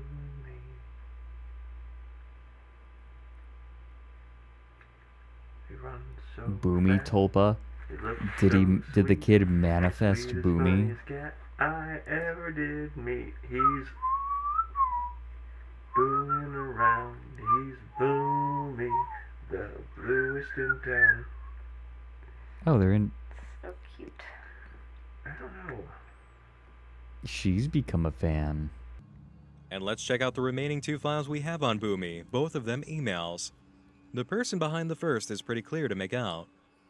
Hello, my name is Jackson, and I am the biggest Boomy the Cat fan in my neighborhood or at school.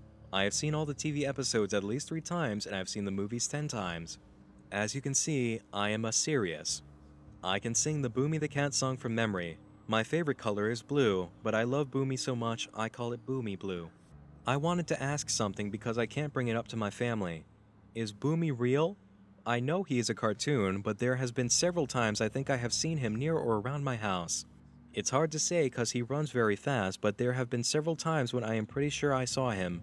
We have a lot of deers in our backyard and I like to watch them, but recently it looks like something is chasing them around and I am pretty sure it is Boomy. I am really excited to find out. The second email comes from How are there so many subplots in This House Has People in It? I feel like I'm losing my mind. How did I miss this? much earlier in the timeline and as a response to someone in the house. Thanks for registering to be a Boom Cadet. You should receive your blast package in 8 to 10 weeks. Make sure to run as fast as a sonic boom and ask your parents' permission before sending any signed materials, photos, or fan art material. Oh my god, the gag is that it's not Sonic, it's Boom. Back to Boom Central. And remember, Boomy is the bluest, fastest cat around. This is in the website videos I didn't say. Okay, that's fair. To be fair, I also don't know if the Wayback Machine was being slow. Because, you know, Wayback Machine is just slow. And I didn't know if they'd still have the files, so I just kind of rolled. We don't know for sure who ordered a Boom Cadet blast package in the house. While it most likely is Jackson, there is an audio file from the archives that leads me to believe it might be someone a little bit older. In a previous phone call recording between Tom and Anne, Tom ordered a discounted set of 4 dog costumes using Anne's credit card. In the next recording, Anne calls Tom upstairs to ask if she has to sign for the package. The mailman is at the door. Tom hesitates quite obviously before telling her she shouldn't have to do that. The mailman really should just place the package down at the door and head off. Anne waves to the mailman and he does leave. Then she and Tom begin speaking about surprising the kids with the dog costumes they bought and then ordering a pizza for dinner. Now, Tom might have just been confused about dog costumes because he'd forgotten what he ordered, or he might not have wanted Anne to inspect that package before he could get his hands on it. Either way, certain frames of Boomy sure do look a lot like Tom, and Tom's talk about Jackson's aspirations seemed a little too supportive of Boomy the cat. So let's say that Tom has been dressing up at night as Boomy and running around aspiring to be a fast, cool cat. Why eat garbage? Why eat clay pizza? Why is the pizza even made out of clay? Do you remember Tom's slight obsession with South Africa? It turns out that in South Africa, it has become a growing trend for people to eat clay. In fact, for some South Africans, it has become an addiction. According to a report by Reuters in 2004, South African women are eating dirt.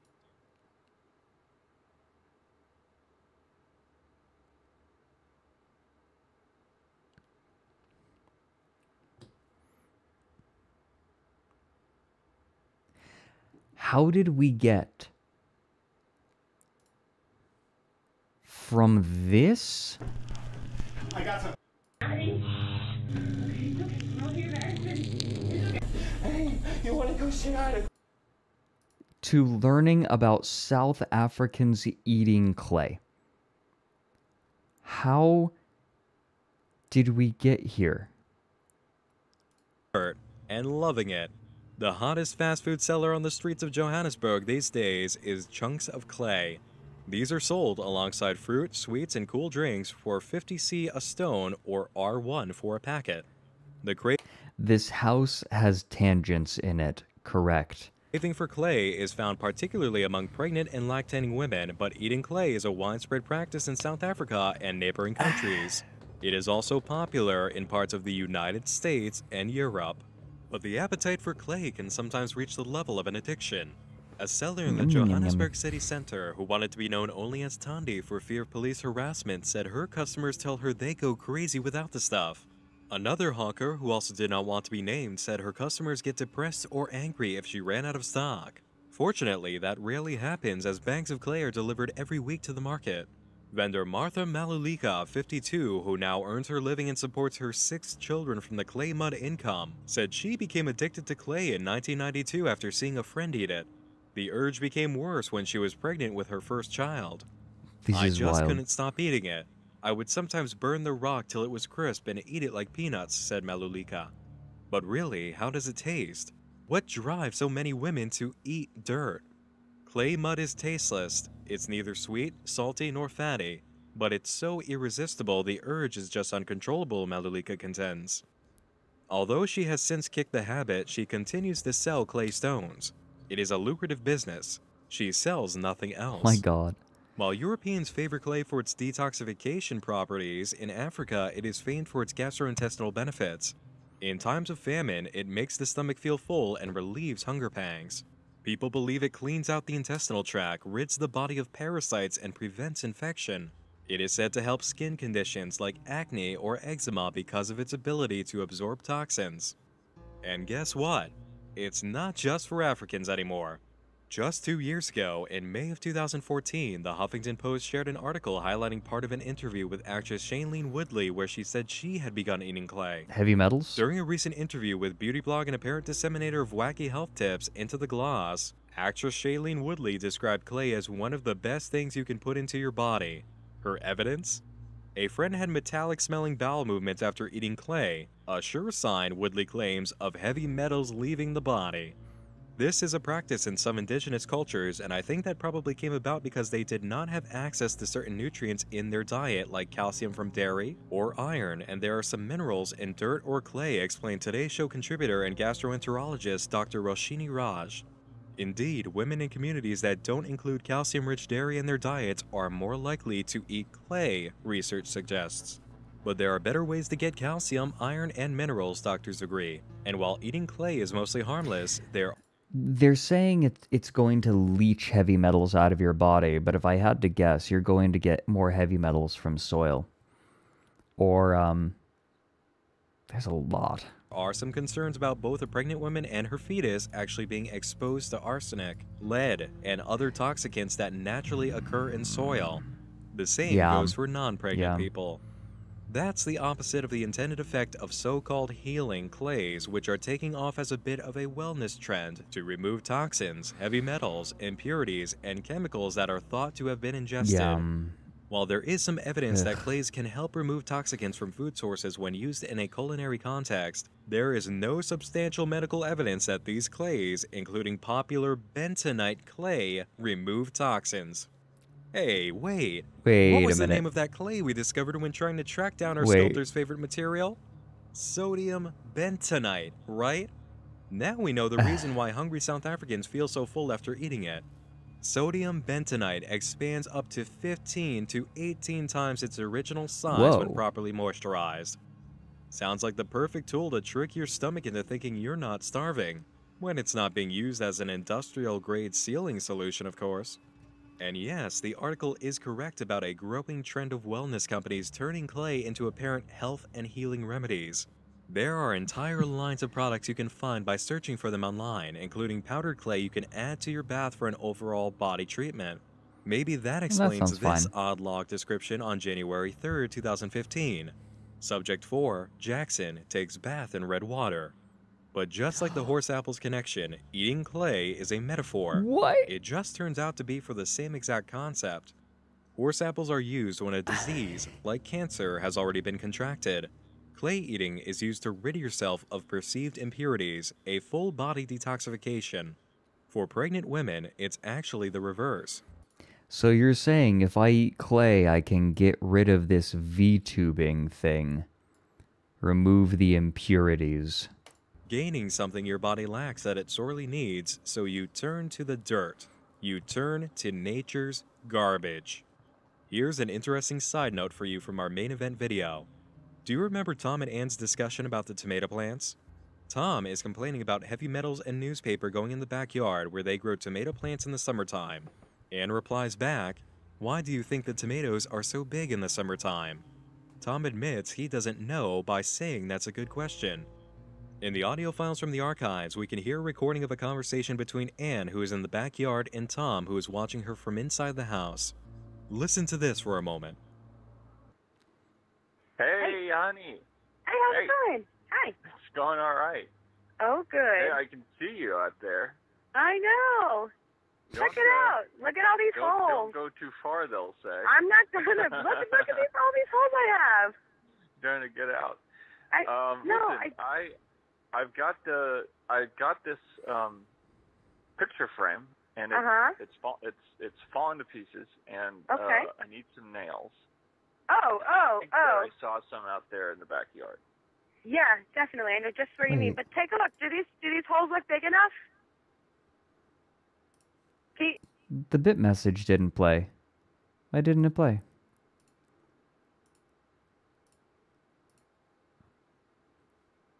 Here, I will give you. I will do it manually. Father, can I have some clay with my mulch? Yes. Yes, you may. Mulchy is now claychy. I gotta be really careful.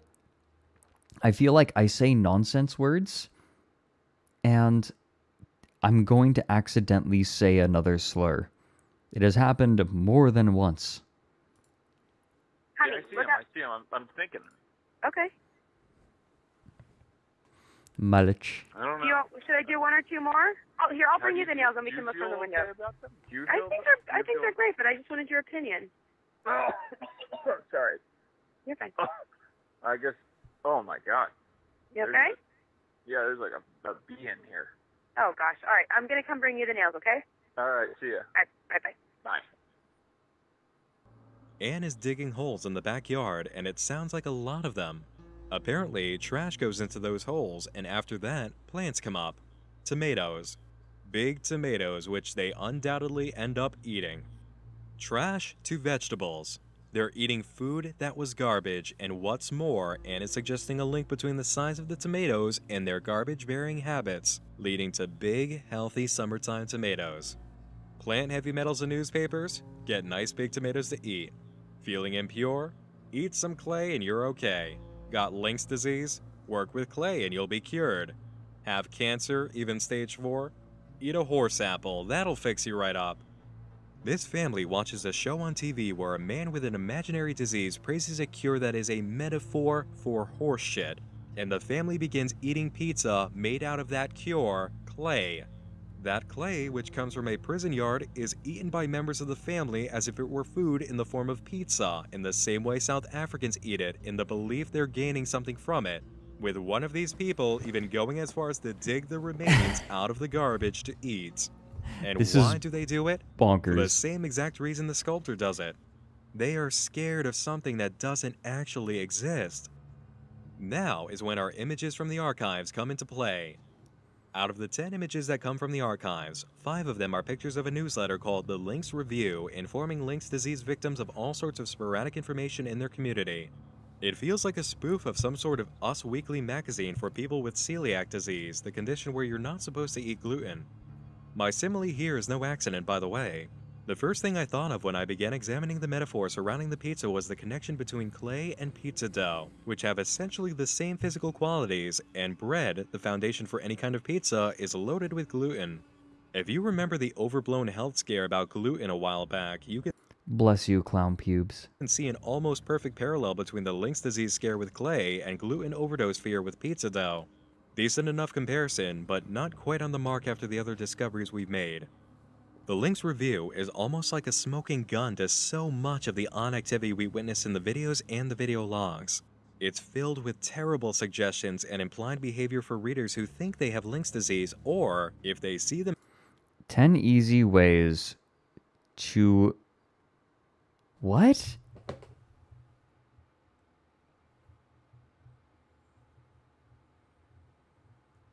"10 easy ways to kill yourself or your loved one when Lynx disease becomes too much to handle."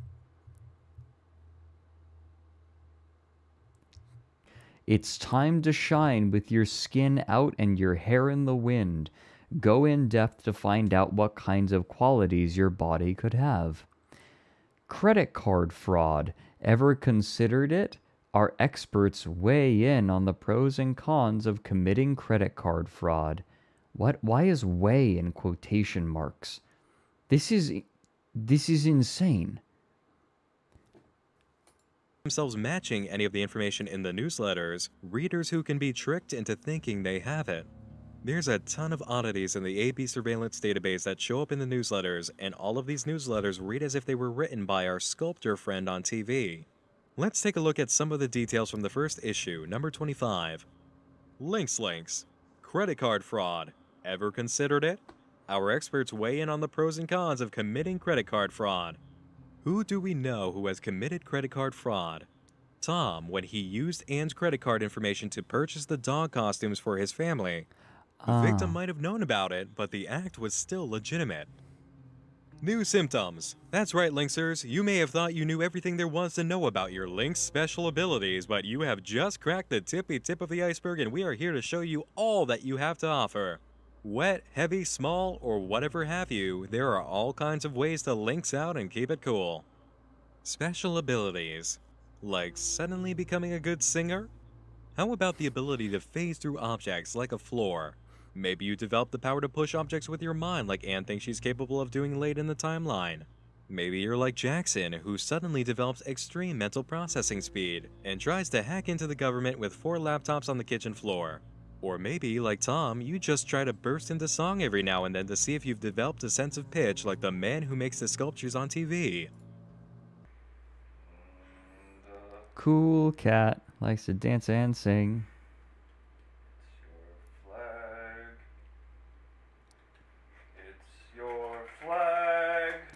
Is this where it comes from? It's your flag in the sky, it's your flag. Are you kidding? You are waiting for the day when the flag comes. And that day is coming.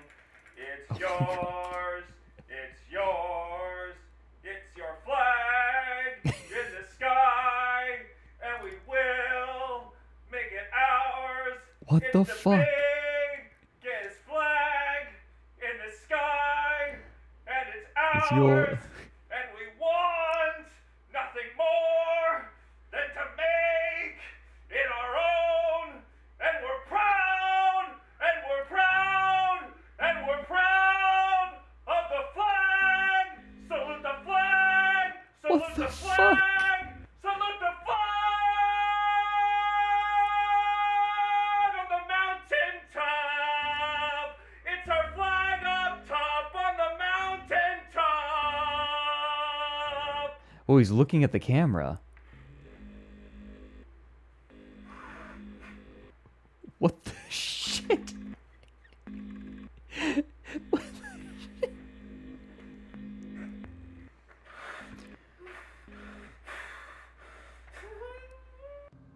That bit of crying at the end?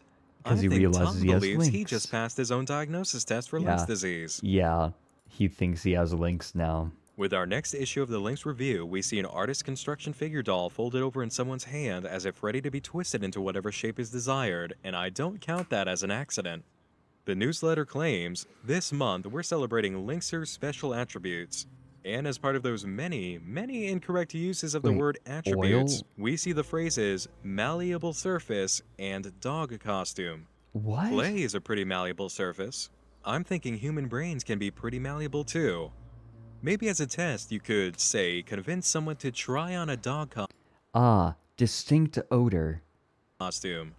Certainly isn't hard to convince a gullible brain they have a disease that doesn't exist, as our next issue shows us. Lynx. Take our Lynx Test Are You Now quiz and see what kind of lynxer you are. This is as good as a real doctor's diagnosis, so buckle up. This issue also has an alarming amount of pictures of medication when that's not the associated topic. 3 images of pills, a large image of an IV placed in someone's arm, and what looks like a stethoscope on a keyboard.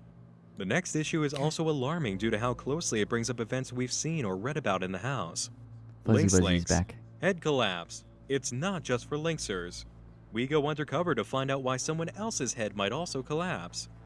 On February 23, 2015, we see a log titled, Subject 4, Head Collapse.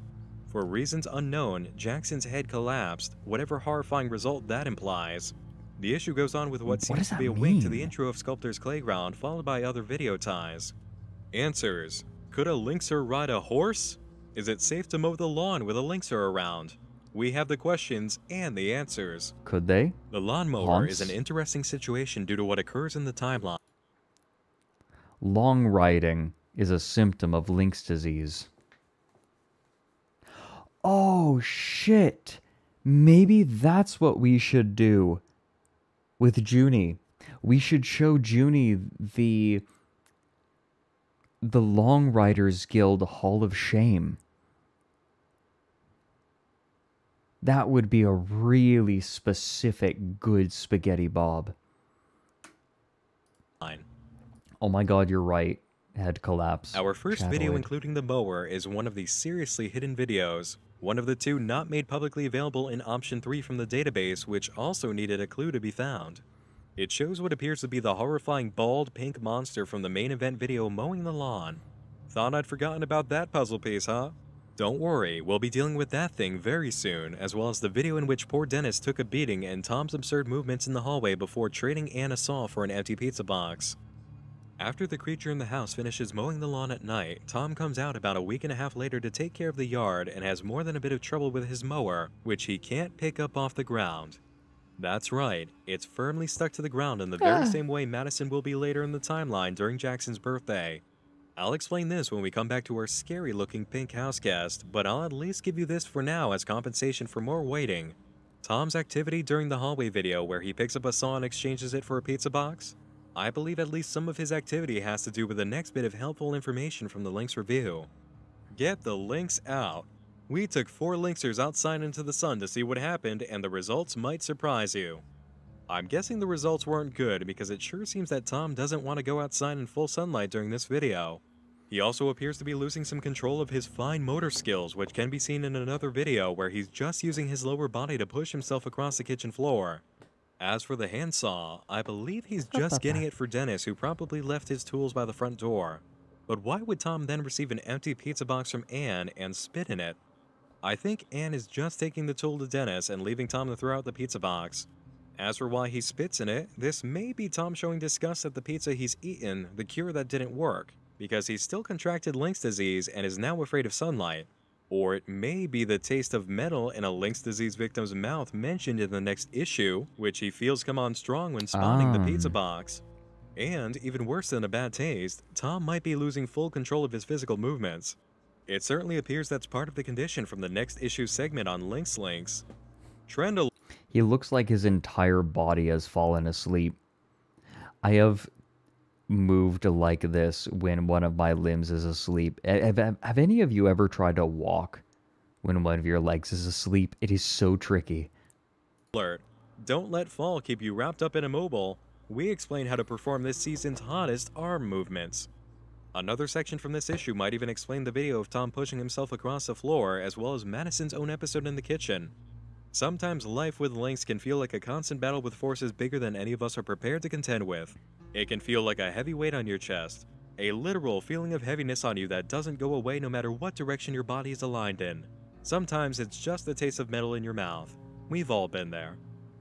If Tom is experiencing a literal feeling of heaviness on him that doesn't go away no matter what direction his body is aligned in, that explains pretty perfectly why he's not picking himself up off the floor. Only his legs are strong enough to fight whatever's keeping him earthbound.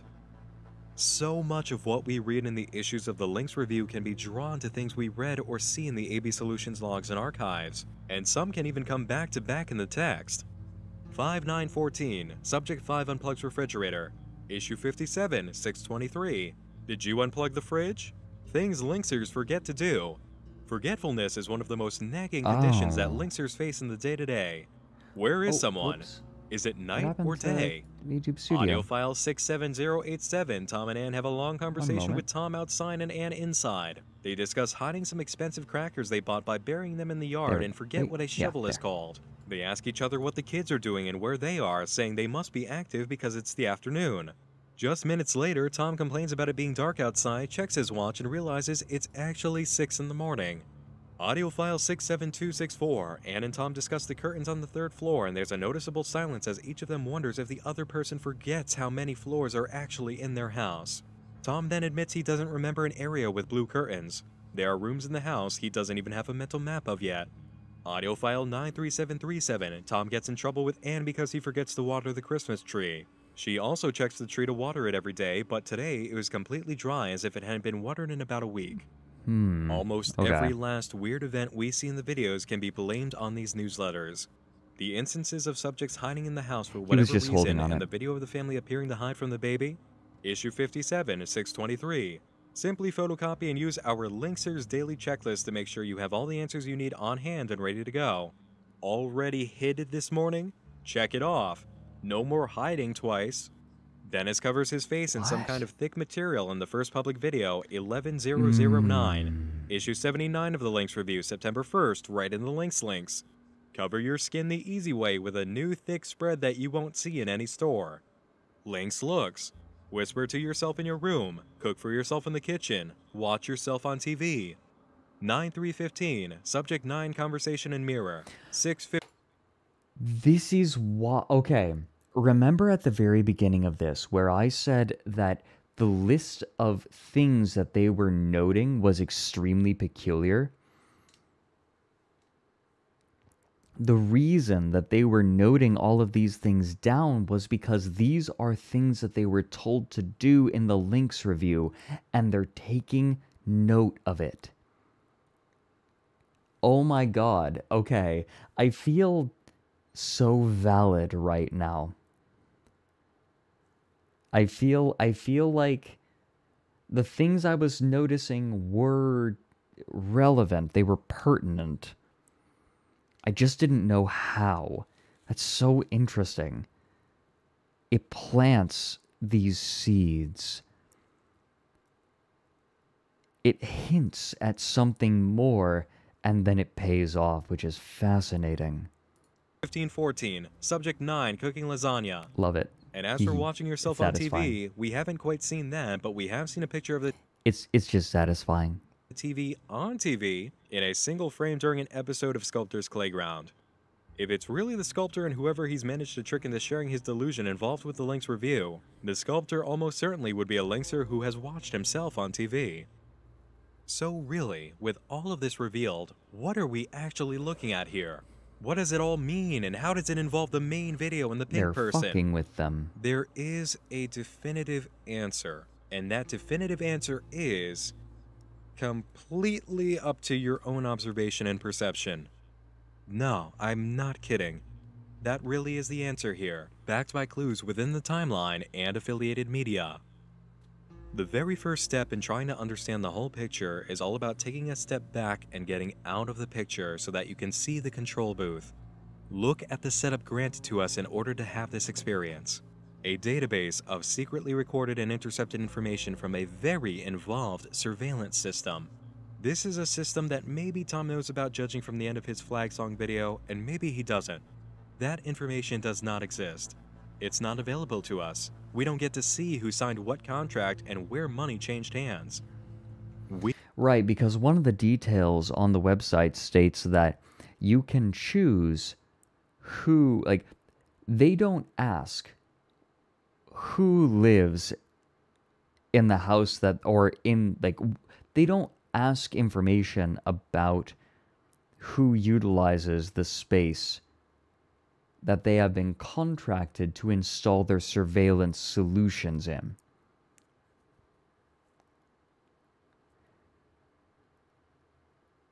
So it is but the cameras are very obvious. So I would have to imagine that they ordered them, most likely.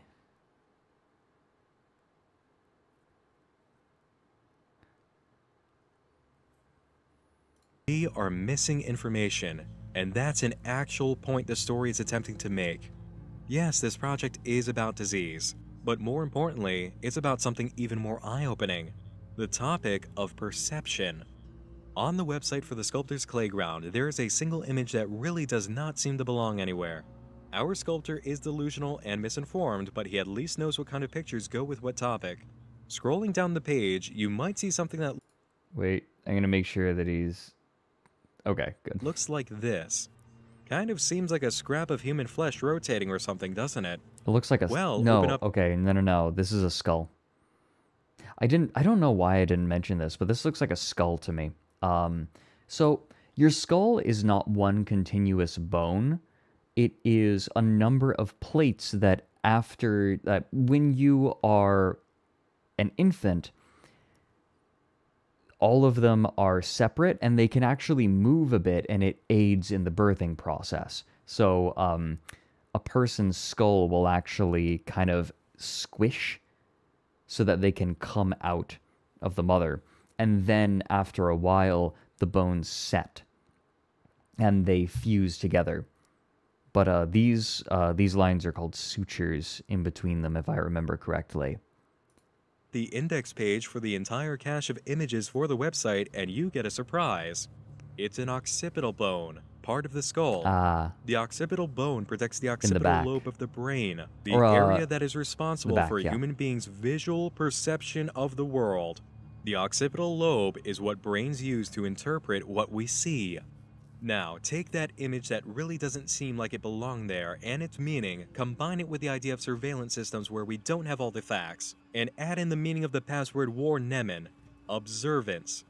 A picture is starting to form now, isn't it? Let's take another look at our friend the sculptor in his video. There's exactly one thing about him, one single area of his body that actually seems to be affected by a real disease, which he's been covering up throughout the video. His eyes.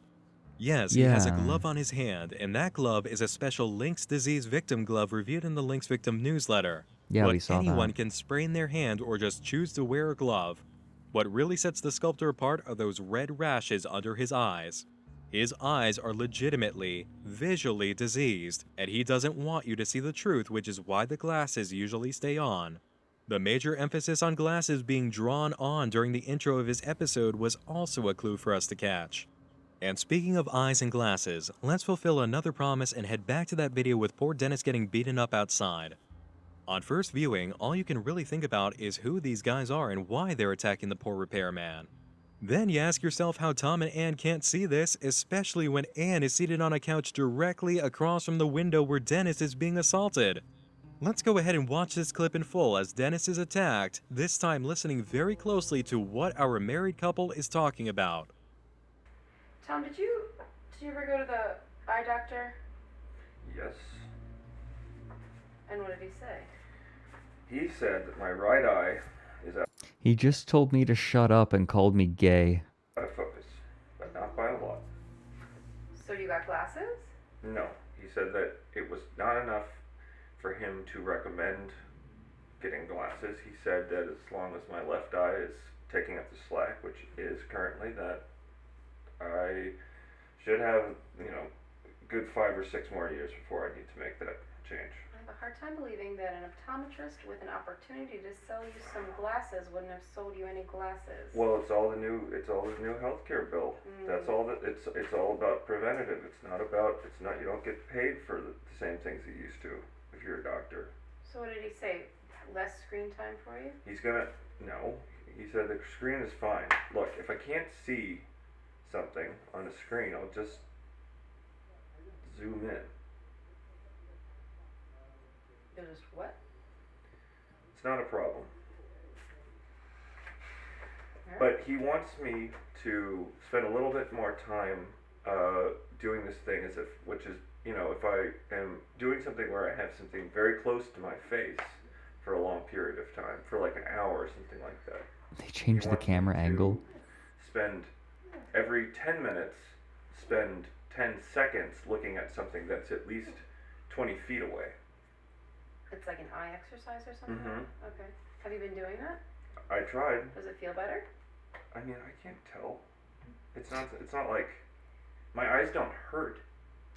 I just have a blurry eye. Well, maybe we should just get you some glasses. I don't want to. Dude, he's going full 103 fever. Oh my god. Who wears glasses? Old men. Ugh. Why is he? I think you would look very handsome in glasses. He's just getting assaulted because screw you. I would like at least a couple more years where I can look myself in the mirror and I can feel like I just don't want to do it yet. Okay.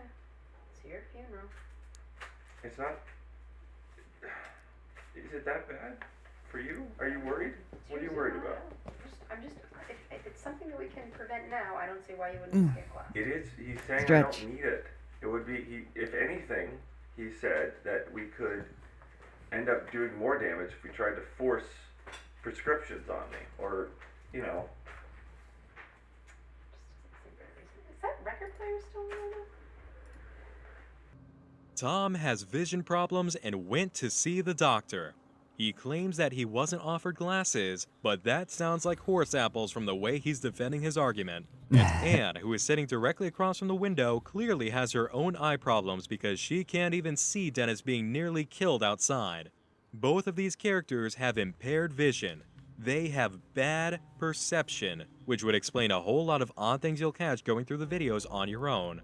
Why was the letter R missing in the happy birthday sign? Bad perception, impaired view of the world and reality. But there's another aspect to that which underlines how far this theme of broken perception actually goes.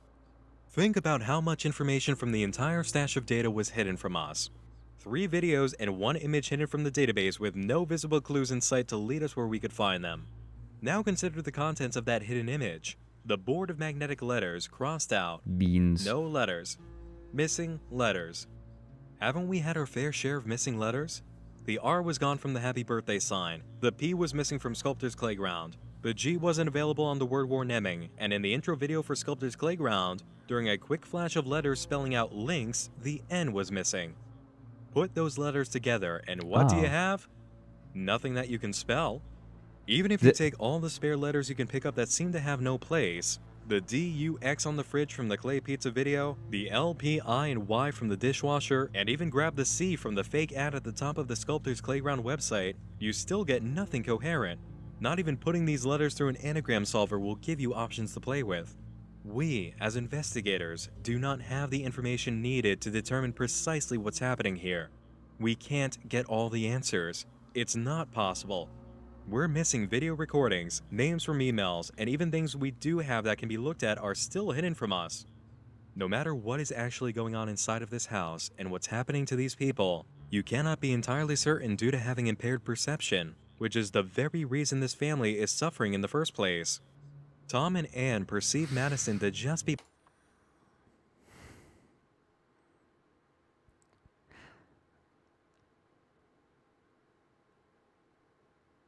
I feel like the company being the surveillance, like the surveillance company is the one that seems to know everything, or even they don't, right? Because they're setting up surveillance because, as far as we can tell, they're trying to gather information, or they're toying with these people.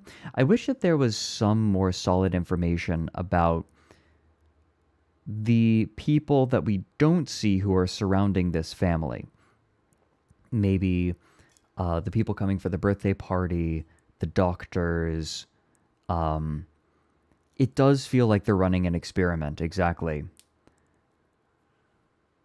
Playing dead for attention for what Anne said was 2 hours. Whoops, turned out their take on that entire situation was wrong.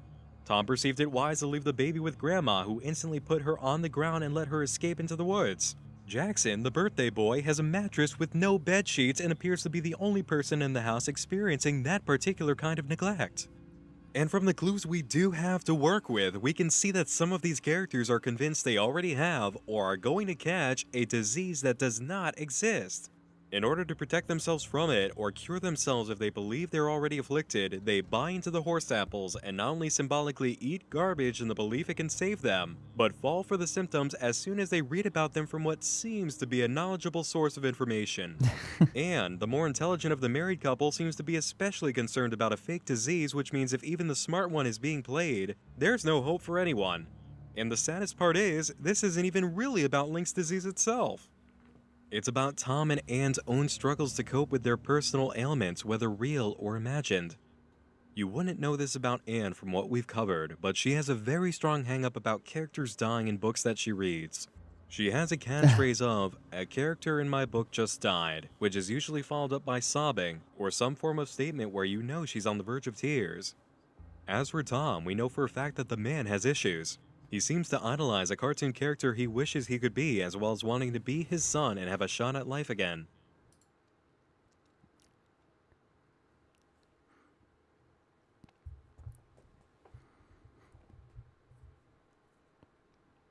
I shouldn't say it. It would be funny, though.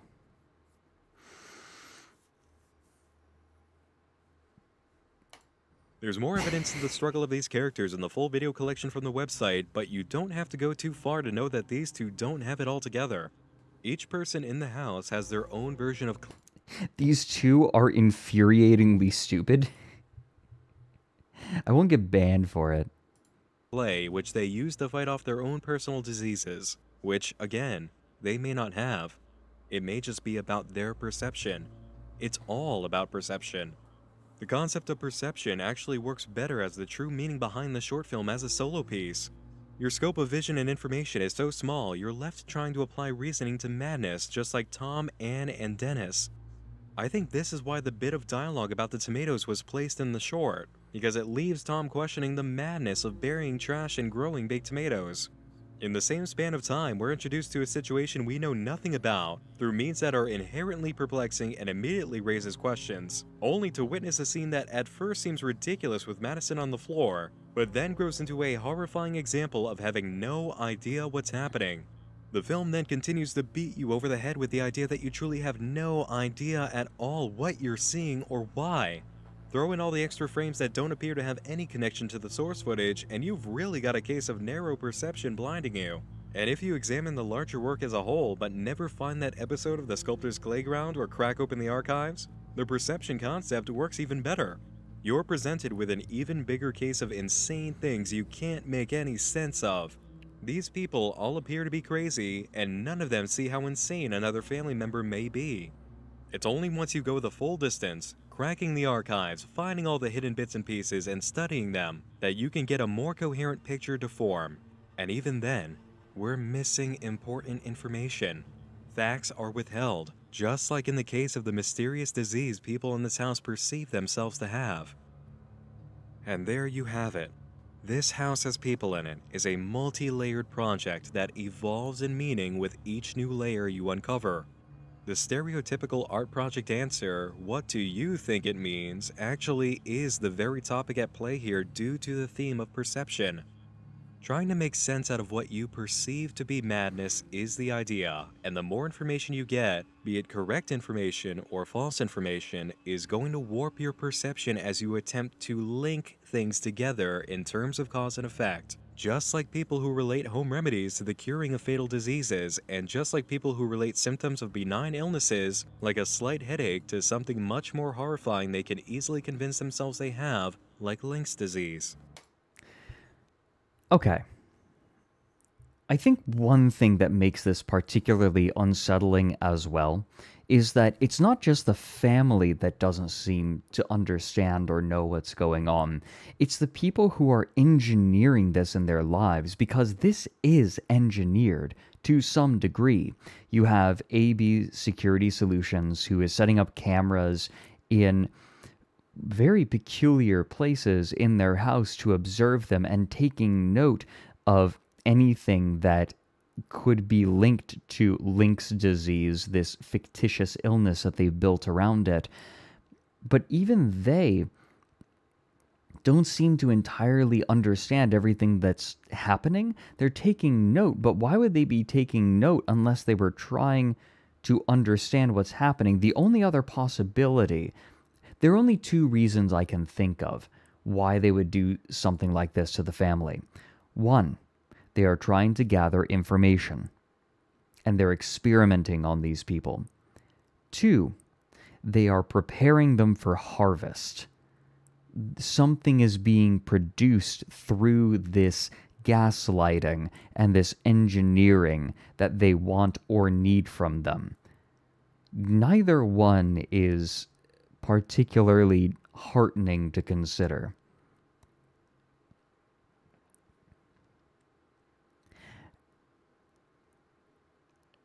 And that implies that our clay molding friend is also similarly a victim to them. It makes me think that this fellow, what's his, like, does he have a name? It's just the sculptor's playground. It's just the name of the show. We'll call him Alan. Why not? Alan might have been an early attempt or early experimentation. And then they moved on to a larger family, and they're using him to build this out and build the legitimacy of Lynx disease.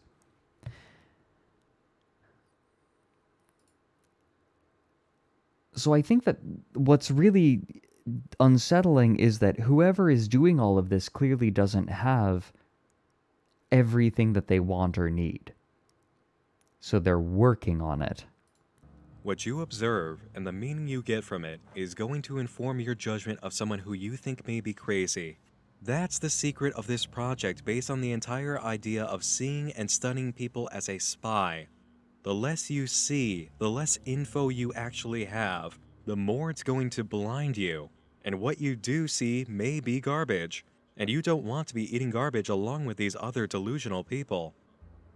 So, that being said, it's time to approach what I perceive to actually be going on here, with all of the clues in place and what I've personally determined that they mean in my eyes. As we know, this is a household that is constantly threatened by the idea of Lynx disease. Anne may not have it, which her doctor assured her of, but according to the logs, Madison actually does. Subject 3 also diagnosed with Lynx disease on 7/18/2014, less than a year before the event we saw on Jackson's birthday. Was she actually diagnosed by a real doctor? We don't know. Again, missing information means context is up in the air. She might have read... I think it's reasonable to assume that these doctors are somehow working with AB. The newsletter claiming it had a test as good as a doctor's diagnosis. She may actually have been to the doctor and the result was talked about at home, or the person keeping these logs diagnosed her. Notice how it says also, though?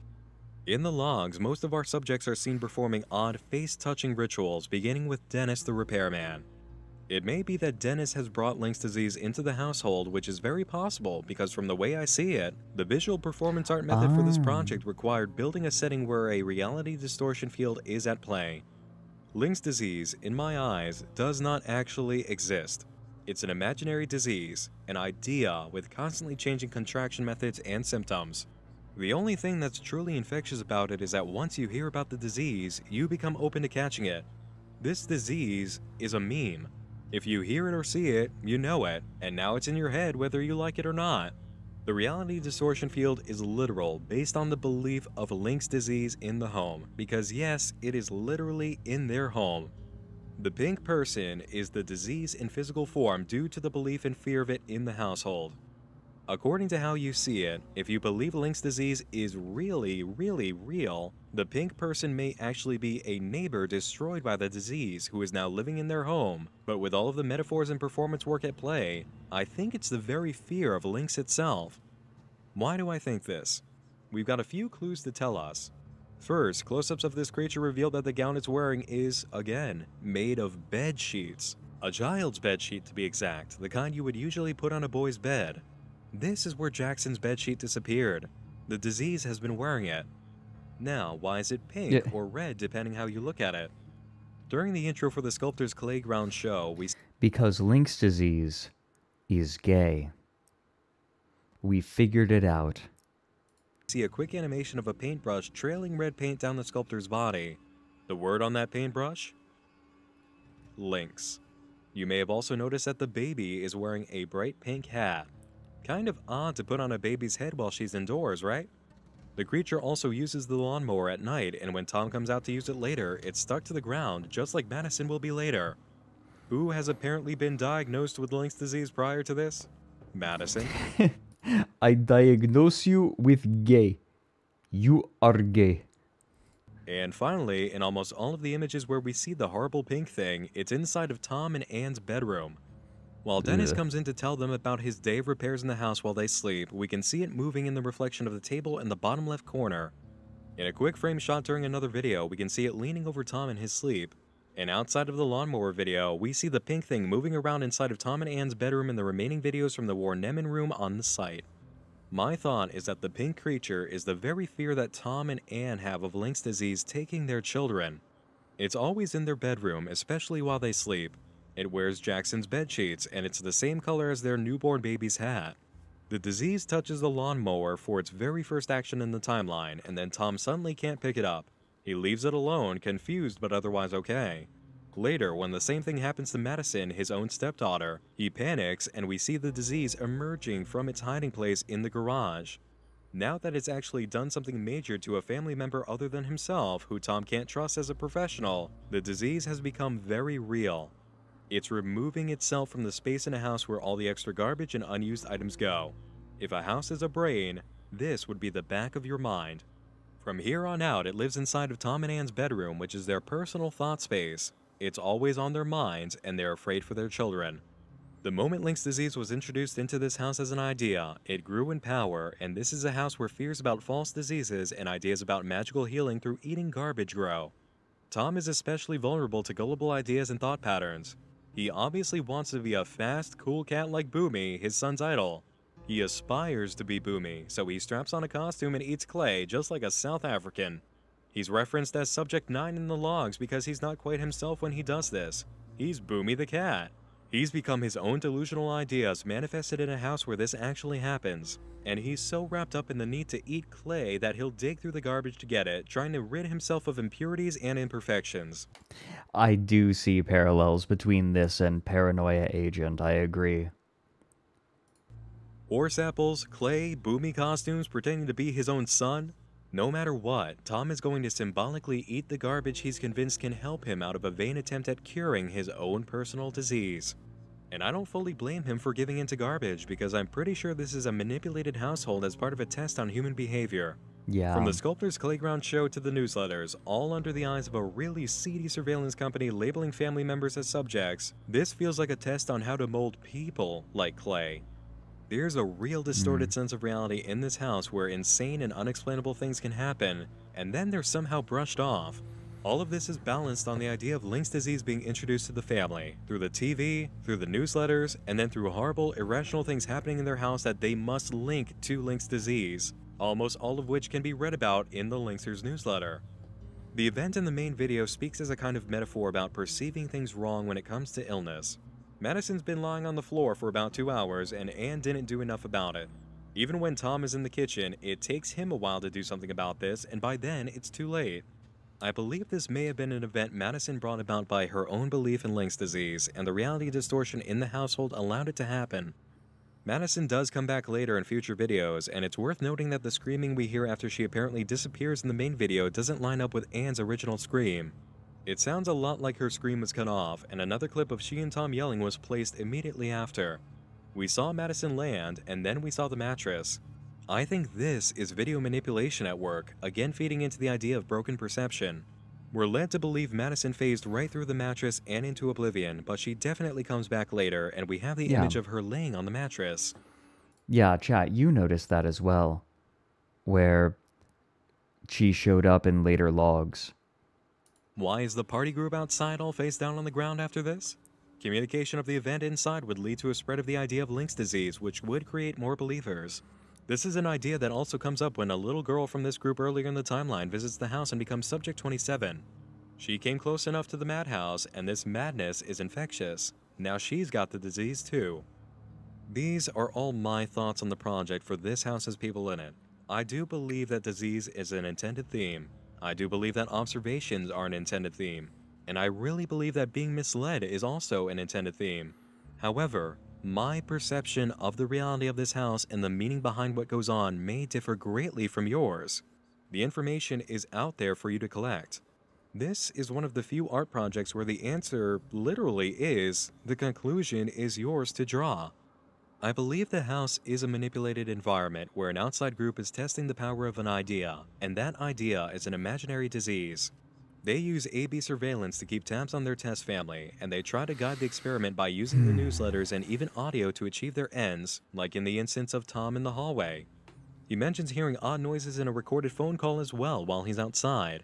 There seem to be touches of manipulation all over this house. This House Has People in It is a monster. It's a huge experience, and there is so much to think about and analyze and watch and listen to over and over again looking for meaning. I'm not going to lie to you guys. This one put me through the ringer. It's not as cut and dry as unedited footage of a bear, and even that short film had room for wider interpretation. This house, though? The amount of layers, topics, and ideas you can extract from this house are far and wide. It's all in the way that you perceive it. That's why I've titled this video, Explaining This House Has People in It, instead of marking it Explained. I feel that you can get about 70 to 80% close to the artist's actual intentions on this one if you study hard enough. But only Alan Resnick, Robbie Ratcliffe, and Dina Kelberman know for certain what their intention was.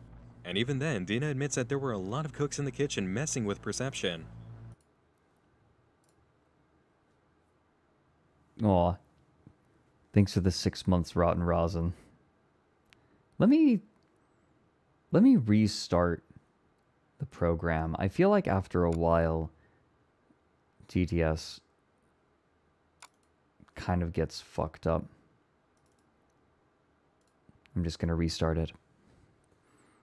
There we go. That should do it. With it? This was before the term this was made after the term cognitohazard was starting to make the rounds online, I'm pretty sure. This project, we wanted to push that a little farther than with unedited footage by making all the extra video content, and we ended up each putting in so many little details that I don't think any of us know about all of them. We try as hard as we can to make sure everything fits together, but sometimes there's small errors, and those just end up getting scooped into the theories. As for now, I perceive myself grabbing some pills to deal with my headache and going to sleep for a week. This has been an investigation that wouldn't let me go since the 4 AM premiere of the short film, and I'm tired enough to mistake a clay pizza for the real thing if you gave it to me. Let me know what your thoughts on this project are in the comment section below. Hit the like button if you enjoyed my thoughts on This House Has People.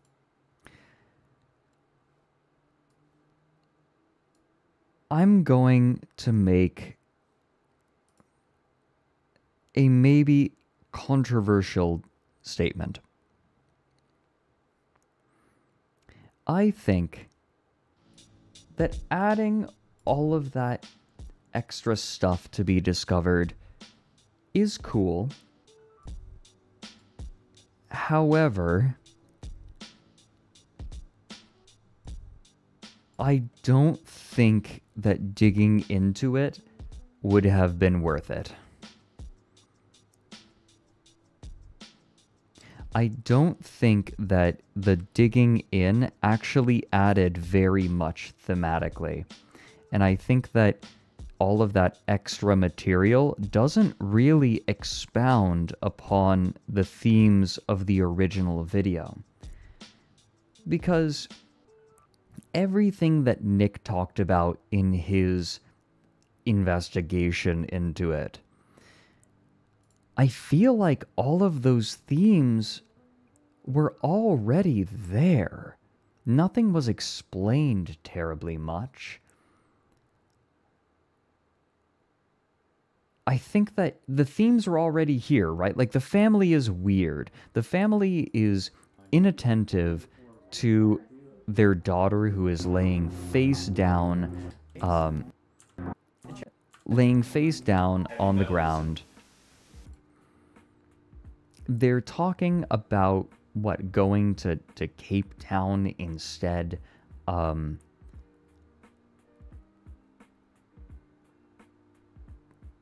Like, this family's weirdness, right? I don't think that the ideas explored in the original short were made much more complicated or interesting for the addition of all of the extra content. Does that make sense? It's neat, but it doesn't substantively add very much. I think that there are some cases where the deeper you dig, the more you understand the themes and new things are being said, but This House Has People in It feels... It feels just as complicated thematically, even after learning everything that Nick discovered and shared.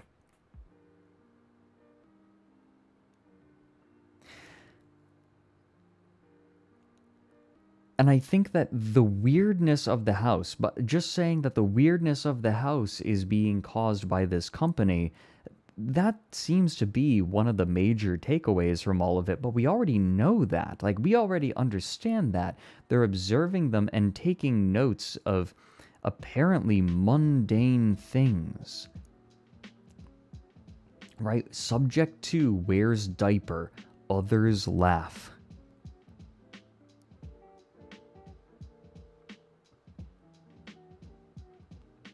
I think, yes, absolute insanity. I agree. I believe you're correct. Unedited footage of a bear was their first project. Then they made This House Has People in It, and this feels more like them testing the waters, if anything, trying to figure out the language of the medium and discovering how they can use it. So, just because, like, I hope that this doesn't sound like a dig at Wham City Comedy, because these guys are fantastic.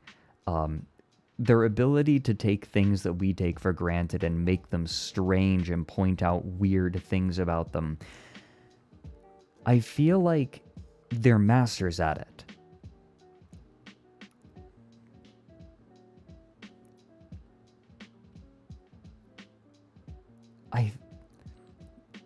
All of this extra material to me feels disappointing. I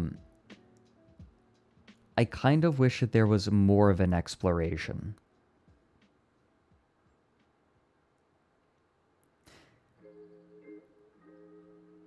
But that's just my feeling, right? If you enjoyed it, that's fine. Like, I'm not going to get on you for enjoying it more than I did. I don't mind either way. It seems, yeah, it does seem like they really got into it. They got excited about the prospect, and the fact that all of them could start throwing little things in there at their will shows that this really was a bit more haphazard. They had some core ideas that they wanted to build out, and they all acted. But they were also free to add details, and there wasn't much concern about it damaging the canon in any way or upsetting the themes. That, to me, says that they weren't too terribly concerned about really digging into these themes deeper, because they weren't worried about upsetting them.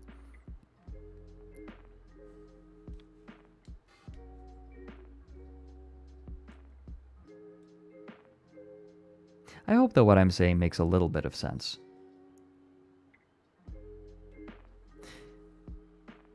Yeah, radioactive. I think that the thing is, Nick will touch on themes. I'm more of the theme guy. Nick is more of the raw analysis guy. If that makes sense. And that's fine. I'm unperturbed. Well, hey, how about we take a look at art and then I pass you off to a trusted associate in capital letters.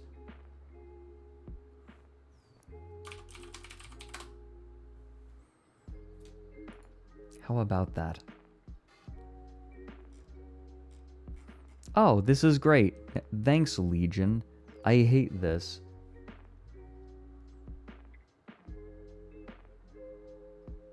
Yeah? Fred the Boomy Cat. Yeah, and I'm just like digging into some trash? You know, good. Good. Fine. Excellent. Me when I'm playing Stardew Valley. Yeah, Clay. Thanks, Legion. I think. Spitting image. Silence.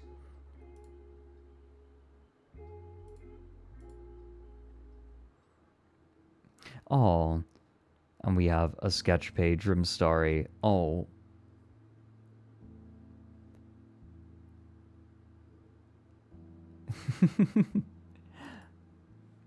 Oh, hi. Yeah. I enjoy this as the, it feels like a good way to start stream. Lumpy, that's perfect. Not everyone's gonna have Mike's, everyone's gonna have Mike's emotes. Oh. Woo. Oh.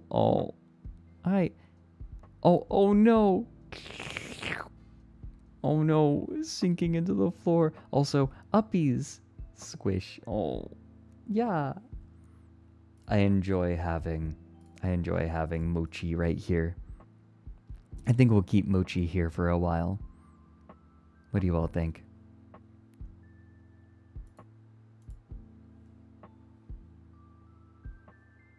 And then also, there's Durf crawling out of my throat. Oh, this looks like The Unknown from DBD. Still need to try playing it. There's... God, that is horrific. Yeah, cool. Starry, I was feeling the same thing. The baby crying, the alarm. Yeah, that was a lot. Nope, I felt that. Ragdoll, oh my god, ragdoll.mp3. It took me a second. I need that on my soundboard too. Also, the uppies. It's so cute. Uppies. Grab. Good.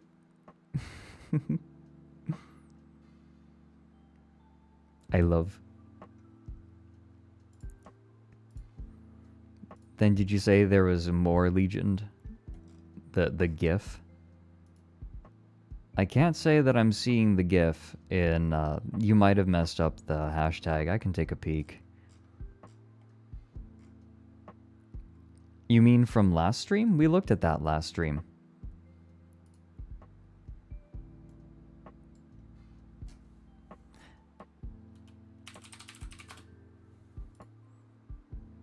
I'm going to check. Okay. No, we're good. Yeah, we looked at it on stream.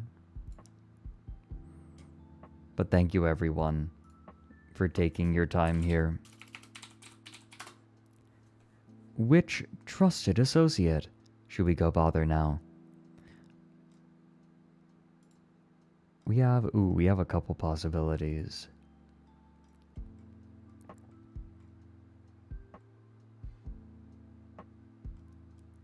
Just peeking in.